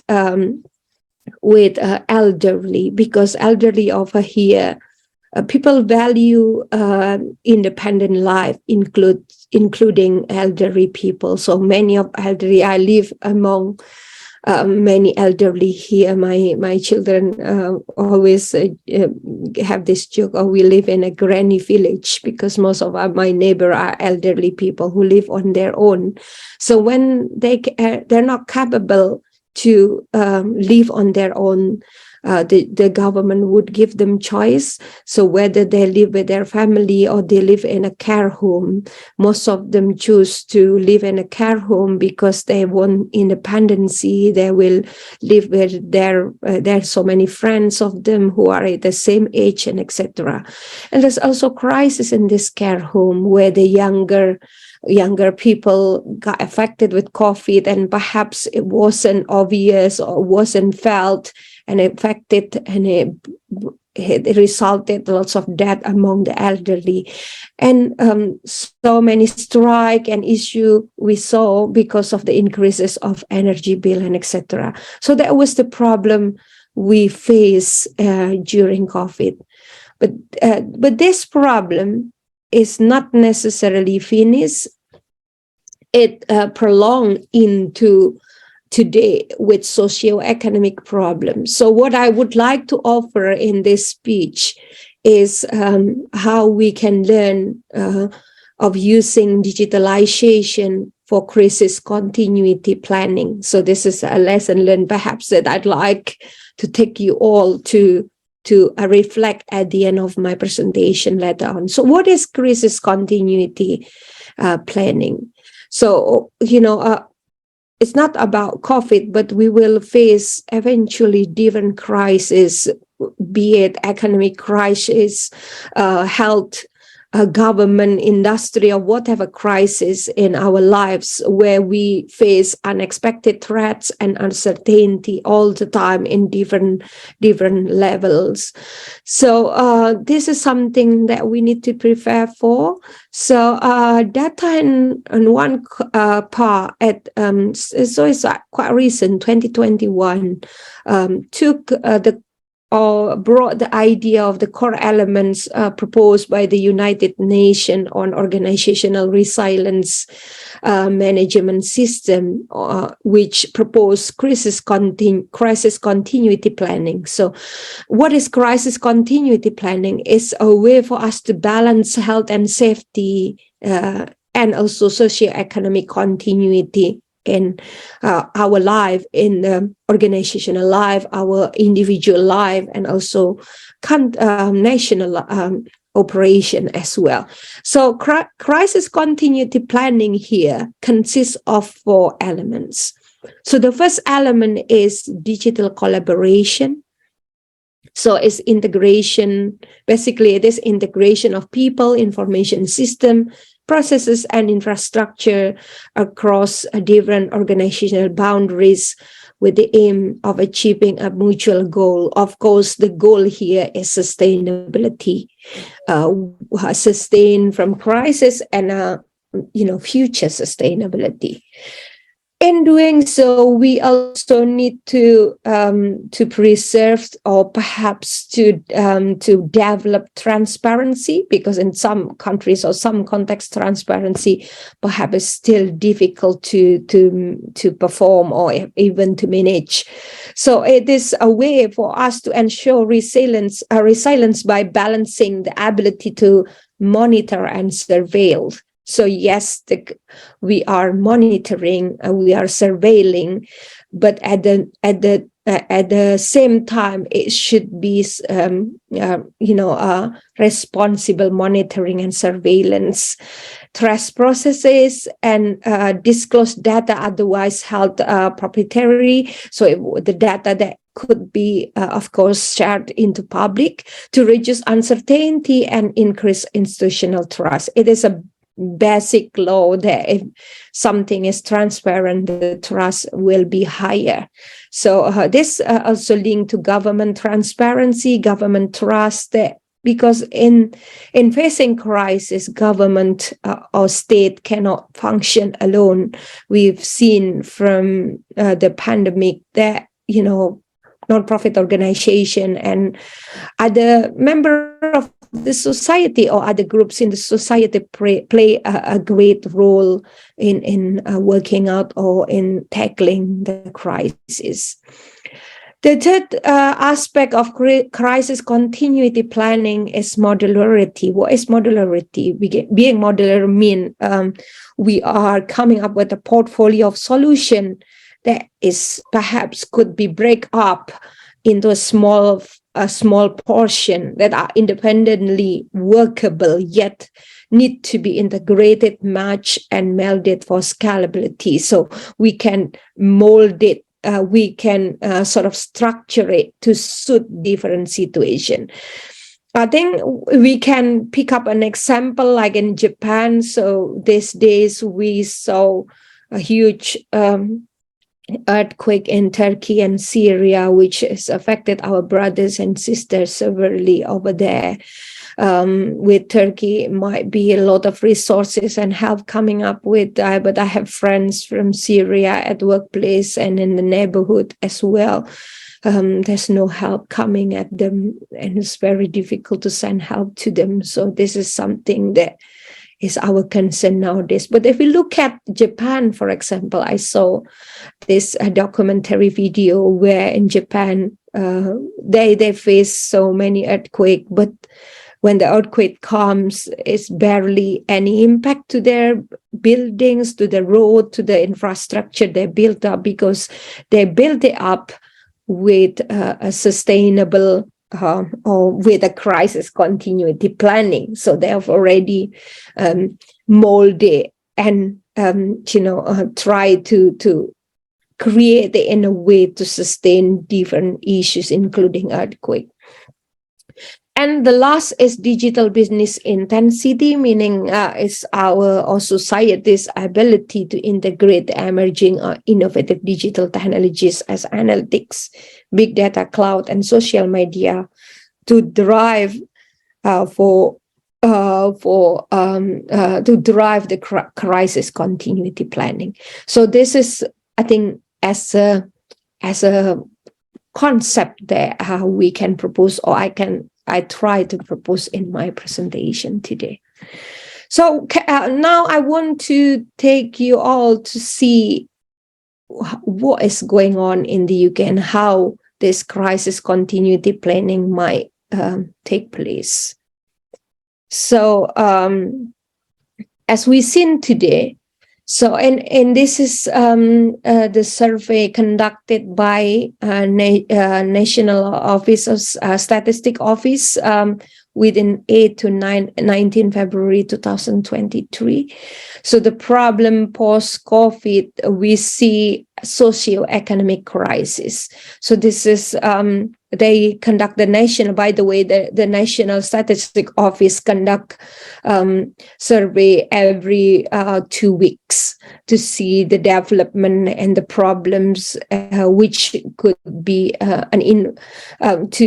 to then feed it back to the government, so the government could make an informed decision based on the situation that is very fluctuative and changing all the time today.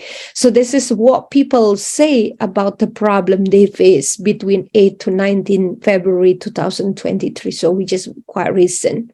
So the problem that we face in the UK at the moment is 90% of the participants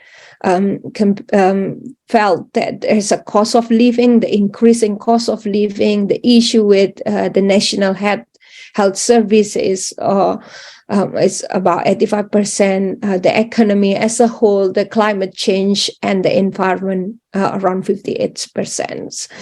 So this is the main issue we face, or people think they are felt in the UK at the moment. So, and issues with the rising of costs covers both essential and non-essential items. Essential item means what we use in our daily lives. Non-essential items are perhaps secondary items that we in the past used to consume or maybe buy in addition to the essential items. So, and also around half of the participants, or 49% of adults filling up this survey, are worried, or somewhat worried about keeping their home warm this winter. And we are still in winter now. This is March 7 today, and it's still very cold. Yesterday, for example, it's about 3-4 degrees. Or reaching 5 degrees maximum. So it's still very, very cold.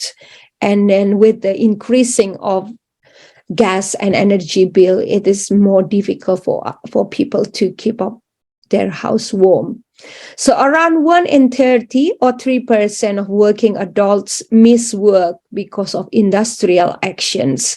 So here, because the voice of the workers in different levels, university, government, NHS, post office, and different, their voice and the workers, union are functioning properly, then many people go to industrial action,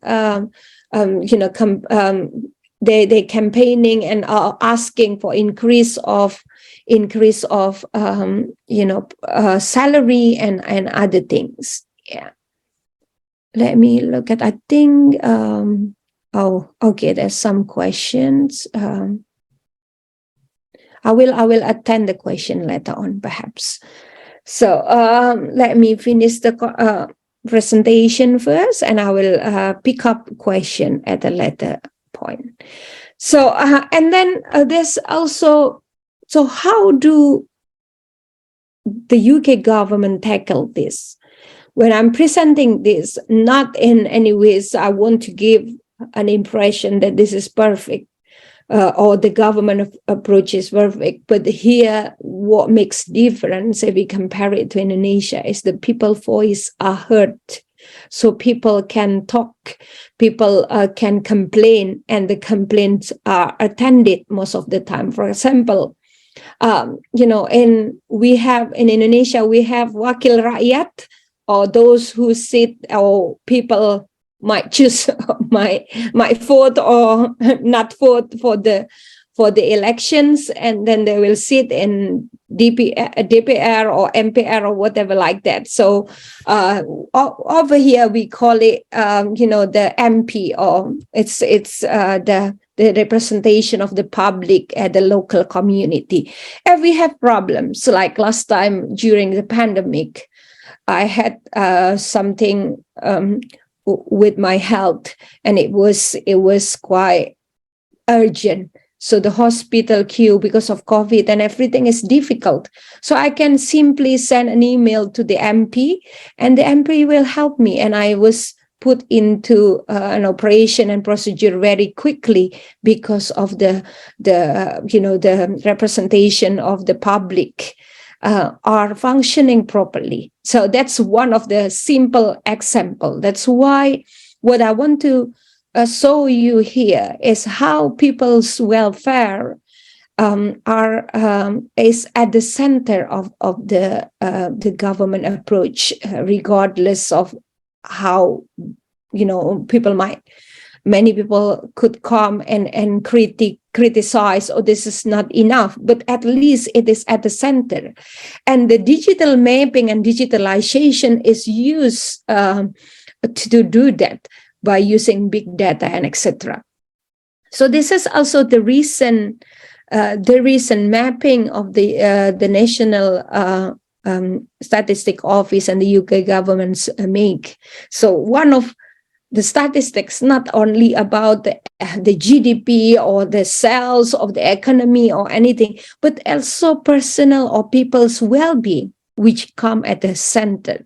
So this is the picture in which personal or well-being or individual well-being is central to understanding national well-being.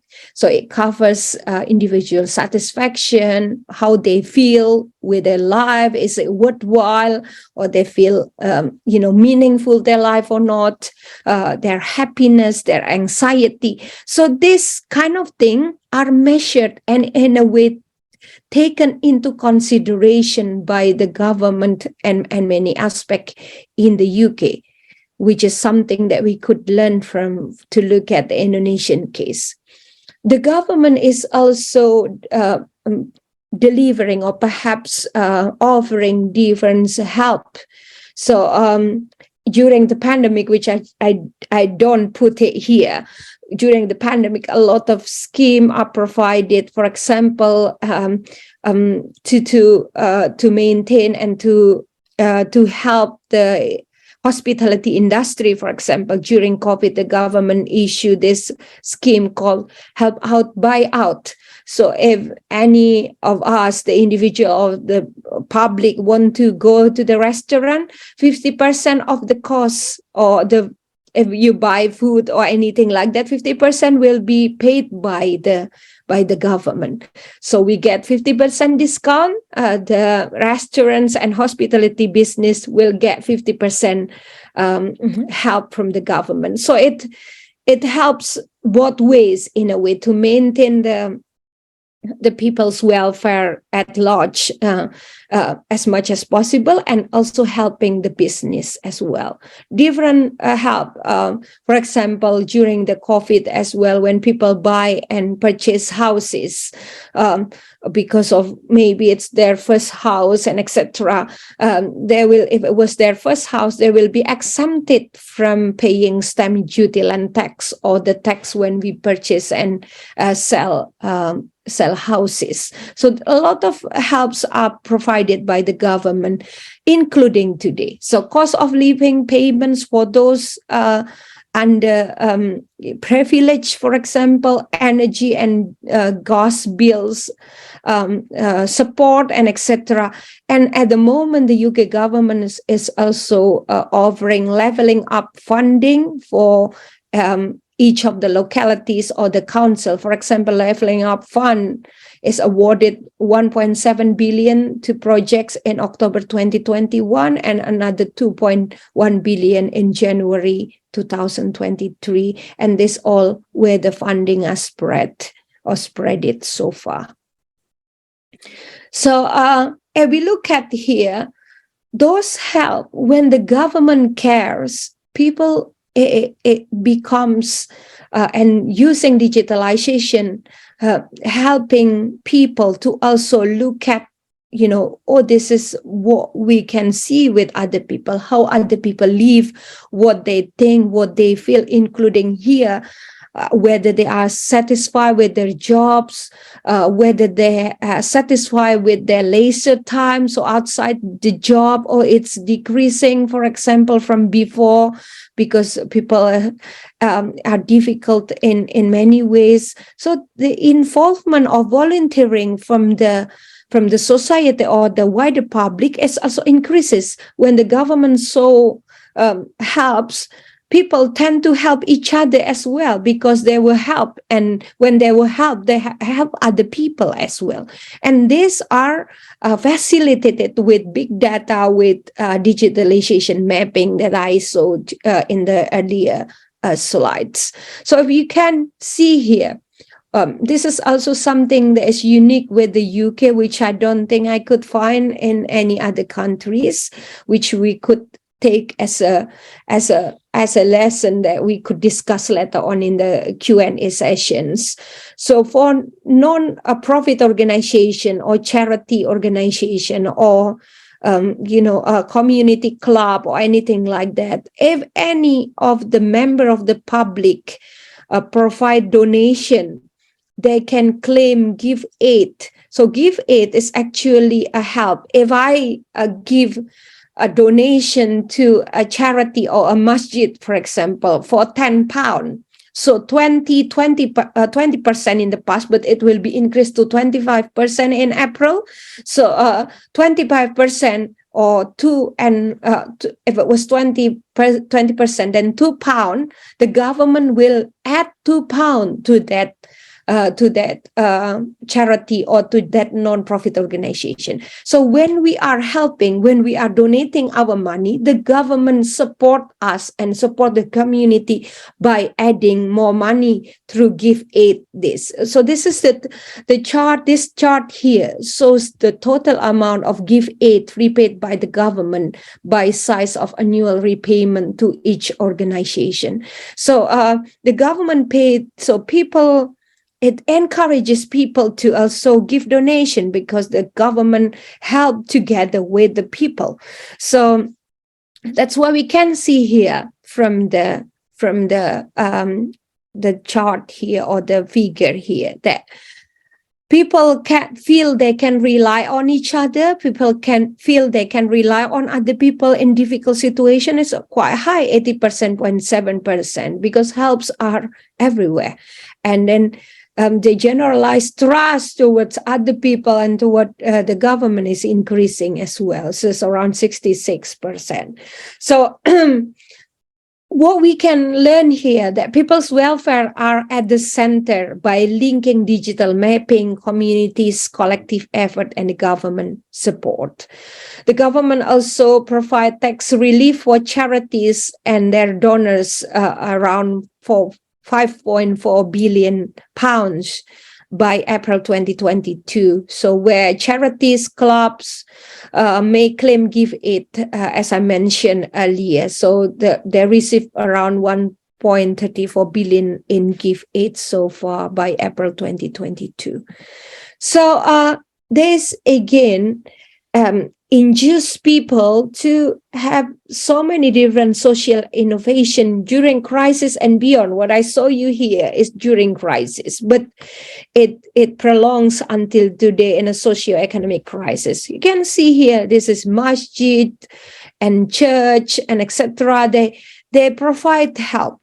It's not food bank that is still running until today. These are three different masjids. They have food bank like this to help people.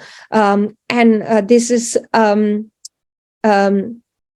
church that have a weekly shop pantry only for £4 for those underprivileged.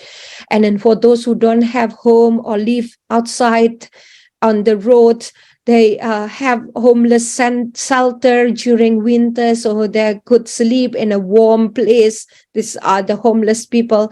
They are provided with food, chocolate, and etc. And even supermarket as well. This is Morrison is one of the supermarkets here. They provide help. That anyone doesn't need to talk to anyone. This is placed at the front of the supermarket in a nice bag like this. Everyone can pick it up. So those who, of course, who pick it up are those who need it. Those who don't need it won't pick it up. So it means people who are underprivileged are provided help in a decent way. in a, with a humanity as a touch in it. So this prolonged until today with the socio-economic crisis. Many are offering, like, even I read a news just a couple of days ago where a non-Muslim child, like age 10, who helped the masjid to deliver help like this, and he reverted to Islam because of that. He thought, oh, this is so beautiful, and he embraced Islam afterwards. So and I mentioned earlier, this is one of the churches that provide help. Also, this is one of the masjid that provide shelter and also home for refugees in a decent way, and they cook together, helping each other in the society. So this, why all of those are easy to find, because the digital aspect are play a part here. People can see the difficulties faced by others to digital form of communications. So in the UK at the moment, with service digitalization, it has expanded. This is the report I took from Deloitte. So Deloitte recently, like last month, reported, create a report on RegTech, or they call it regulatory technology. So digitalized service product that many companies offer today. So there are 485 RegTech company which provide help and regulatory reporting. 83 companies here, risk management, identity management and control, compliance, and transaction monitoring. So what they do is, with how this help the wider public to come to help each other, because I only took out how this digital technology help the charity organization to embrace people, to let people look. There are so many people in the UK and beyond who are in difficulties. If brother and sister who are in the meeting today can see if there is any charity hosting, like not even in Ramadan will be higher, but in any case, if they are holding donation collection and etc. for people in Syria, at one cost they can collect, I joined one, it can collect like 75,000 pounds or 90,000 pounds, something like that. So people eagerness to help each other is huge here, because there are so many ways to digital platform where they can entice people to engage in such activities, or perhaps voluntary activities like that. For example, virtual reality are used to build empathy and a deep understanding of an alternate reality. For example, Alzheimer's Research UK created a video that they uploaded on YouTube, where they share to people on walk to dementia. So people who at the elderly age have dementia, so losing some of their senses and memory and etc., and they're difficult to live on their own, and this needs help. So those people at that situation, usually social service officer will come to help them to get on their life day to day if they're not staying in a care home, or even if they are in care home. So these are shared to people, so people can feel, oh, this is how the difficult life of people when they are having dementia. And then also digital fundraising, which can offer simple, quick, and easy methods of donation. CV Contribute, for example, you can click this in your own time later on. I will share if the organization hasn't shared the slide, I could share the slide with you, or you can copy it and check it yourself. So this is CV Contribute provide a platform for digital fundraising for the charities. Also, cryptocurrency as a form of payment. If you go to any apps, there will be cryptocurrency form of charities offered by, this is some of the example, RNLI, Save the Children, Breast Cancer Support. Those are the charities that use cryptocurrency or accept cryptocurrency payment. And also using gamification meaning a combination of gaming and digital form of experience. So comics, reliefs, live streams, videos are popular today. So among comedians playing the game, I know it's not a good thing, but taking the children to play the game, but hey, there's a lot of gamers out there that also can contribute to donations. So we resulted thousands of pounds in donation. You can look at it in this link on the YouTube. What I like to summarize here for these slides is how digitalization enable people to see the difficulties for the governments to summarize or to map the difficulties around the community, and the community could sense it and help each other. So it's a collaboration between the government and the community as well.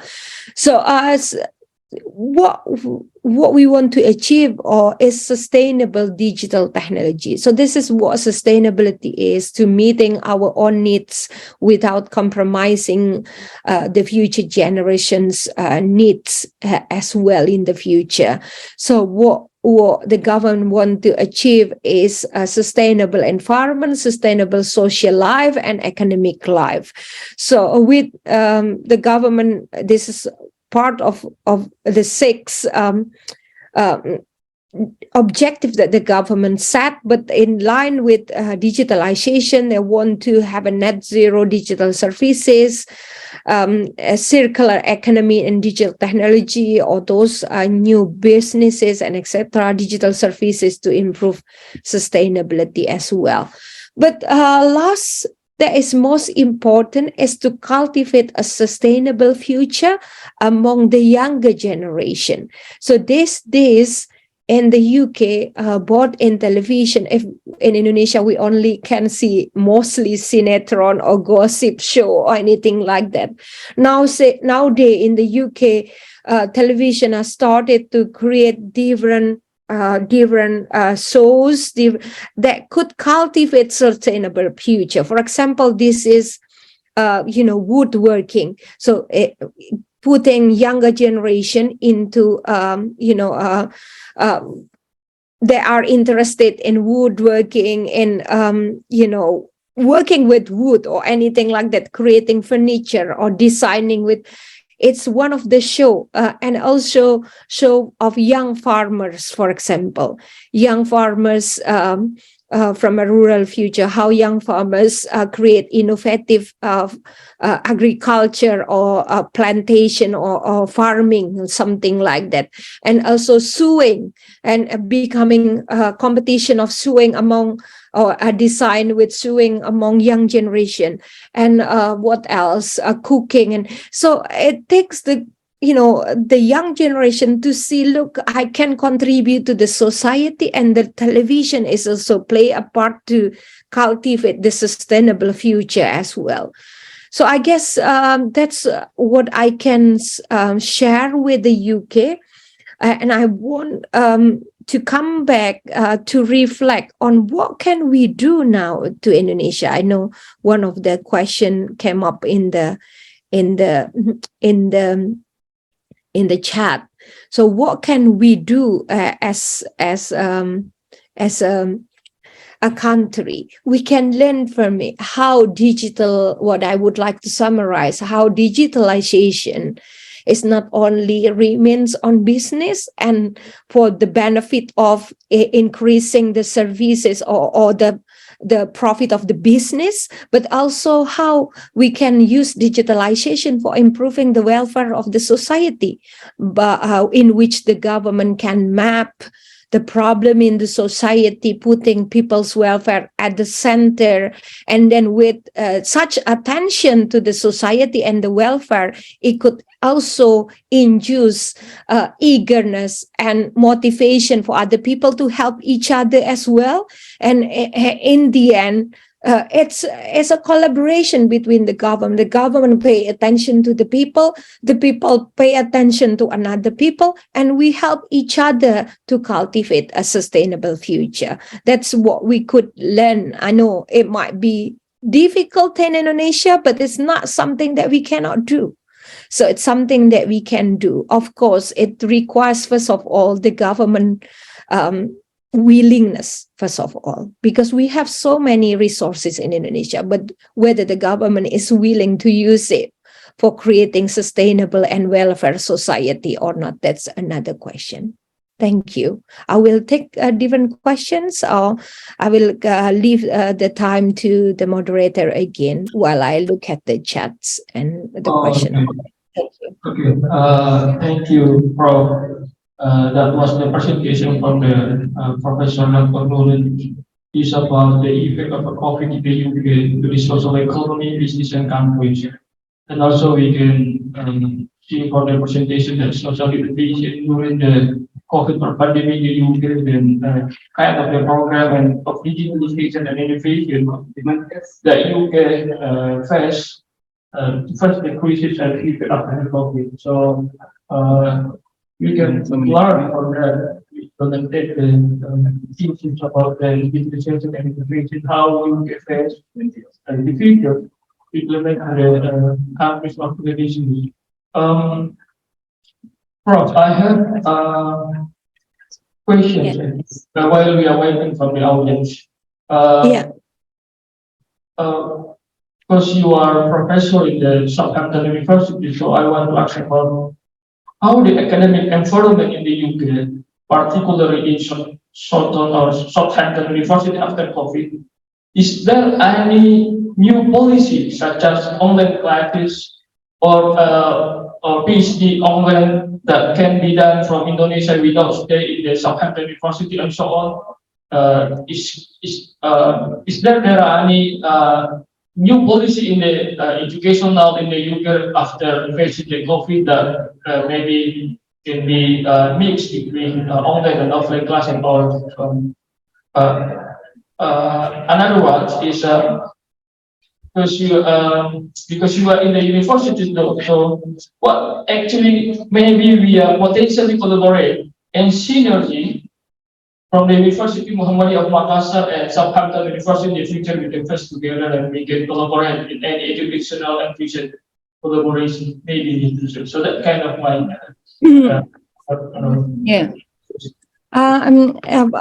sorry, I was quite breaking up. That's why I put my ear close to the computer. So correct me if I'm wrong. So you were asking if there is an online course for PhD or something like that. Is that the question?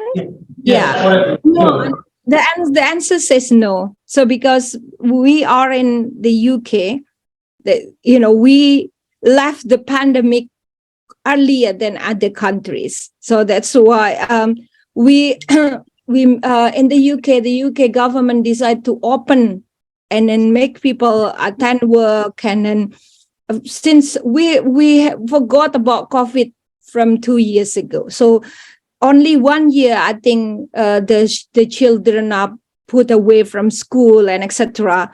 And we were teaching online and etc. But from last year, January last year, 2021, we already, or perhaps mid 2020 for the universities, maybe 2021. We've already attended classes and etc. So there is no isolation or anything like that anymore. So if it is severe, then people can isolate. So there's no online kind of offering anymore at the moment in any level, not only university but also school and other things. But the Southampton University offers different scholarships for those who are in need. For example, yesterday I saw the circulation of of scholarship for those affected with the Ukraine war and etc. So and there are different helps, but for online, there's nothing like that at the moment. I don't think it is offered by any universities for PhD. But you can see at the universities, like universities I work for in the past, Aston University, they have digital DBA, Doctor of Business Administration, but we can talk about it in a separate context, inshallah. But overall, all the learning and process are face-to-face at the moment. Has been about 2 years now. For the collaboration with University of Muhammadiyah Makassar, I think you need to contact the international director of international office, Professor Stephen Ongo. Is also Indonesian, so he's at Southampton. He's a professor in business analytics. So he is the director for international relations. If you need, I can link you up with him for any conversations. So I guess I'd like to address the question I have in the chat, if I may. So the first question I saw here is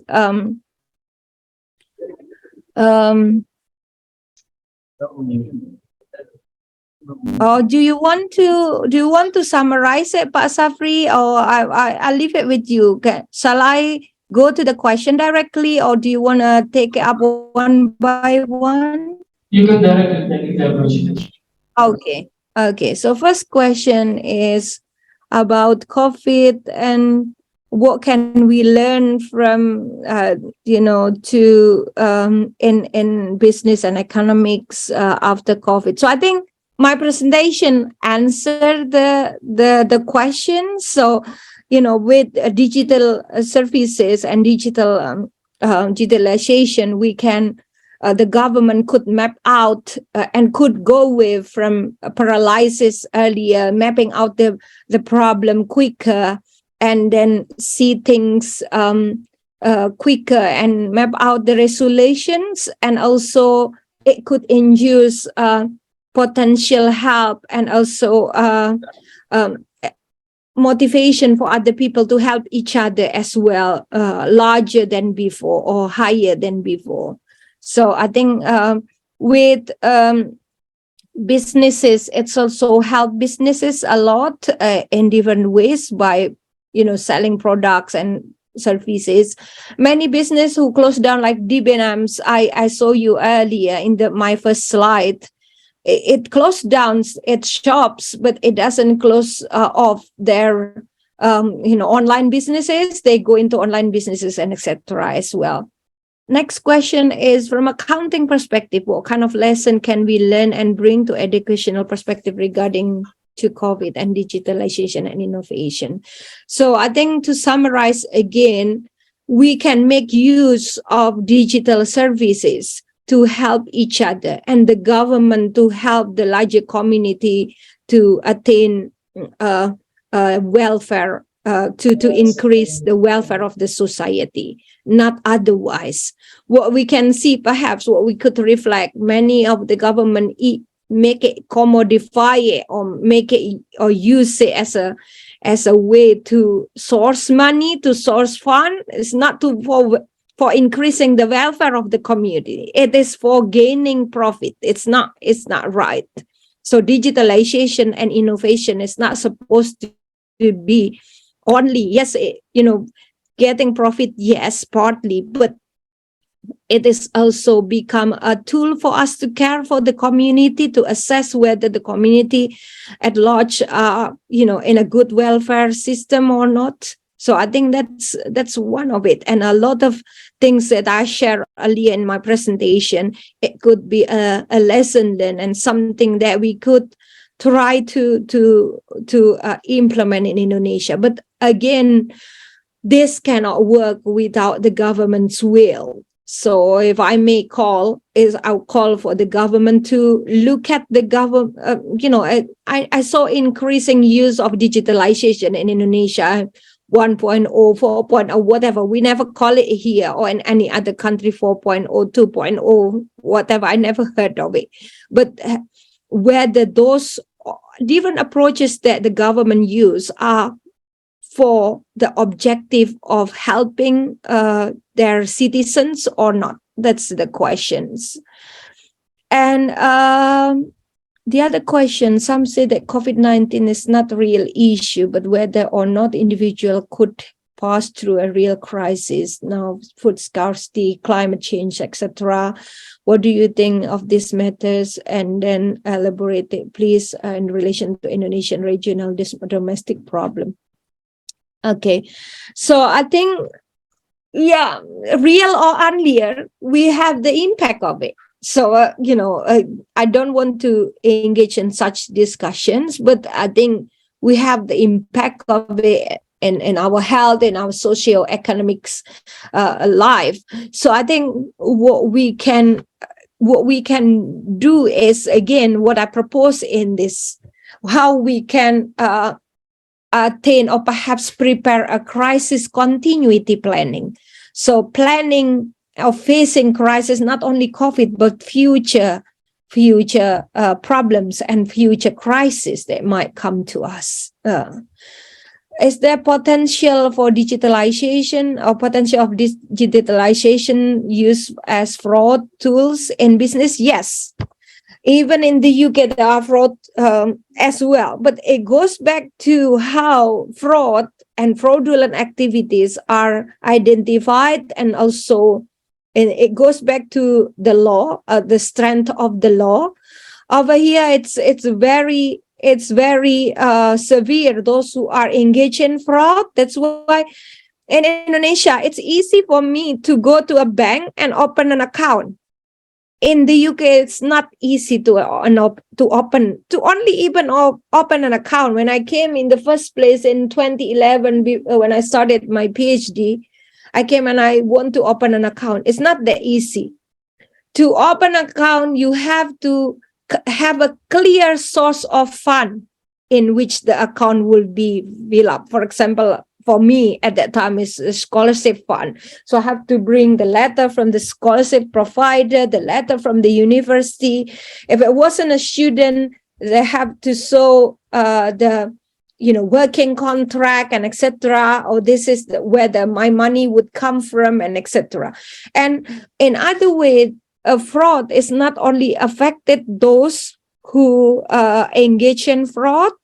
Even if people knew there is a fraud engagement or anything like that, they will be affected by the law as well, because I knew fraud happened, but I was quiet.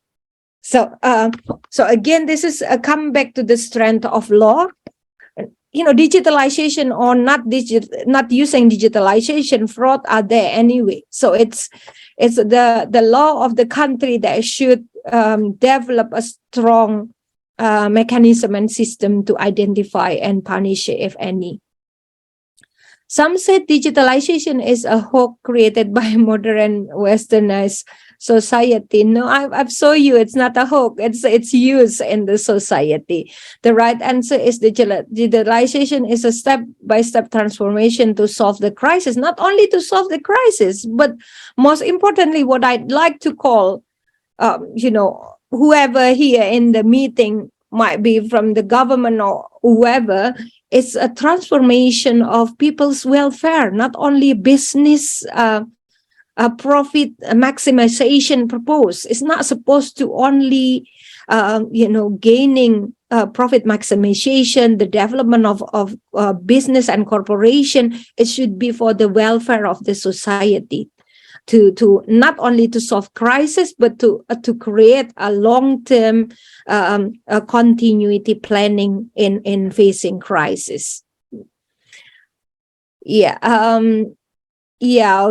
I totally agree with you. We need the champion, and the champion here would be the government, first of all. The first question that we should ask is, do the government care about its people? If the government doesn't care about its people, then it's difficult. Go back to my presentation earlier, where personal well-being is at the center of. So that's why people care about, or the government care about, mental health issues, anxiety, not only within a younger generation. It's counselors and everything. Even for workers, there are mental health consultations and etc. Put in place in every organization, whatever it is. Yeah, I think I answer most of the questions. Are there any other question, Pak Safri? I think all of the questions is answered. Mm-hmm. Okay. Maybe we are going to the end of the presentation. So, Prof. Dr. Nunung might have a conclusion regarding on the how digitalization and partnership we can learn from the kind of the crisis, so we can implement the next or we can implement the solution for the future. Solution, maybe we can, what kind of issue we can bring to the educational perspective also, because we are in the university. So, and also what Indonesia can learn from the UK Mm-hmm. in the future too, because we might in the future will invest another company. So as Indonesia, sometimes they are not well prepared. Tiba masa tiba akal in Indonesia sometimes, so our policy is not really catching up about the mitigation and contingency plan, something like that. So please, Prof. Pardon, I cannot hear it properly. What was the questions? Okay. Actually, what we can learn from the UK for Indonesia? Because Okay. regarding, Okay, I think yeah. what first of all, for the government is how the government can use this digitalization not to monetize or not to commodify people. So that's the first thing. What we see now is if I go home and enter Indonesia, we have to register for our phone. We have to register everything through digital system, like if I want to declare what I use and everything is all for, but I cannot see any uses of digitalization for mapping how the people in the rural area facing difficulties, for example. And the people in the rural area, most of them are in difficult situation at the moment, and they all bring phones and everything. So it's not difficult for the government to map out the welfare of people. It is sad for me to, when I go back last time, and when I go back last time and I saw how paddy fields are left like that because there is no support.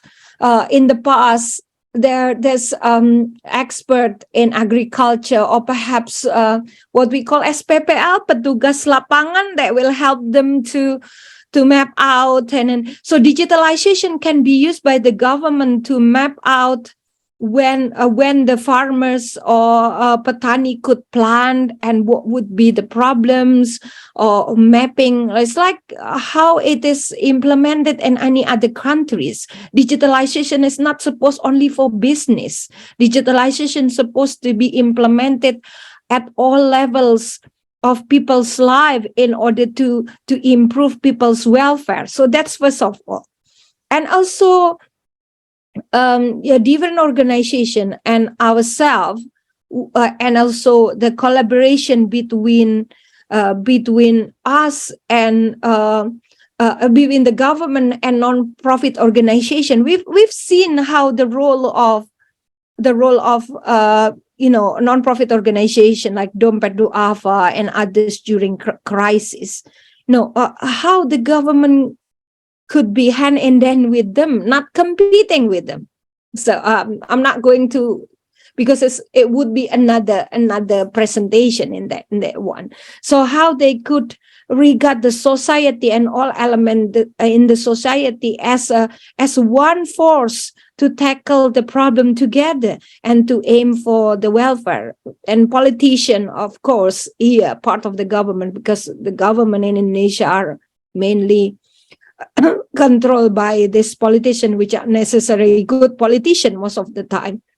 They only care about their own interest, the party interest, and etc. Welfare of the public is only at the center when they want their voice or their vote for the elections. After the election, they forget about them. So there's nonsense of us. There's no points for us to talk about digitalization. It was only for business. Then we talk about the rich, and we forgot about those who are underprivileged. Digitalization should be for how we can embrace those who are in difficulties and live together in a better way. For universities, I think universities could be a starting point here, in my view.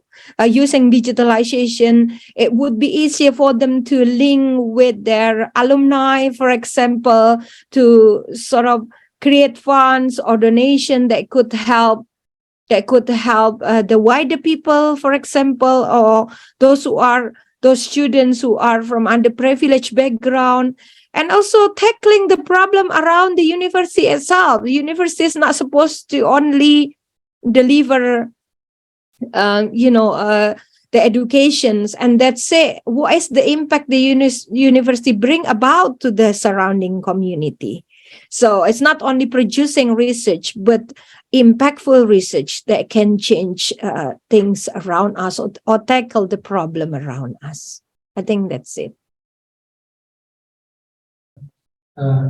Lecturing, and also we get a lot of knowledge, and thank you very much, Prof. I personally get more information and knowledge and insight regarding how to regarding the issue of digitalization, innovation, and how the UK can be take the program in order to face the COVID and the future. So on behalf of the committee, on behalf of the university, on behalf of the Faculty of Economic and Business, I would like to say thank you very much, and I hope really this kind of the activity we are not stopping from here. Maybe in the future we can communicate more, and we can make collaboration and synergy regarding to the academic issue and research. So, jazakumullah khairan kasiran. I really thank you for the Professor Dr. So thank you very much again. And for Doctor, you think if you have any activity, you might take for the Zoom. Yeah. Jazakumullah khairan katsira. Thank you so much. I hope my presentation or whatever I discuss will be useful, and I would call for all of us to start thinking about people around us and how we can help people around us, and together we can tackle any problems. Okay, thank you. I would like to excuse myself. Assalamualaikum warahmatullahi wabarakatuh. Waalaikumsalam warahmatullahi wabarakatuh. Ladies and gentlemen, that was the presentation from the Dr. Professor Dr. Roni. Now we are going to the next presentation from the invited speakers.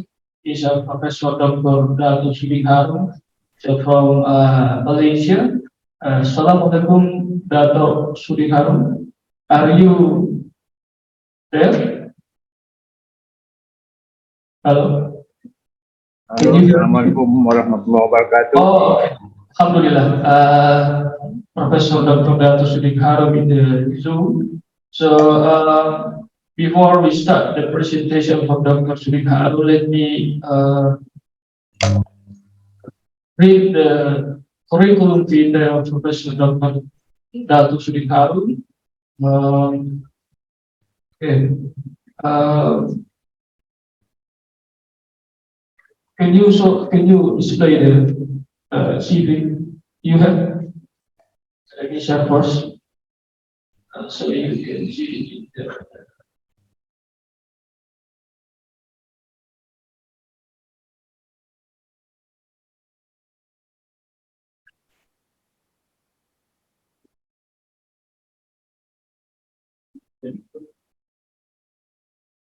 While waiting the operator, how are you, Dato? Sehat? Alhamdulillah, alhamdulillah. Sehat selalu, Dato ya. Yeah. Always take care your health. Alhamdulillah. Okay. I will share your CV.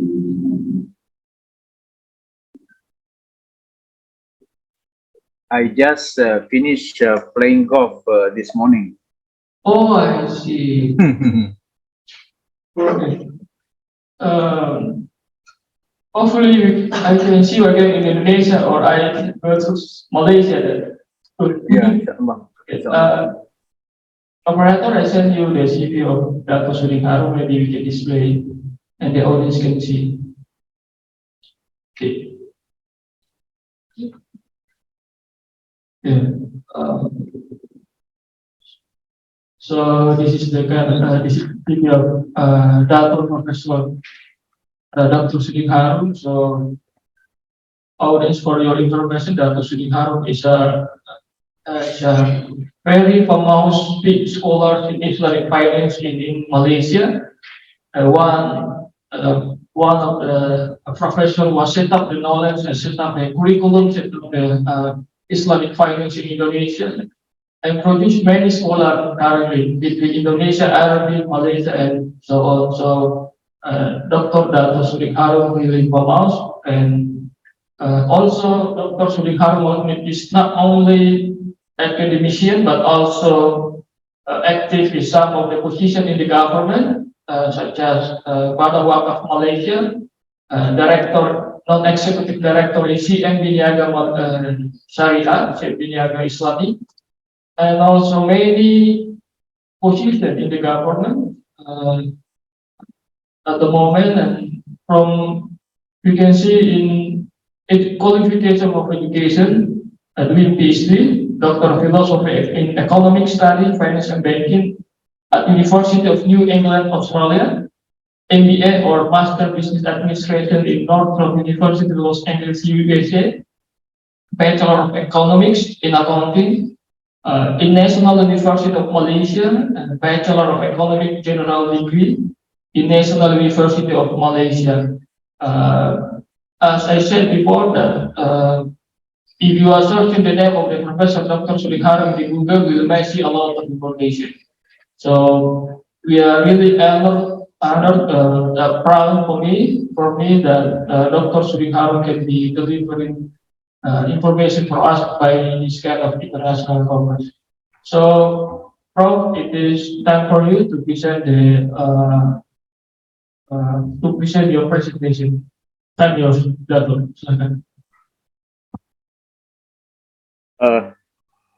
Thank you very much, Mr. Safri. Assalamualaikum warahmatullahi wabarakatuh. First, I'd like to thanks the organizing committee for inviting me to speak in this prestigious forum or seminar. And this happened because Mr. Safri, he was my student. In fact, he always discussed with me what should do and things in the future. Now, let me tell the audience or the participant, I am no longer an active professor. I only devote 20% of my time in academic work. I still writing book and I still writing article. 80% of my time I devote as an entrepreneur or as a businessman. So most of the time now is I try to seek money, to find money, and with money I can do many things. I can do wonders. Okay, please remember I'm no longer actively involved in academia, but I'm actively involved in developing my business. That is to be frank with you. So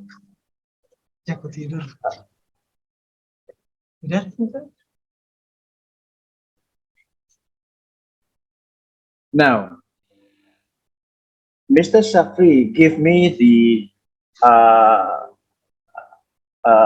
topic that I should speak, i.e., the topic about digitalization and innovation.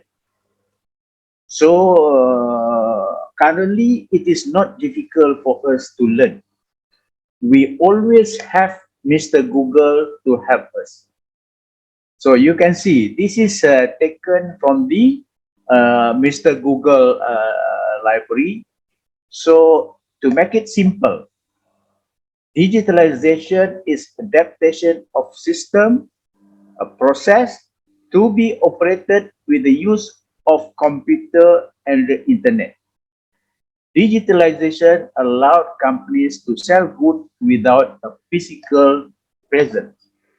Now, this is the digitalization what we are talking about. But as the previous speaker mentioned, digitalization can be used in any sector or in any government sector or universities, etc., etc. So, those who are not familiar with the digitalization, you will left behind. Okay, you will left behind. So, of course, in Malaysia and Indonesia, we have a special department that focus in digitalization. Malaysia, we have a government arm to look into this. So, of course, the importance of digitalization, number one, digitalization business model greatly improve operational efficiency, which lead to better productivity. Of course, currently, many UKM or small and medium companies, they are using digitalization. That's why those who are not using digitalization, they will left behind.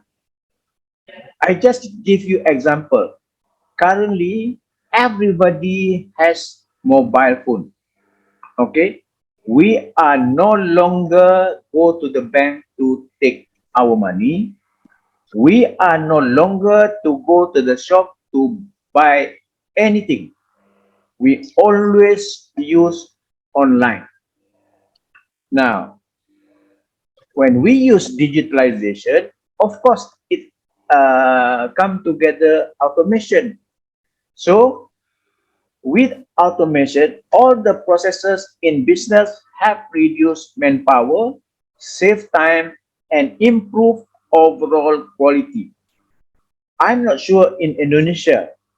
In Malaysia nowadays, previously, the highway, the motorway, all the tolls, they have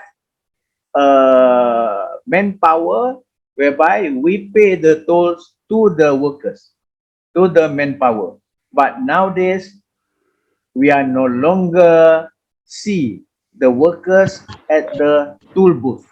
This same thing with Indonesia. I see the toll road. There is no people to now. Thirdly, errors on the part of human can be avoided to large extent in the digitalization business model. Now, fourthly, all your business data will be safe and secure. And Doctor, lastly, sorry, hello? do you have a presentation? Because it's not displayed in the Zoom, or you can send me your presentation that so operator can be displayed. Hold on, hold on. Mana tadi sharing? Hold on, just now I think I shared the. Or you can send to me and to my WhatsApp that I share to the operator.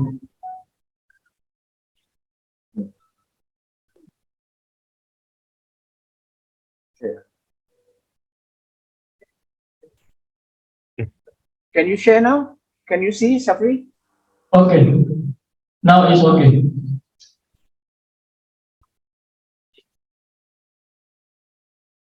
Okay, this is I mentioned to you that this is the importance of digitalization. Okay, and also this is the 7 benefit of digitalization for business today.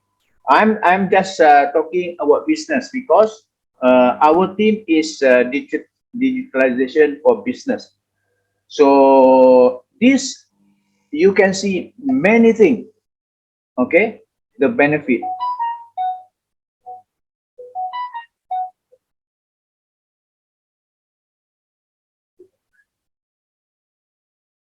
Now, this is what people always miss or misconception about digitalization. How digitalization came into this world? Actually, digitalization is not come to this world by default. Okay, it's not by default. Suddenly you wake up and you see the digitalization. Actually, no.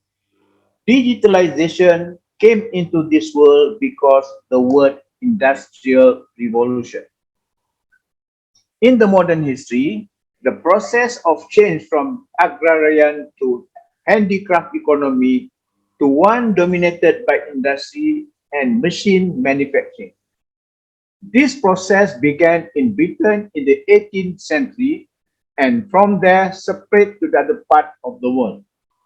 Although used earlier by French writer, the term Industrial Revolution was first popularized by English economic historian Arnold Toynbee to describe Britain's economic development from 1760-1840.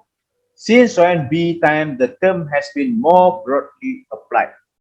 So you see, previously, British or United Kingdom is the center of science and center of the Industrial Revolution.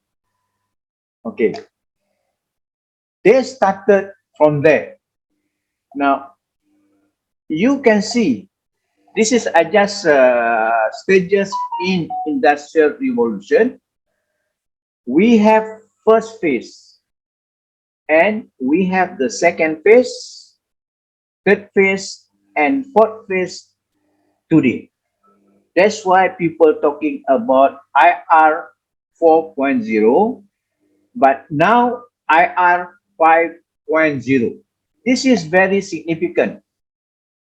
Now, the magazine of supply chain game changer in August 2019 described the characteristic of Industry 4.0 as below. The fourth industrial revolution is the era smart machine, storage system, and production facilities that can autonomously exchange information, trigger action, and control each other without human intervention. Now, this exchange of information is made possible with the Industrial Internet of Things. As we know it today, key elements of Industry 4.0 include cyber physical system, Internet of Things, cloud computing, and cognitive computing. This is happening now. So I want to share with you because I was a former banker. I was a manager of the bank. You see, previously, those who work in the bank is very prestigious profession. Very prestigious profession. You see, all the bank, they have a big building, head office, for example. You see BCA in Indonesia, they have huge head office.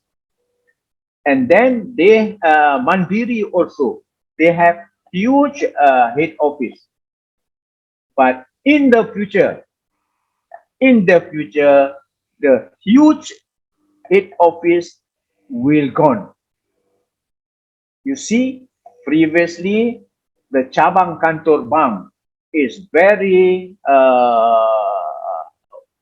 you see, very prestigious. But nowadays in Malaysia, cabang kantor bank or the branch of bank is very small. Only few people manage the branch. Now people no longer go to the bank to deposit money or to withdraw money. You see, when I was working in the bank, the ATM machine only located at the branch, okay, at the bank premises. I never imagined that ATM is placed at the shopping mall or at the petrol station. So you can see the changes in the delivery system. So same thing, last time, if we want to get a loan or to get a facility from the bank, you have to go to the bank and fill up the form. But nowadays, you have to fill up the form through online system. And within 5 minutes, they will make decision whether you will get the loan or not. So this is what happened because of digitalization and also the changes in the business environment. Now, what are the impact of digitalization, which is a subset of IR 4.0 to our work? Now, the speed of current breakthrough has no historical precedent. When compared to previous industrial revolution, the fourth is evolving at the exponential rather than linear pace. Those who are varsity student or in the academic world, you know what is linear pace. That means they change slowly and at the linear graph. But exponential stage, they go haywire. They can change overnight, or they can change daytime or weekly. This is what happened. Moreover, it is disrupting almost every industry in every country. And the breadth and depth of these changes herald the transformation of entire system of production, management, and governance.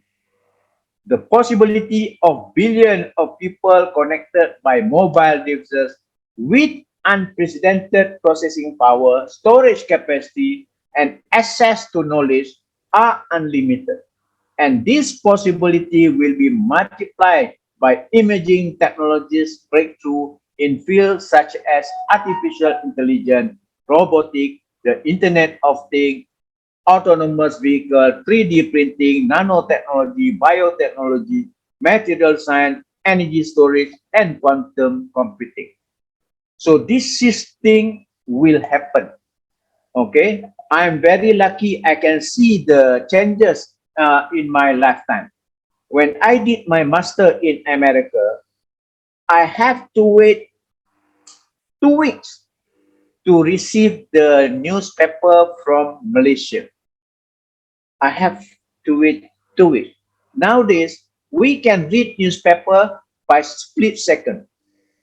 If there is a earthquake, we know split second. This is what happened to the world. Now, as for people, okay, as for the people, IR 4.0 finally will change not only what we do, but also who are we. It will affect our identity and all the issues associated with it, our sense of privacy, our notion of ownership, our consumption pattern, the time we devote to work and leisure, and how we develop our careers, cultivated our skill, meet people, nature relationship. It is already changing our health and leading to a quantified self. And sooner than later, we think it may lead to human augmentation. The list is endless because it's bound only by our imagination. So, for example, if you have Facebook,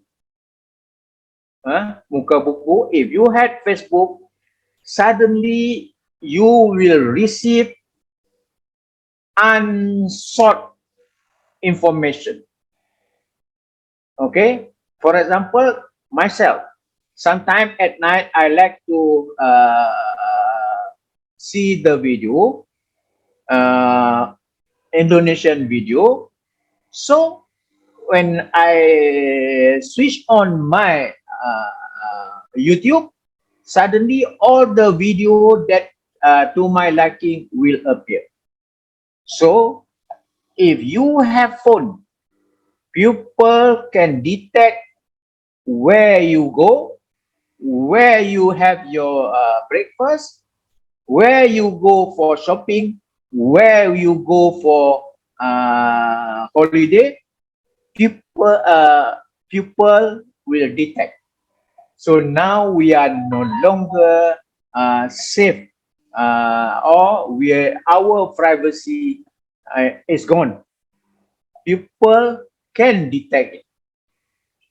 So now, since many of you are varsity students, the impact of digitalization via IR 4.0 to university, we acknowledge that the effect of IR 4.0 is unthinkable. What would happen to the institution of higher learning?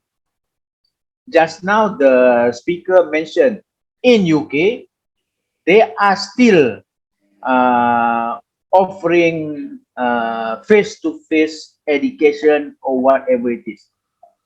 But mind you, in Malaysia or even in UK, the university that offer online education will become the place that people want to study. Okay, so please think about it.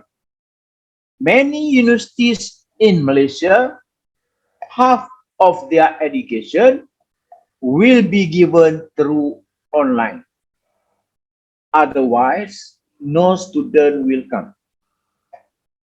Those who graduated after sekolah menengah atas, SMA for example, in Malaysia, many of them don't like to go to the university, but they prefer to do business e-hailing.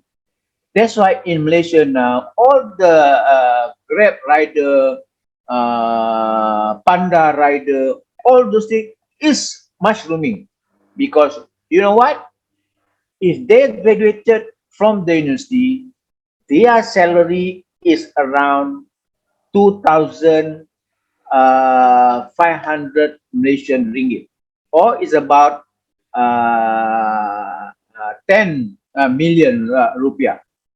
But if they work as delivery e-hailing, they easily can earn more than 15 million rupiah a month. So this is happening in Malaysia right now. So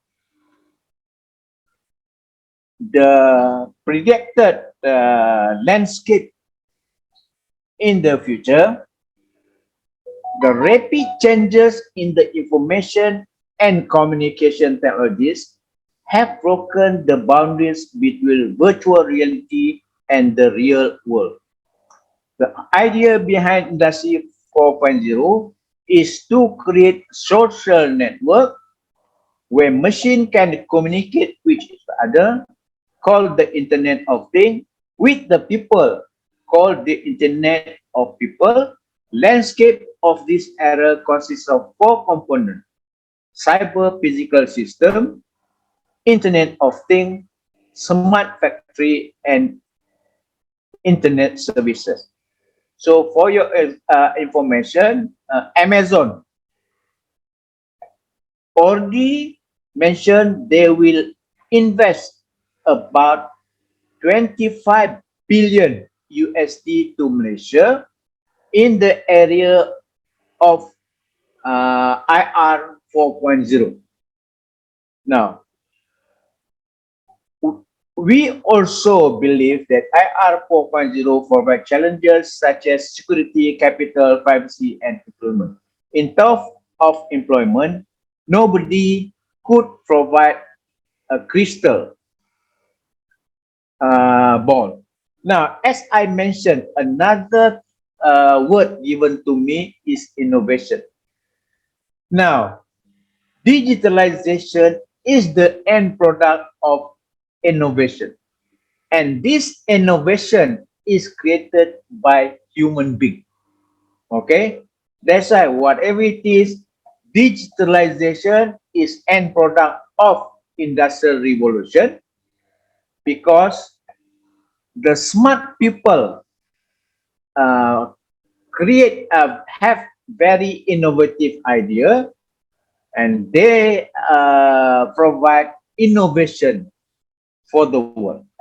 So, as I mentioned, innovation often refers to something new, such as invention or the practice of developing and introducing new things.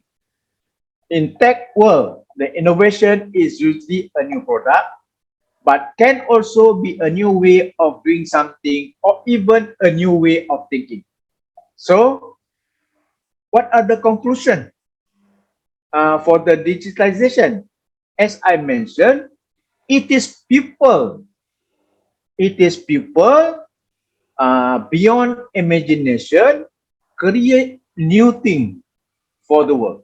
That's why we said that innovation is from people, and then digitalization is from innovation. Now, who are the innovators? I always believe that the innovators are entrepreneurs. Okay? That's why if you have the entrepreneurship skill, you will become a good innovator. If you don't have entrepreneurship skill or wirausaha, you will not become innovators. You at the end of the day will become followers. You are at the end of the day will always working with someone. Okay, you work with someone, you are happy. But for the entrepreneurs, they are not happy. They will have to create something by using innovative mindset. Now, these are the common trait of entrepreneurs. You Google, if you like to become entrepreneurs, if you like to become innovators, you Google what are the traits of entrepreneurs. Now, these entrepreneurs are those can become a wealthy people. That's why myself, at the end of my life, I want to come back as what I like to do previously, to become entrepreneurs. Okay, because I already success in academic world, so now I want to become a success in academic world. Now, benefit to become entrepreneurs. That is number one, job satisfaction. Then success, you want to become a successful person, and you have freedom, and you want happiness, and lastly, you want money. Okay, of course, with money we can help other people. With money we can do wonders. We can buy anything. So lastly, I want to share with you, there will be a new landscape in every aspect of the world. Our economy will be more artificial intelligence and robotic in nature. All these new changes will be arriving to your neighborhood without notice. We will find nobody is going to the shopping mall. This is my opinion, but people are still going to shopping mall for nongkrong. All transactions are performed at our fingertips via internet, and good will be transported to our door.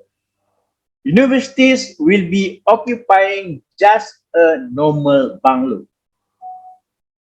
Those with a huge building have to redesign and transform into manufacturing building or residential block. Students are no longer required to attend a normal classroom. Instead, they will be using smartphone to communicate with lecturers and fellow students. Many people will be out of job, and government has to spend more money in social sector. People believe accountants and lawyers are no longer elite profession. Those who have skill in big data, IoT, and artificial intelligence are in great demand. Therefore, everybody needs to embrace these new technologies. Otherwise, we will become people who live in this world of yesterday, and Islam will never be known as a progressive religion. Wallahu a'lam bishawab. Assalamualaikum warahmatullahi wabarakatuh. Thank you, Safri. Really philosophical perspective and view from the Professor Dr. Churi Harun that I see innovation created by human being. So what of human being still need, how to say, that we need to control the digitalization. We need to control the innovation because people is kind of the one who need to be controlled, and also can be, because innovation and digitalization we might bring to the negative or positive. So I do agree that innovation from the people, digitalization from innovation, and then people need to be developed about the entrepreneurship skill and so on. That's all. There are questions from the Zoom. I would like to read the question. First is in bahasa, mengapa ada perusahaan yang cepat respon digital dan inovasi, ada yang tidak? Or why there are company can develop and respond innovation and digitalization and others not? So from your experience during the company or in the banking, why there are company really easy to absorb the digitalization and innovation, while others not. So it is about culture and so on. Another one is how to bring entrepreneurship skill to educational or to the university. Means that how to develop a university entrepreneurship skill, something like that.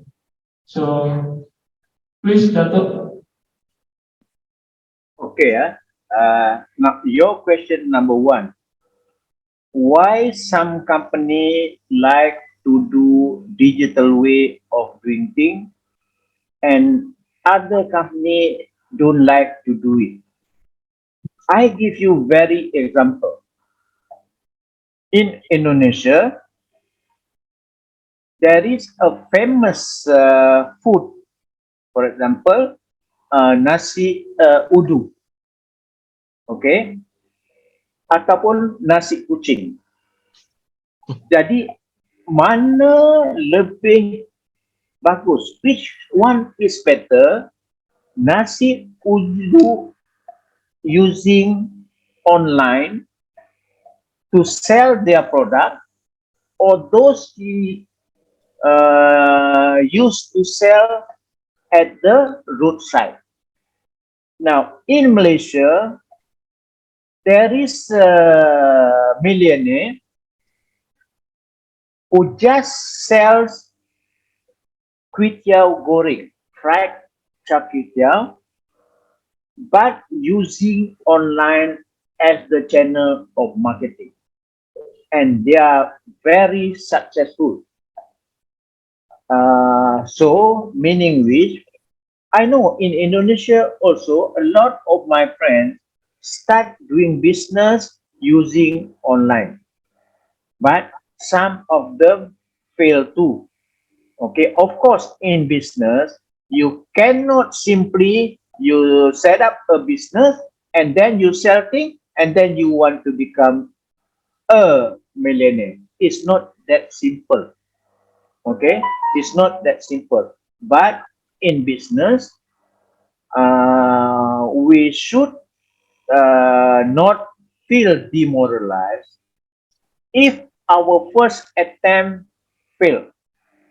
Many businessmen fail in the first place, but after trying and trying, they become very successful. Okay, some of the business tips you cannot read in the textbook. You have to do yourself. But using the smartphone now make your job easier. That because we can communicate with potential buyer easily. So you see many big business fail. For example, Kodak fail, and then many other business fail. But those who remain in the world are those using digital technology. Now, second question,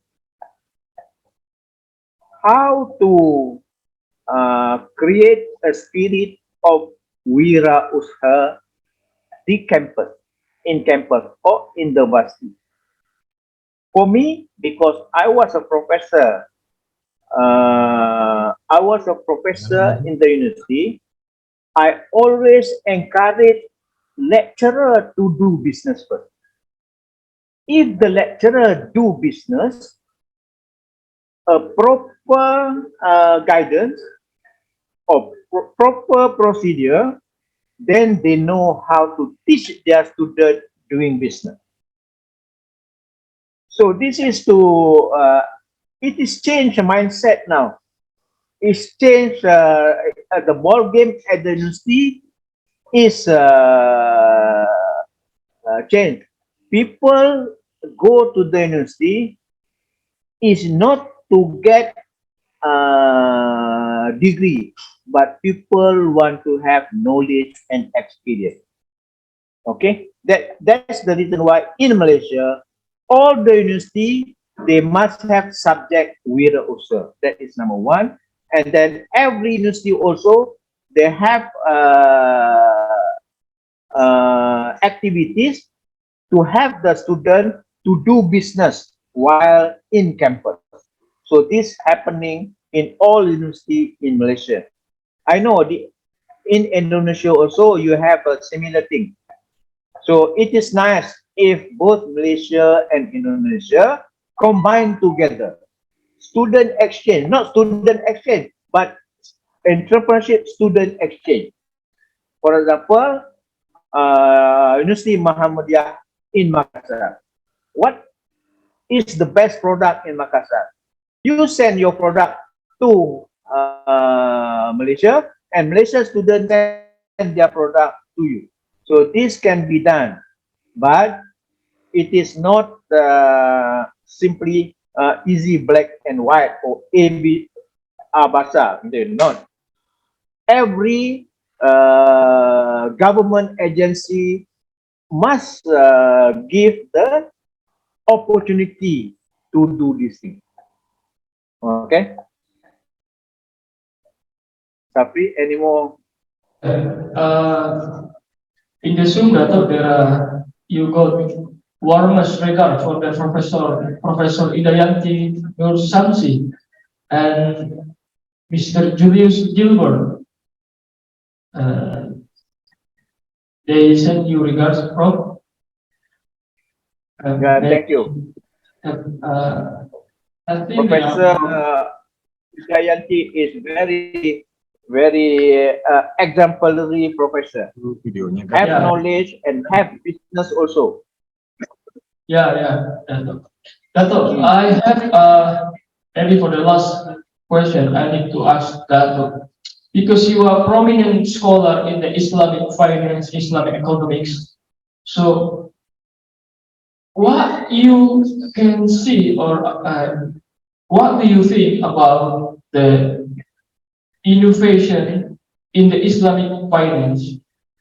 Because in Indonesia, there are some of mazhab in Islamic finance. The Islamic finance not need to how to say develop how to say is developing of the product in Islamic finance is static. If you are creating more products such as conventional product, it might bring to goror, it might bring to the riba and so on. So what do you think from regarding to the product of Islamic finance and banking in issue of innovation, in terms of riba, in terms of goror, because some of the scholar in the Indonesia they agree to develop more product to catch up to the customer, and some is really tough because it's not suitable with the Al-Quran and Hadith. So what do you think about that? Okay, this is a very important topic, and then it is very simple answer. Now, when I call we because I'm a classical scholar. I'm not a modern Islamic finance scholar. I'm classical scholar. Now, when we suggest that we should introduce Islamic finance, okay, why we introduce Islamic finance? Because riba is haram, okay. So we are suggesting various kind of product, all those things. But somehow or other, those who work with the Islamic finance, their KPI, uh, their KPI is not measured by how many Muslim customers they are helping in. Okay, their KPI measured by profitability. You must make money for the bank. So at the end of the day, they will provide product and services similar to the conventional bank. This is very simple. So, and then you find there is no difference between Islamic finance and conventional finance. So think about that. That's why when people ask me now, Professor Dato, what do you think about Islamic finance? I said, you read my book. If you read my book, the thing that we suggest is not being implemented currently. That's all. Okay, Safri? So I don't want to talk this thing. As long as people complain about Islamic finance, about Islamic bank, something wrong somewhere. Okay, that is the indicator. If people still complain about the Islamic banking and finance, so something wrong somewhere, we need to address the issue. So that's my answer to that. Okay. Okay, if you understand, if people still complaining about Islamic banking, perbankan syariah or whatever it is, something need to be addressed, or we find the reason why people complaining. Okay. Really hard because if you see the development of Islamic finance and Islamic banking, still there is complaining some of the people, some of the customers. So I think we have really need to work hard to make Islamic finance and Islamic banking more better. Yeah. Yes. You have a long journey.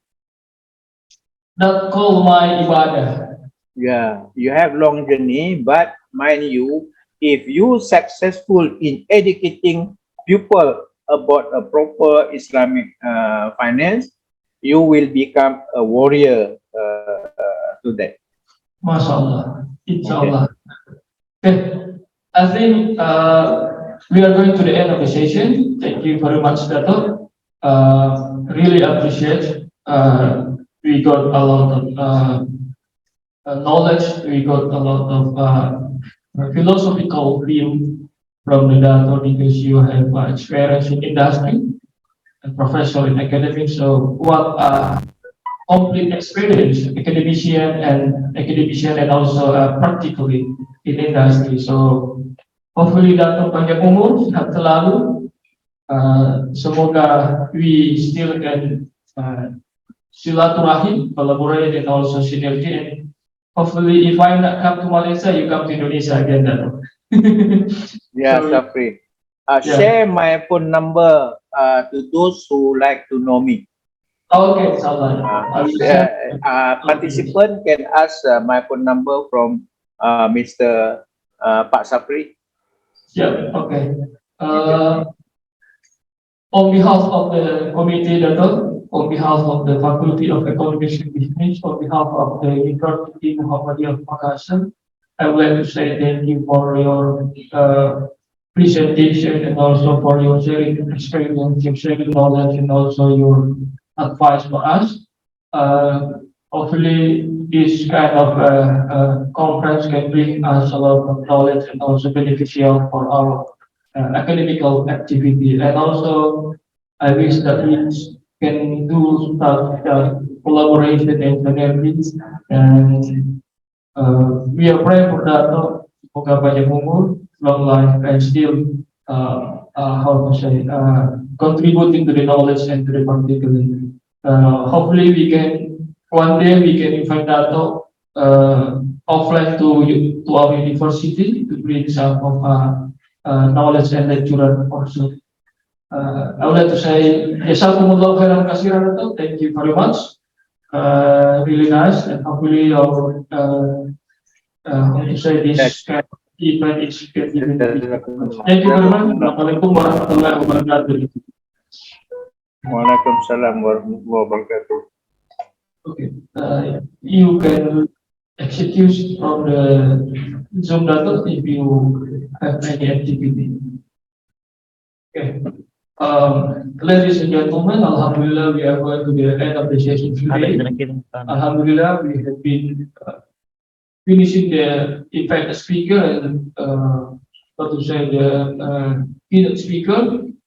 Don't forget tomorrow for the presenter to come to the university for presenting the paper, because tomorrow we have a parallel session. Kind of three of topic we will be presenting in parallel in economics and Islamic economics, accounting and tax, and also in management. So be prepared, because tomorrow hopefully we can know who the best presenters and the best paper.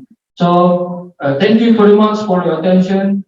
Thank you very much for kind of time. So we are going to the end of the sessions. On behalf of the committee, on behalf of the university, on behalf of the faculty, I would like to say sorry and for the inconvenience during the conference. So hopefully you might get beneficial with knowledge, with experience, and also for those who are coming tomorrow for presentation, hopefully we can meet and we can do kind of a presentation. Okay. Assalamualaikum warahmatullahi wabarakatuh. Salam.